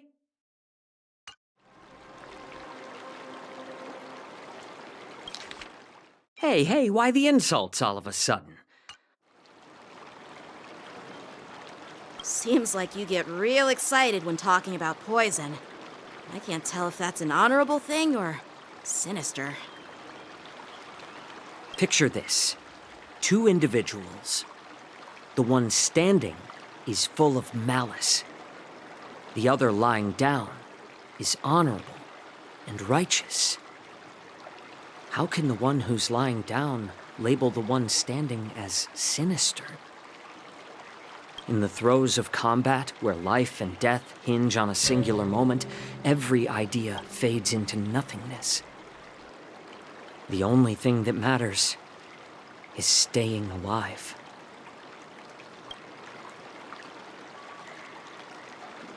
Surviving the battlefield reshapes all notions of worth, be it integrity or treachery. In my eyes, their significance is negligible. Perhaps you've underestimated Yunli and me, Mr. Jiaoqiu. We may be young, but we've seen our fair share of war.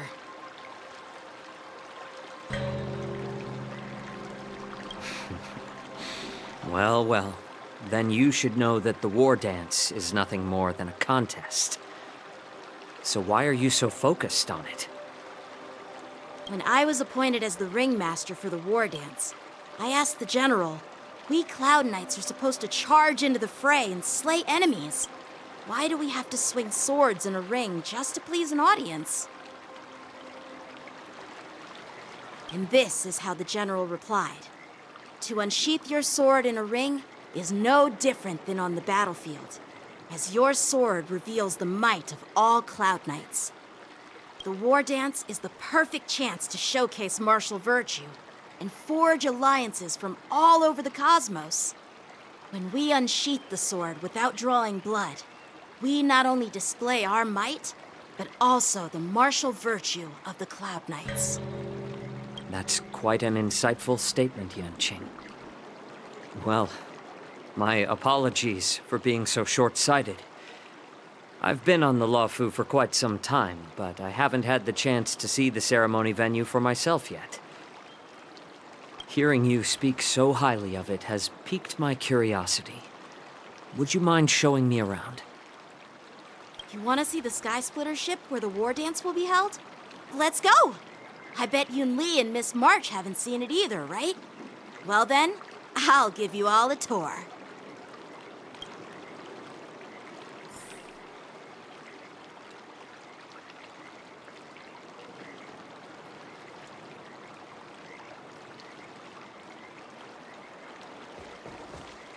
Surviving the battlefield reshapes all notions of worth, be it integrity or treachery.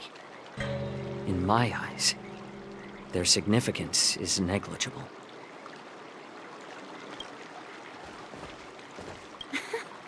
Can you believe it? March 7th has actually become a pretty decent swordmaster in such a short time. Now I understand. Let's go.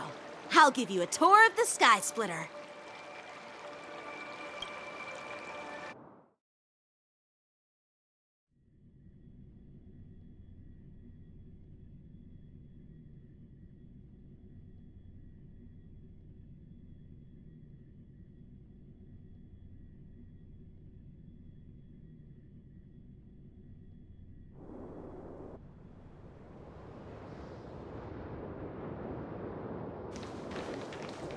Looks like a lot of other visitors have also come to catch a glimpse of the Sky Splitter.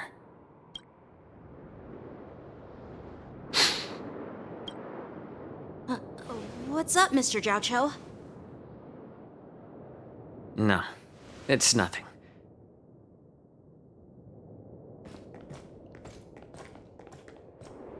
Do you see that airship in the distance? That's the Sky Splitter, the venue for the war dance ceremony.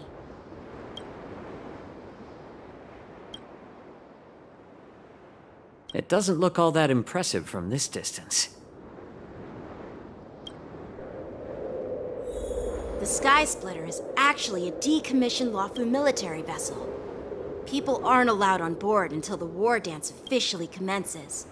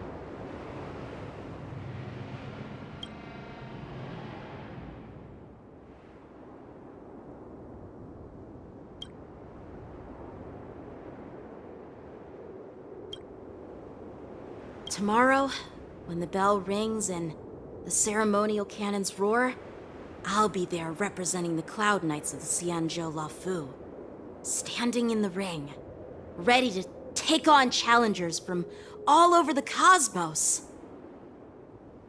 Since I was a kid, I've been training in swordplay and the art of war under the general. Every day, I'd swing my sword 10,000 times, and then thrust it 10,000 times, repeating the process over and over. I understand that I'm not like other kids. I never envied the toys and freedom they all had. I never found sword practice boring or hard. Even in the thick of battle, facing down savage abominations, I never felt scared. Each day, I could feel myself getting stronger and stronger, and I racked up countless victories. It's the best feeling in the world. But then, I faced a really tough opponent, and just one slash shattered my confidence into 1,000 pieces. That's when I felt true fear for the first time. Maybe that's what Mr. Jiaoqiu meant by life and death hinge on a singular moment. Every idea fades into nothingness.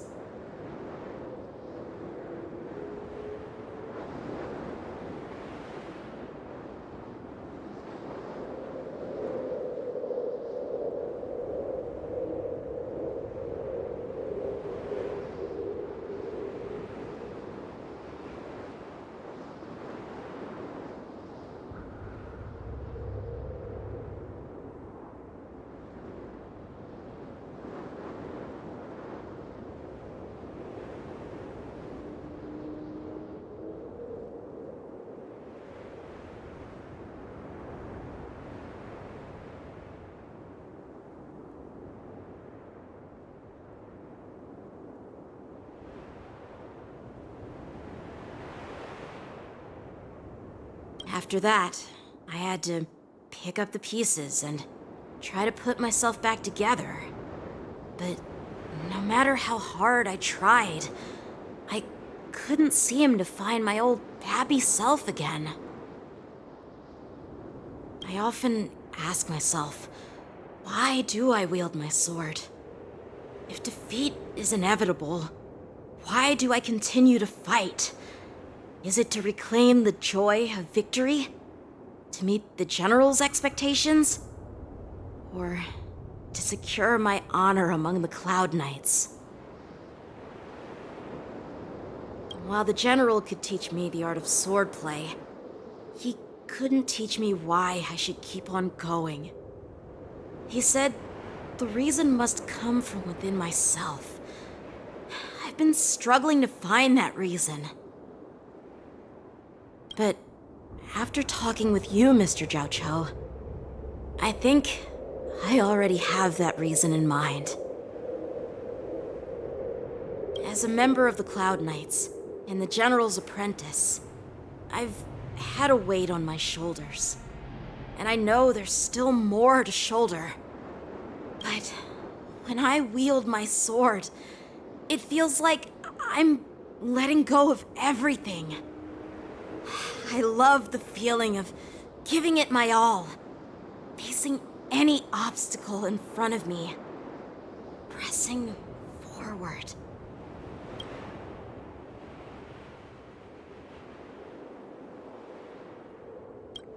That's why I wield my sword. Oh, Yanqing. So young, yet so grown up. By the way, how old are you exactly?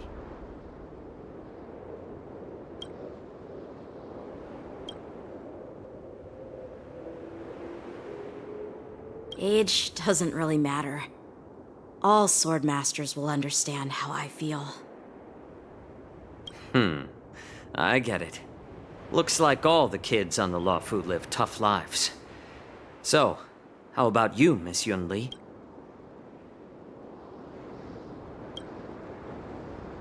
It's not polite to ask a girl her age, no matter which Xianzhou ship you're on.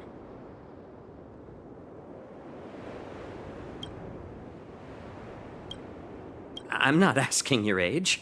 I'm asking if you have a dream like Yanqing has. You don't talk like a cook. You sound more like a TV host or something. Need I repeat myself again? I'm a healer. Well, I don't have a dream like Yanqing does. The only reason I'm participating in the Ringmaster's Challenge is because I made a promise to my grandfather that I'd win the precious sword he's contributed to the war dance. Sounds like that mind of yours is just filled with swords.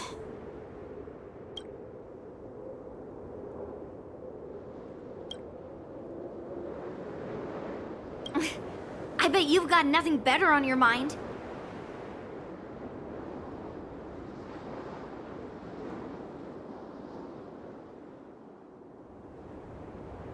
My father was a craftsman on the Xianzhou Juming. Because of his foolishness, many innocent people fell victim to the cursed swords he forged. Since I was a kid, it's been clear to me that not everyone deserves to have a weapon in their hands. Giving them a sword is no different than being cruel to the innocent. So, whenever I come across someone unworthy of a sword, I can't help but want to take it away from them. Given that Yanqing is the war dance ringmaster, I'm stepping up to challenge him. To ensure the precious sword doesn't fall into the hands of an unworthy master. Hey, what do you mean by an unworthy master? I see. It's not easy for kids on the Juming either. Well, it's better to have a reason for wielding a sword than to be lost and confused. I've saved countless Cloud Knights in my life, and there are plenty of exceptional warriors, just like the two of you. What happened, Mr. Zhao Cho? Oh, nothing. I was just reminded of some old friends and old tales. Judging from my professional perspective as a healer, both of you possess remarkable vitality. Your energies flow like raging fires and mighty gales. The upcoming fight will definitely be impressive. Well, we've seen the Sky Splitter and toured the Stargazer Navalia. I guess it's time to say goodbye for now. What? You're leaving already? But you haven't asked me about my dreams. I've been working hard too, you know. It's getting late, Miss March. Unlike you lot, I'm a grown-up bound by responsibilities and duties. The tasks entrusted to me by the General won't complete themselves. By the way, Yanqing, is it normal to have so many people wandering around in an automated area like the Stargazer Navalia? Actually, this is a restricted area. But since you're all guests, I made an exception, so you could take a look around. I understand. Well, I'll take my leave. I wish you both the best of luck in the ring tomorrow.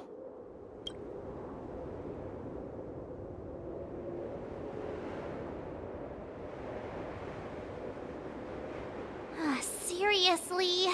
I just spent so much time thinking about my dream, but he didn't even ask me. Now that we're done with our tour of the Sky Splitter, shall we continue with our training?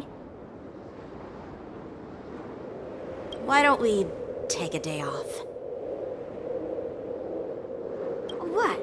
You want to secretly practice swordplay by yourself? Dream on. You know cramming before a fight never works out. For some reason, seeing the Sky Splitter has boosted my confidence. So, I've decided to conserve my strength for tomorrow. All right. I'll take you out of the Stargazer Navalia.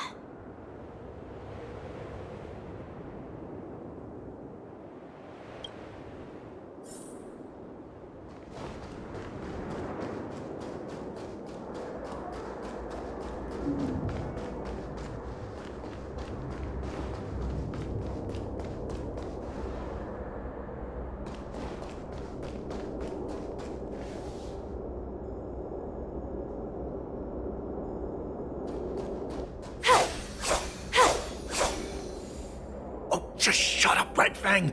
This is not a beast ship. I need some time to take care of things. You willingly donned the skin of a lowly beast to join this mission, dedicating yourself to our glorious cause. And now you're telling me you can't handle it? Do you realize how many ships we need? I'm doing my best, all right? It takes time to figure all this out. When the guns go off tomorrow, all eyes will be on it. That'll be our only chance. How's us? Who's there?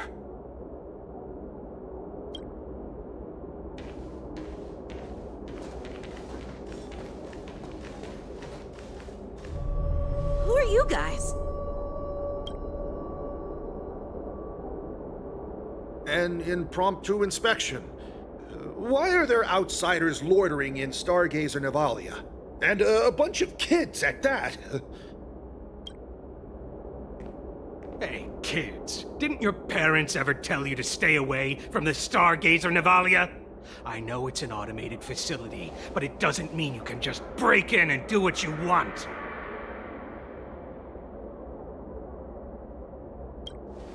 First of all, I'm an adult. Second, I didn't just break in. Yeah, we flew here on a star skiff.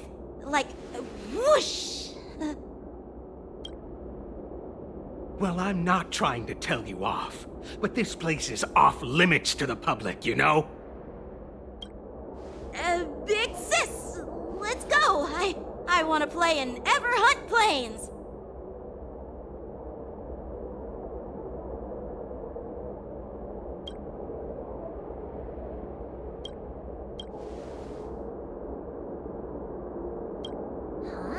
ever hunt planes?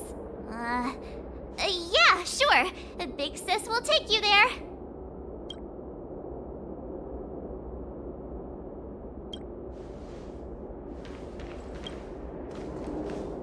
Shuha! You should have let me. Shh, the overhaul is done, and everything looks good. We should leave.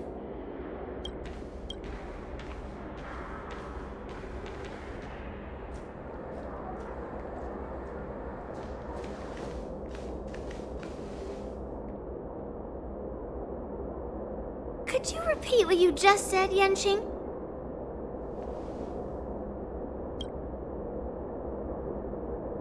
What did I say?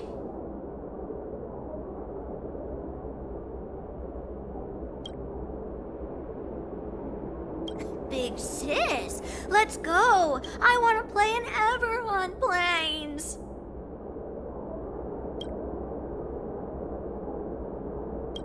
Come on! Can't you read the room? Something is definitely off about the 3 people we just met.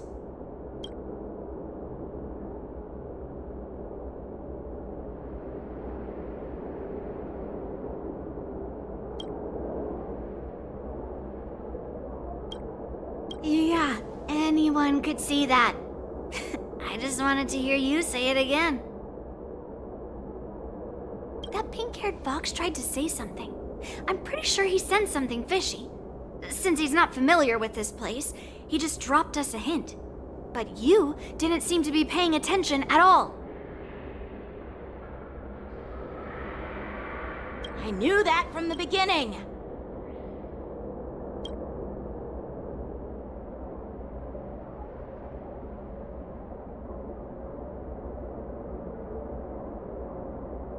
That Cloud Knight didn't recognize Master Yanqing at all. That's really weird.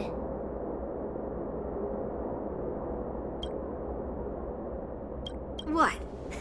Is he famous on the Laofu or something? Not even the Cloud Knights on the Juming, who all know my glorious name, might recognize my face. You have a point. A Cloud Knight, a member from the Skyfaring Commission, and a craftsman. They're from various departments, and the reason for the overhaul seems legit. But one of them blurted out some weird language just now. Did you hear that? I have a feeling that if we secretly tail them, we'll definitely catch these guys in the act. Follow my lead, and be careful not to blow our cover.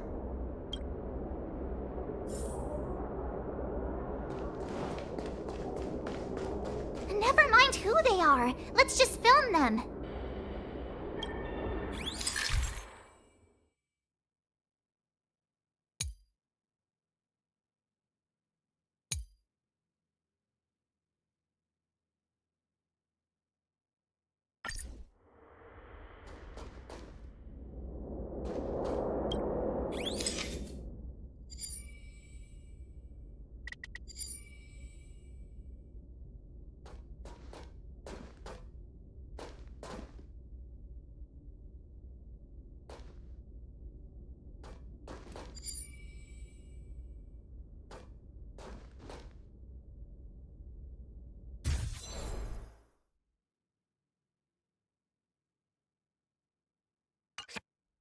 We should have just killed those lowly beasts. Those little brats won't take up much space. There are boxes all over this place. Just dump them into one and no one will notice. Cut the theatrics, Grulok. Even the slightest slip-up could interfere with Lord Moktok's plans. So where are we heading next? To check the freight skiffs. We've got a lot of preparations to do.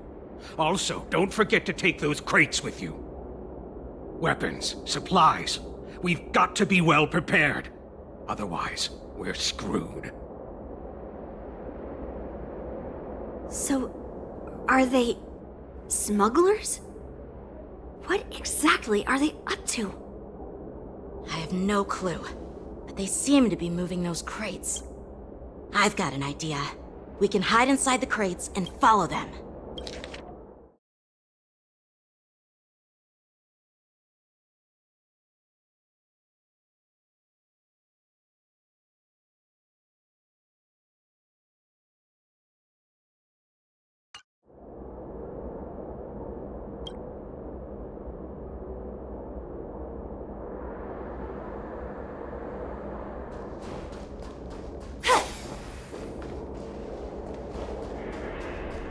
get too close, Miss March. They might spot you.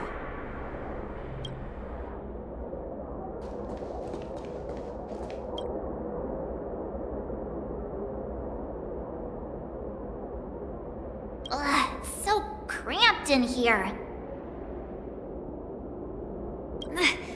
I can hardly breathe. Just hang in there.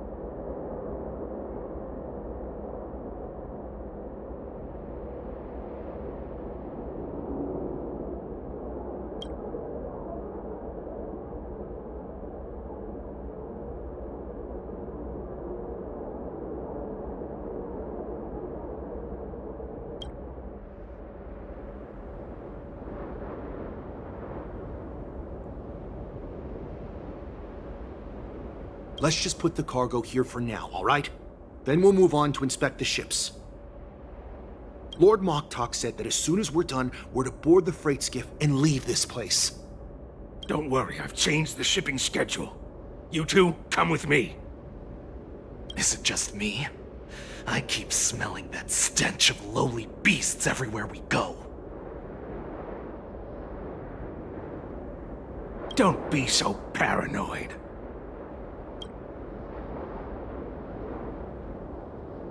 Looks like they're planning to escape on the skiffs in Stargazer Navalia. They keep talking about their plans, but where do they come from?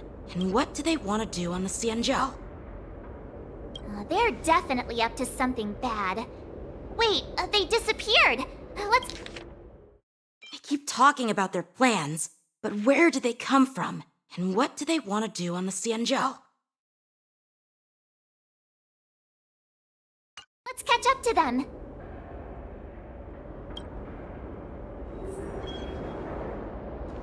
Tread softly. Breathe quietly. Watch out! They're on high alert! I knew something was off. There's always this stench of lowly beasts in the air. Looks like those brats were following us the whole time. Why are they coming back? Quickly! Retreat!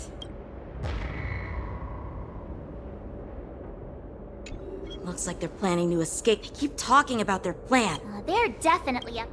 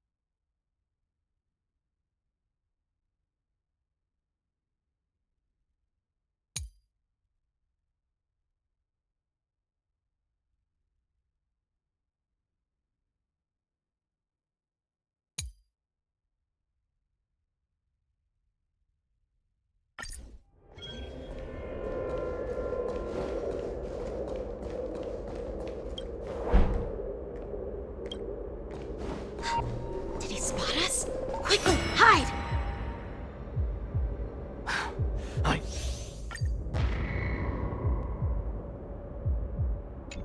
Looks like they're planning to escape.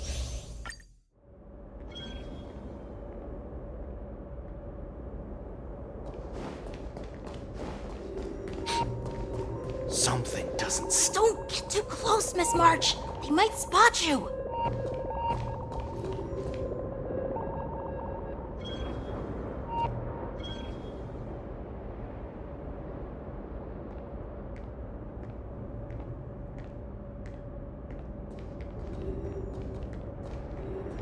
Watch out! They're on high alert!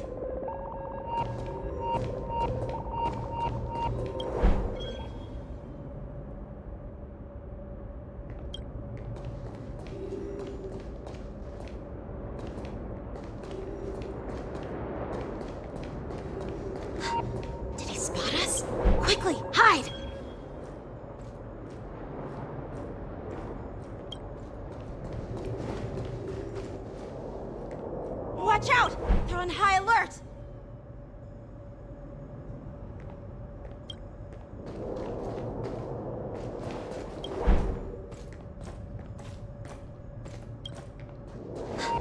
Did he spot us? Quickly, hide! I knew something was off.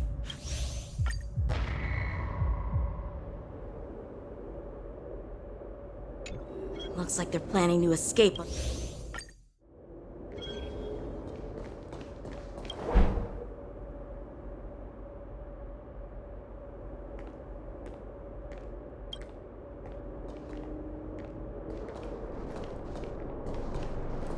Watch out! They're on high alert!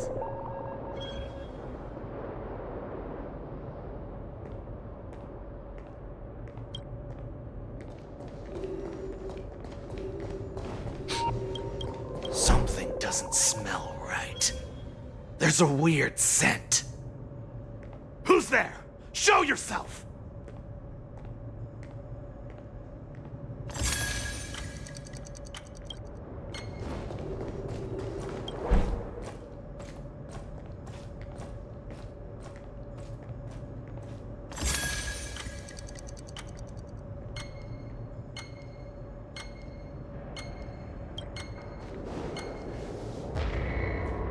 Looks like they're planning to...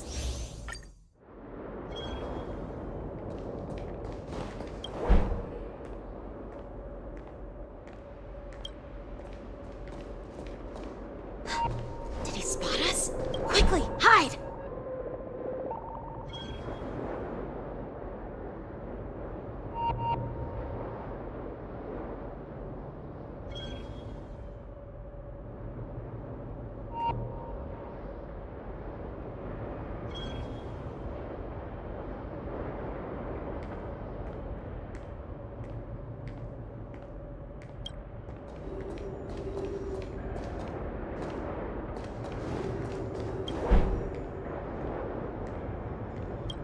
Watch out! They're on high alert!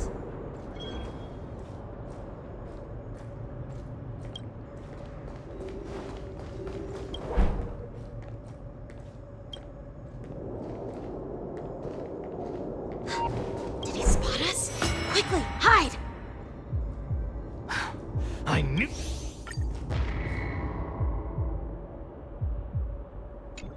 Looks like they're planning to escape.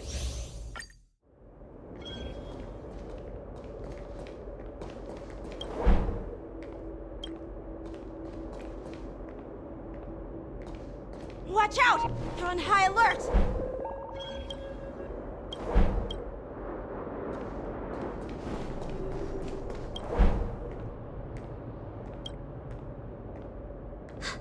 Did he spot us? Quickly, hide!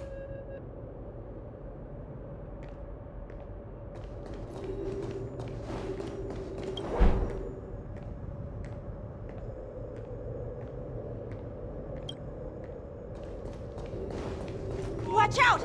They're on high alert!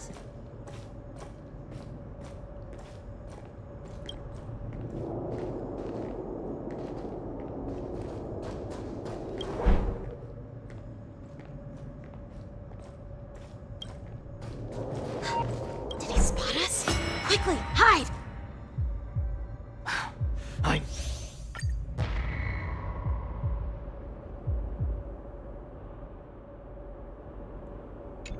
Looks like they're planning...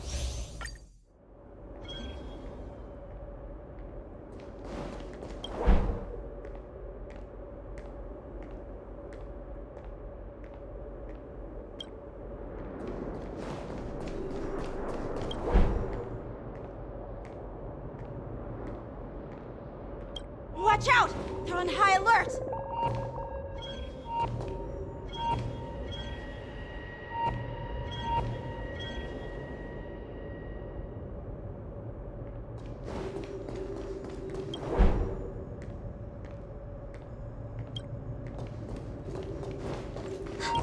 Did he spot us?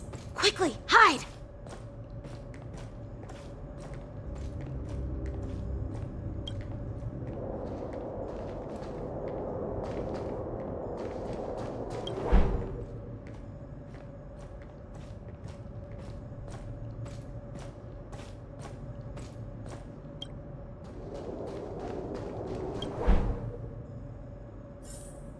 Don't be so paranoid. We're running out of time. Get over here! Shuhard, I'm coming!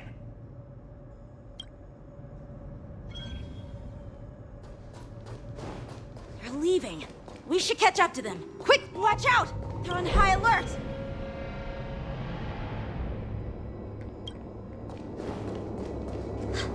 Did he spot us?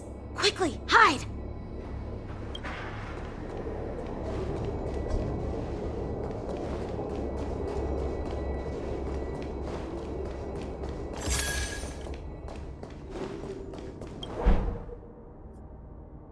What are they up to?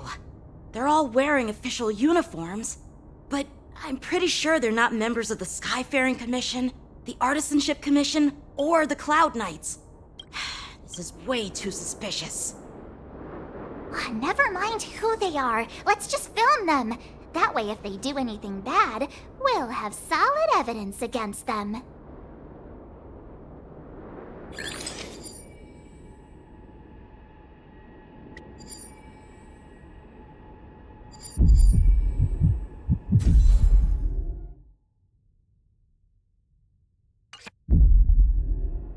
Look at this. A freight star skiff with enough room to fit at least 20 of my men. I'll let the others know and have them prepare more star skiffs. Once we're past the checkpoint, there will be beast ships waiting for us. Lord Moktok is ready. The revival of our ancient's bloodline all hinges on this operation. What did he just say? Beast ships?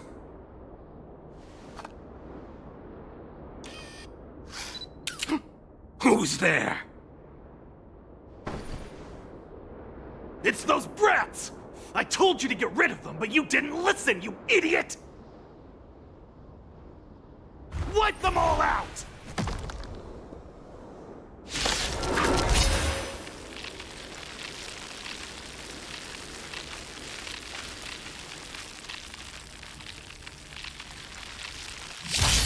Borison? I could take care Adusa! of you. Die, you lowly beasts! Master, have some tea.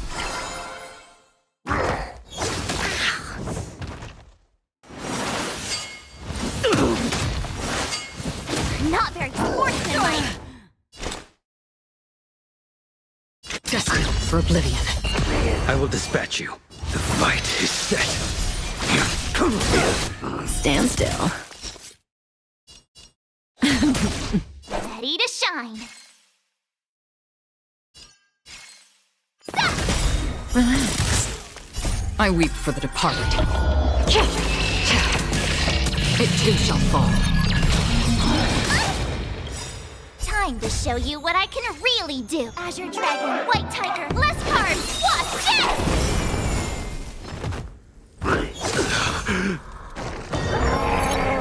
You'll make good practice.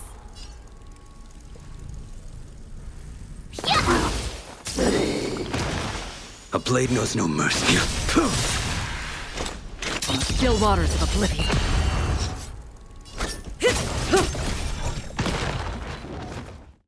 So familiar.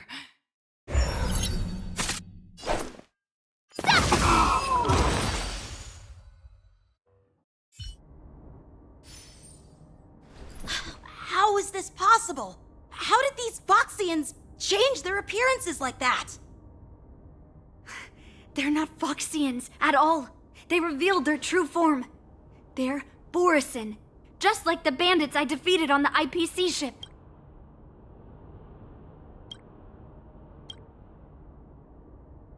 Wait, that means...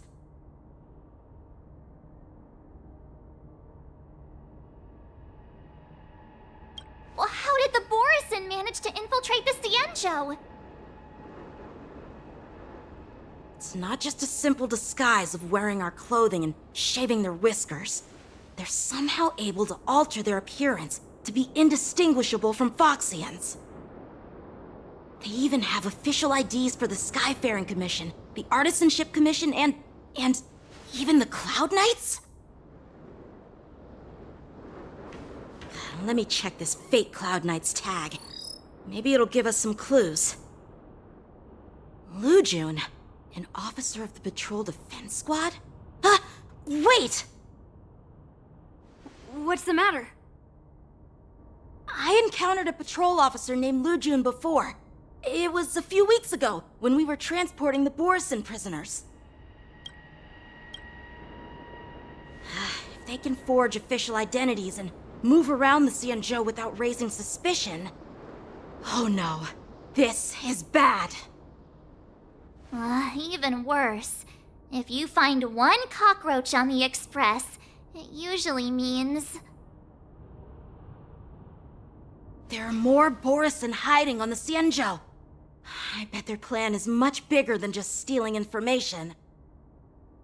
We've got to report this to the Seat of Divine Foresight.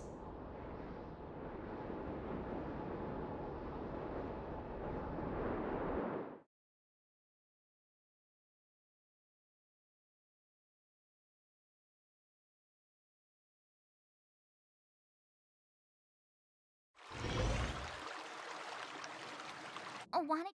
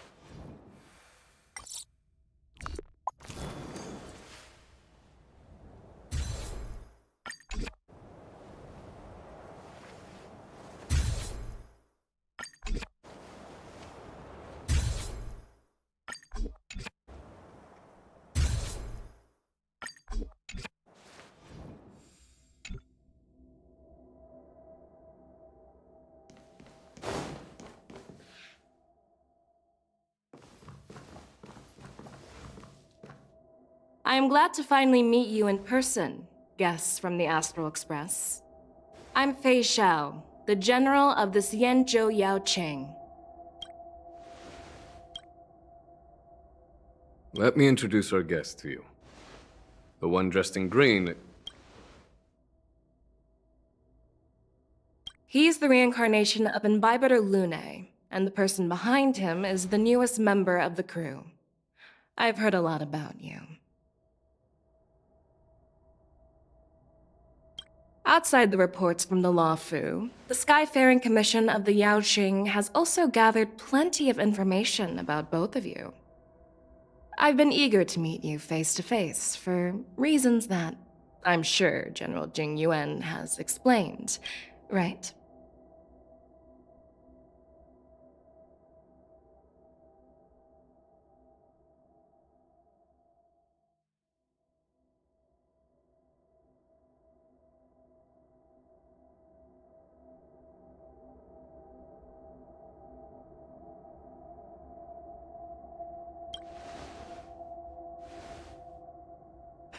Straight to the point.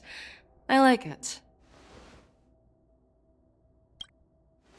According to General Jing Yuan's report, the Ruin Legion is to blame for the Ambrosial Arbor crisis, and all Arbiter Generals should pay attention to the Ruin Author's movements. Over the years, the Destruction's minions have wreaked havoc on countless worlds, and the Alliance has been keeping an eye on them. But no one expected them to join hands with the remnants of the Abundance. The damage caused by the Ambrosial Arbor crisis was far less severe than expected, which is good news for us. However, it was quite different from the Ruin Legion's usual style of destroying life wherever they go. While I trust the bravery of the Divine Foresight and the Nameless, I'm curious about some details missing from the report. I'd like to take this chance to have an exchange with both of you. Let me be clear. The questions I'll ask might not reflect my actual thoughts, so please don't take offense if any of my questions seem a bit harsh. Please go ahead, General. But keep in mind, we can only answer based on what we know. And perhaps you already have the answers to your questions in your heart. You have a clever tongue. I like it. So Merlin's claw is quite articulate. Right now, her intentions are unknown, and Jing Yuan wants us to be honest. Maybe I'll just stick to the facts we know. Let's cut to the chase. Before the crisis struck, the Astral Express was guided here by a Stellaron hunter, a wanted felon, in an attempt to resolve the Stellaron crisis. However, everyone in the cosmos knows of the Stellaron hunter's reputation. So, why did you place so much trust in them? Could it be that some of you have a connection with them?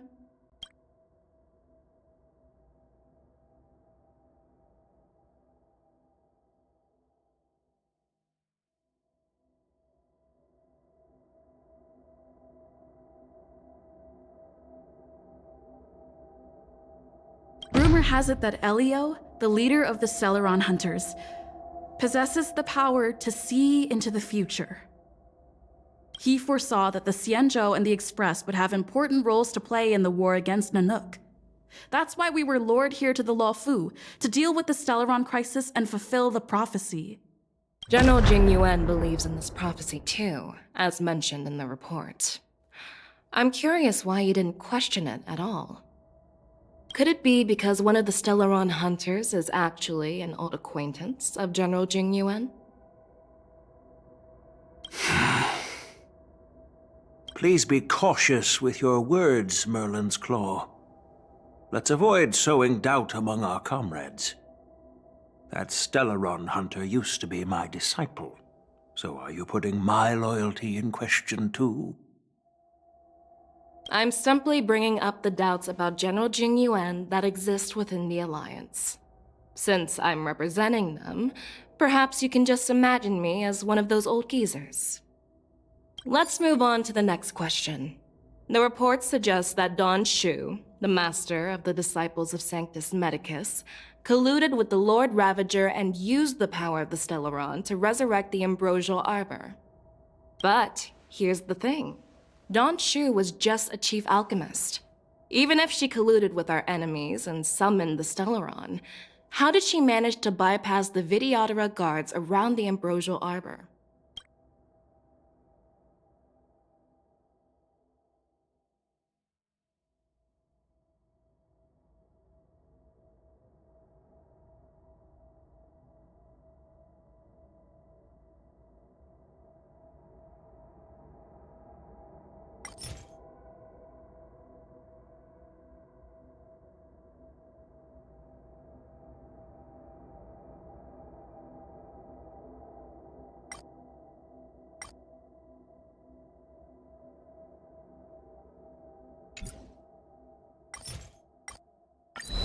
Could you please give us another chance? I'd like to answer that question again. No problem. But remember that a debate is like a duel. The more you hesitate, the farther you are from victory.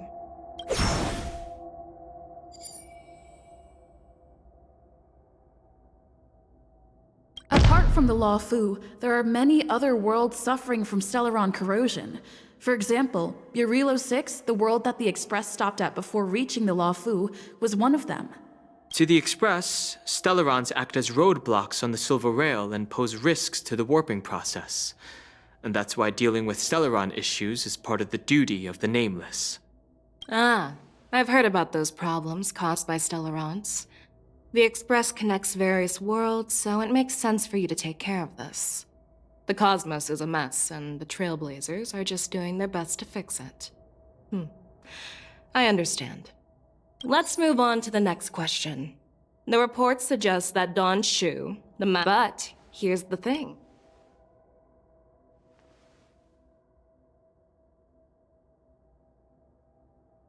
personally met Dan Shu once. Her closest friend was killed during the war on the Fanghu, and she harbored deep hatred towards the hunt. So she spent years making preparations in the Alchemy Commission in order to take revenge on the Xianzhou. Revenge is also a form of the hunt. However, that doesn't explain how she managed to bring the Stellaron into the Scale Gorge waterscape, which was guarded by the Videodora. Well, you should ask Dan Shu herself for the answer. Unfortunately, Dan Shu is dead, and even her corpse has crumbled into ash. That's one less clue we can pursue. According to the report, Lord Ravager Fantilia is the mastermind behind the entire conspiracy. She disguised herself as an ambassador of the Skyfaring Commission and traveled with you, only to vanish without a trace later on. It seems too convenient to label her as a scapegoat.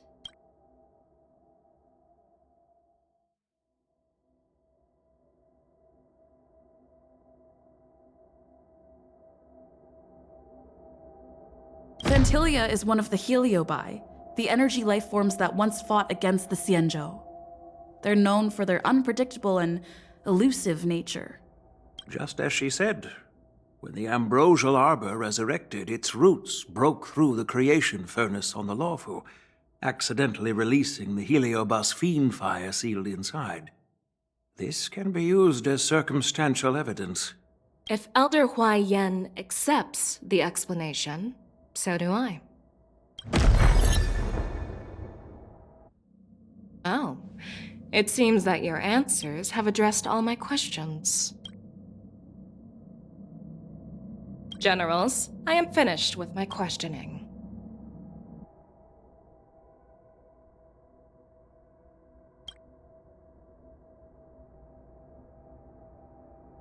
So, what do you think, General Fei Shao? Have the doubts in the report been cleared up?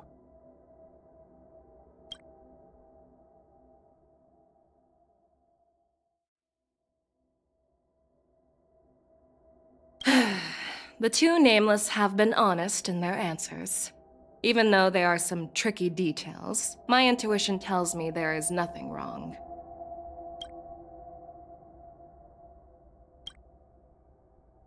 However, the three questions I posed earlier were not just for the nameless, but for you too, General Jing Yuan.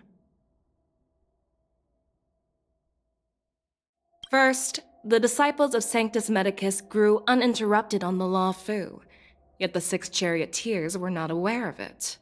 That was a dereliction of duty.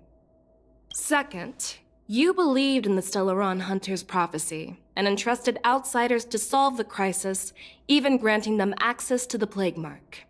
That was a dereliction of responsibility. Third, you insist on holding the war dance right after the Ambrosial Arbor crisis, putting the Lawfu back in the spotlight. That is a dereliction of wisdom. Merlin's Claw. Is this your line of thinking, or the Ten Lords? From the moment I walked in, I made it clear that the questions I'd ask might not reflect my actual thoughts. The disciples of Sanctus Medicus were deeply rooted and had been plotting for a long time. I admit it was my negligence for not noticing it earlier.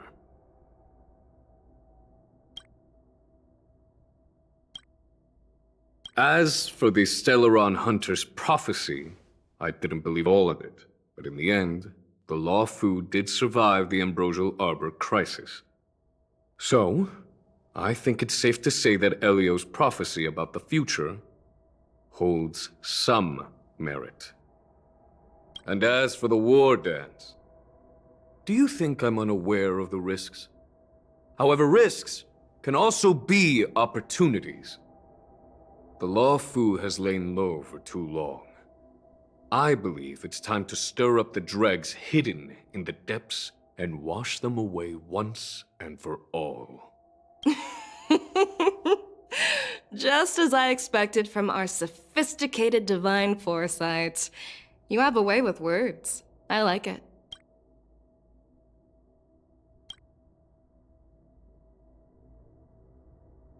But, unfortunately, ever since the report was submitted, the Alliance has been filled with rumors and speculation. Even within the Lawfu, there are people accusing you of neglecting your duties, resulting in the Ambrosial Arbor's resurrection. So what are your thoughts on all of this, General Fei Shao? As a fellow Arbiter General, I fully understand the difficulties of this position. Personally, I think all these rumors are meaningless drivel. Across the sea of stars, the Divine Foresight knows better than anyone else what happened on the Lawfu and the meaning behind it. Just as what happened on the Xianzhou Yaoqing recently. You mean the Xianzhou Yaoqing is also... The scouts of the Verdant Knights have sent back reports that Borisin are making trouble again. The Borisin packs that were once divided and scattered have started swallowing each other up, forming larger and larger packs. Moreover, there's an entity named Mongoose behind it all. An entity? According to the report, this entity isn't actually a Borisin. It's a woman claiming to be the messenger of the Master of Immortality. She's described as having 12 faces and 12 pairs of fangs, as cruel as poison and as elusive as quicksand. The Borisin believe she'll give them a chance to rise again. That's Ventilia.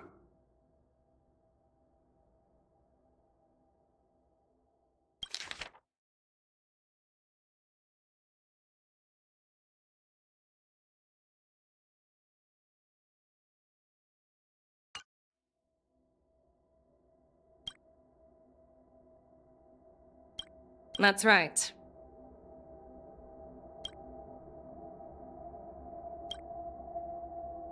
You're lucky that I'm the one who came this time.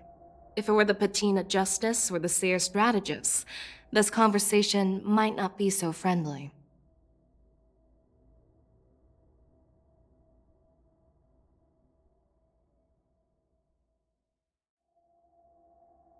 I've always had faith in my instincts, so I don't doubt your good intentions.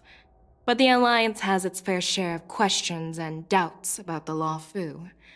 So, my plan is to come up with an acceptable answer to satisfy the Alliance. What's in this plan, General Fei Shao? General Jing Yuan, you already know what has to be done. But since you don't want to be the bad guy, I'll take care of it for you. You need the final word from the Ten Lords Commission to quell any doubts. And for that, I'll have to ask the two Nameless to visit the Shackling Prison.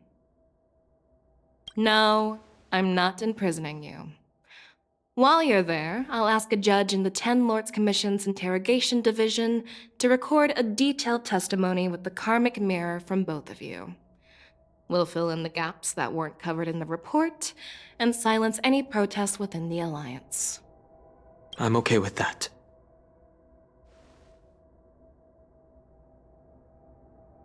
Worried that I might go back on my word and keep you in the Shackling Prison? Relax.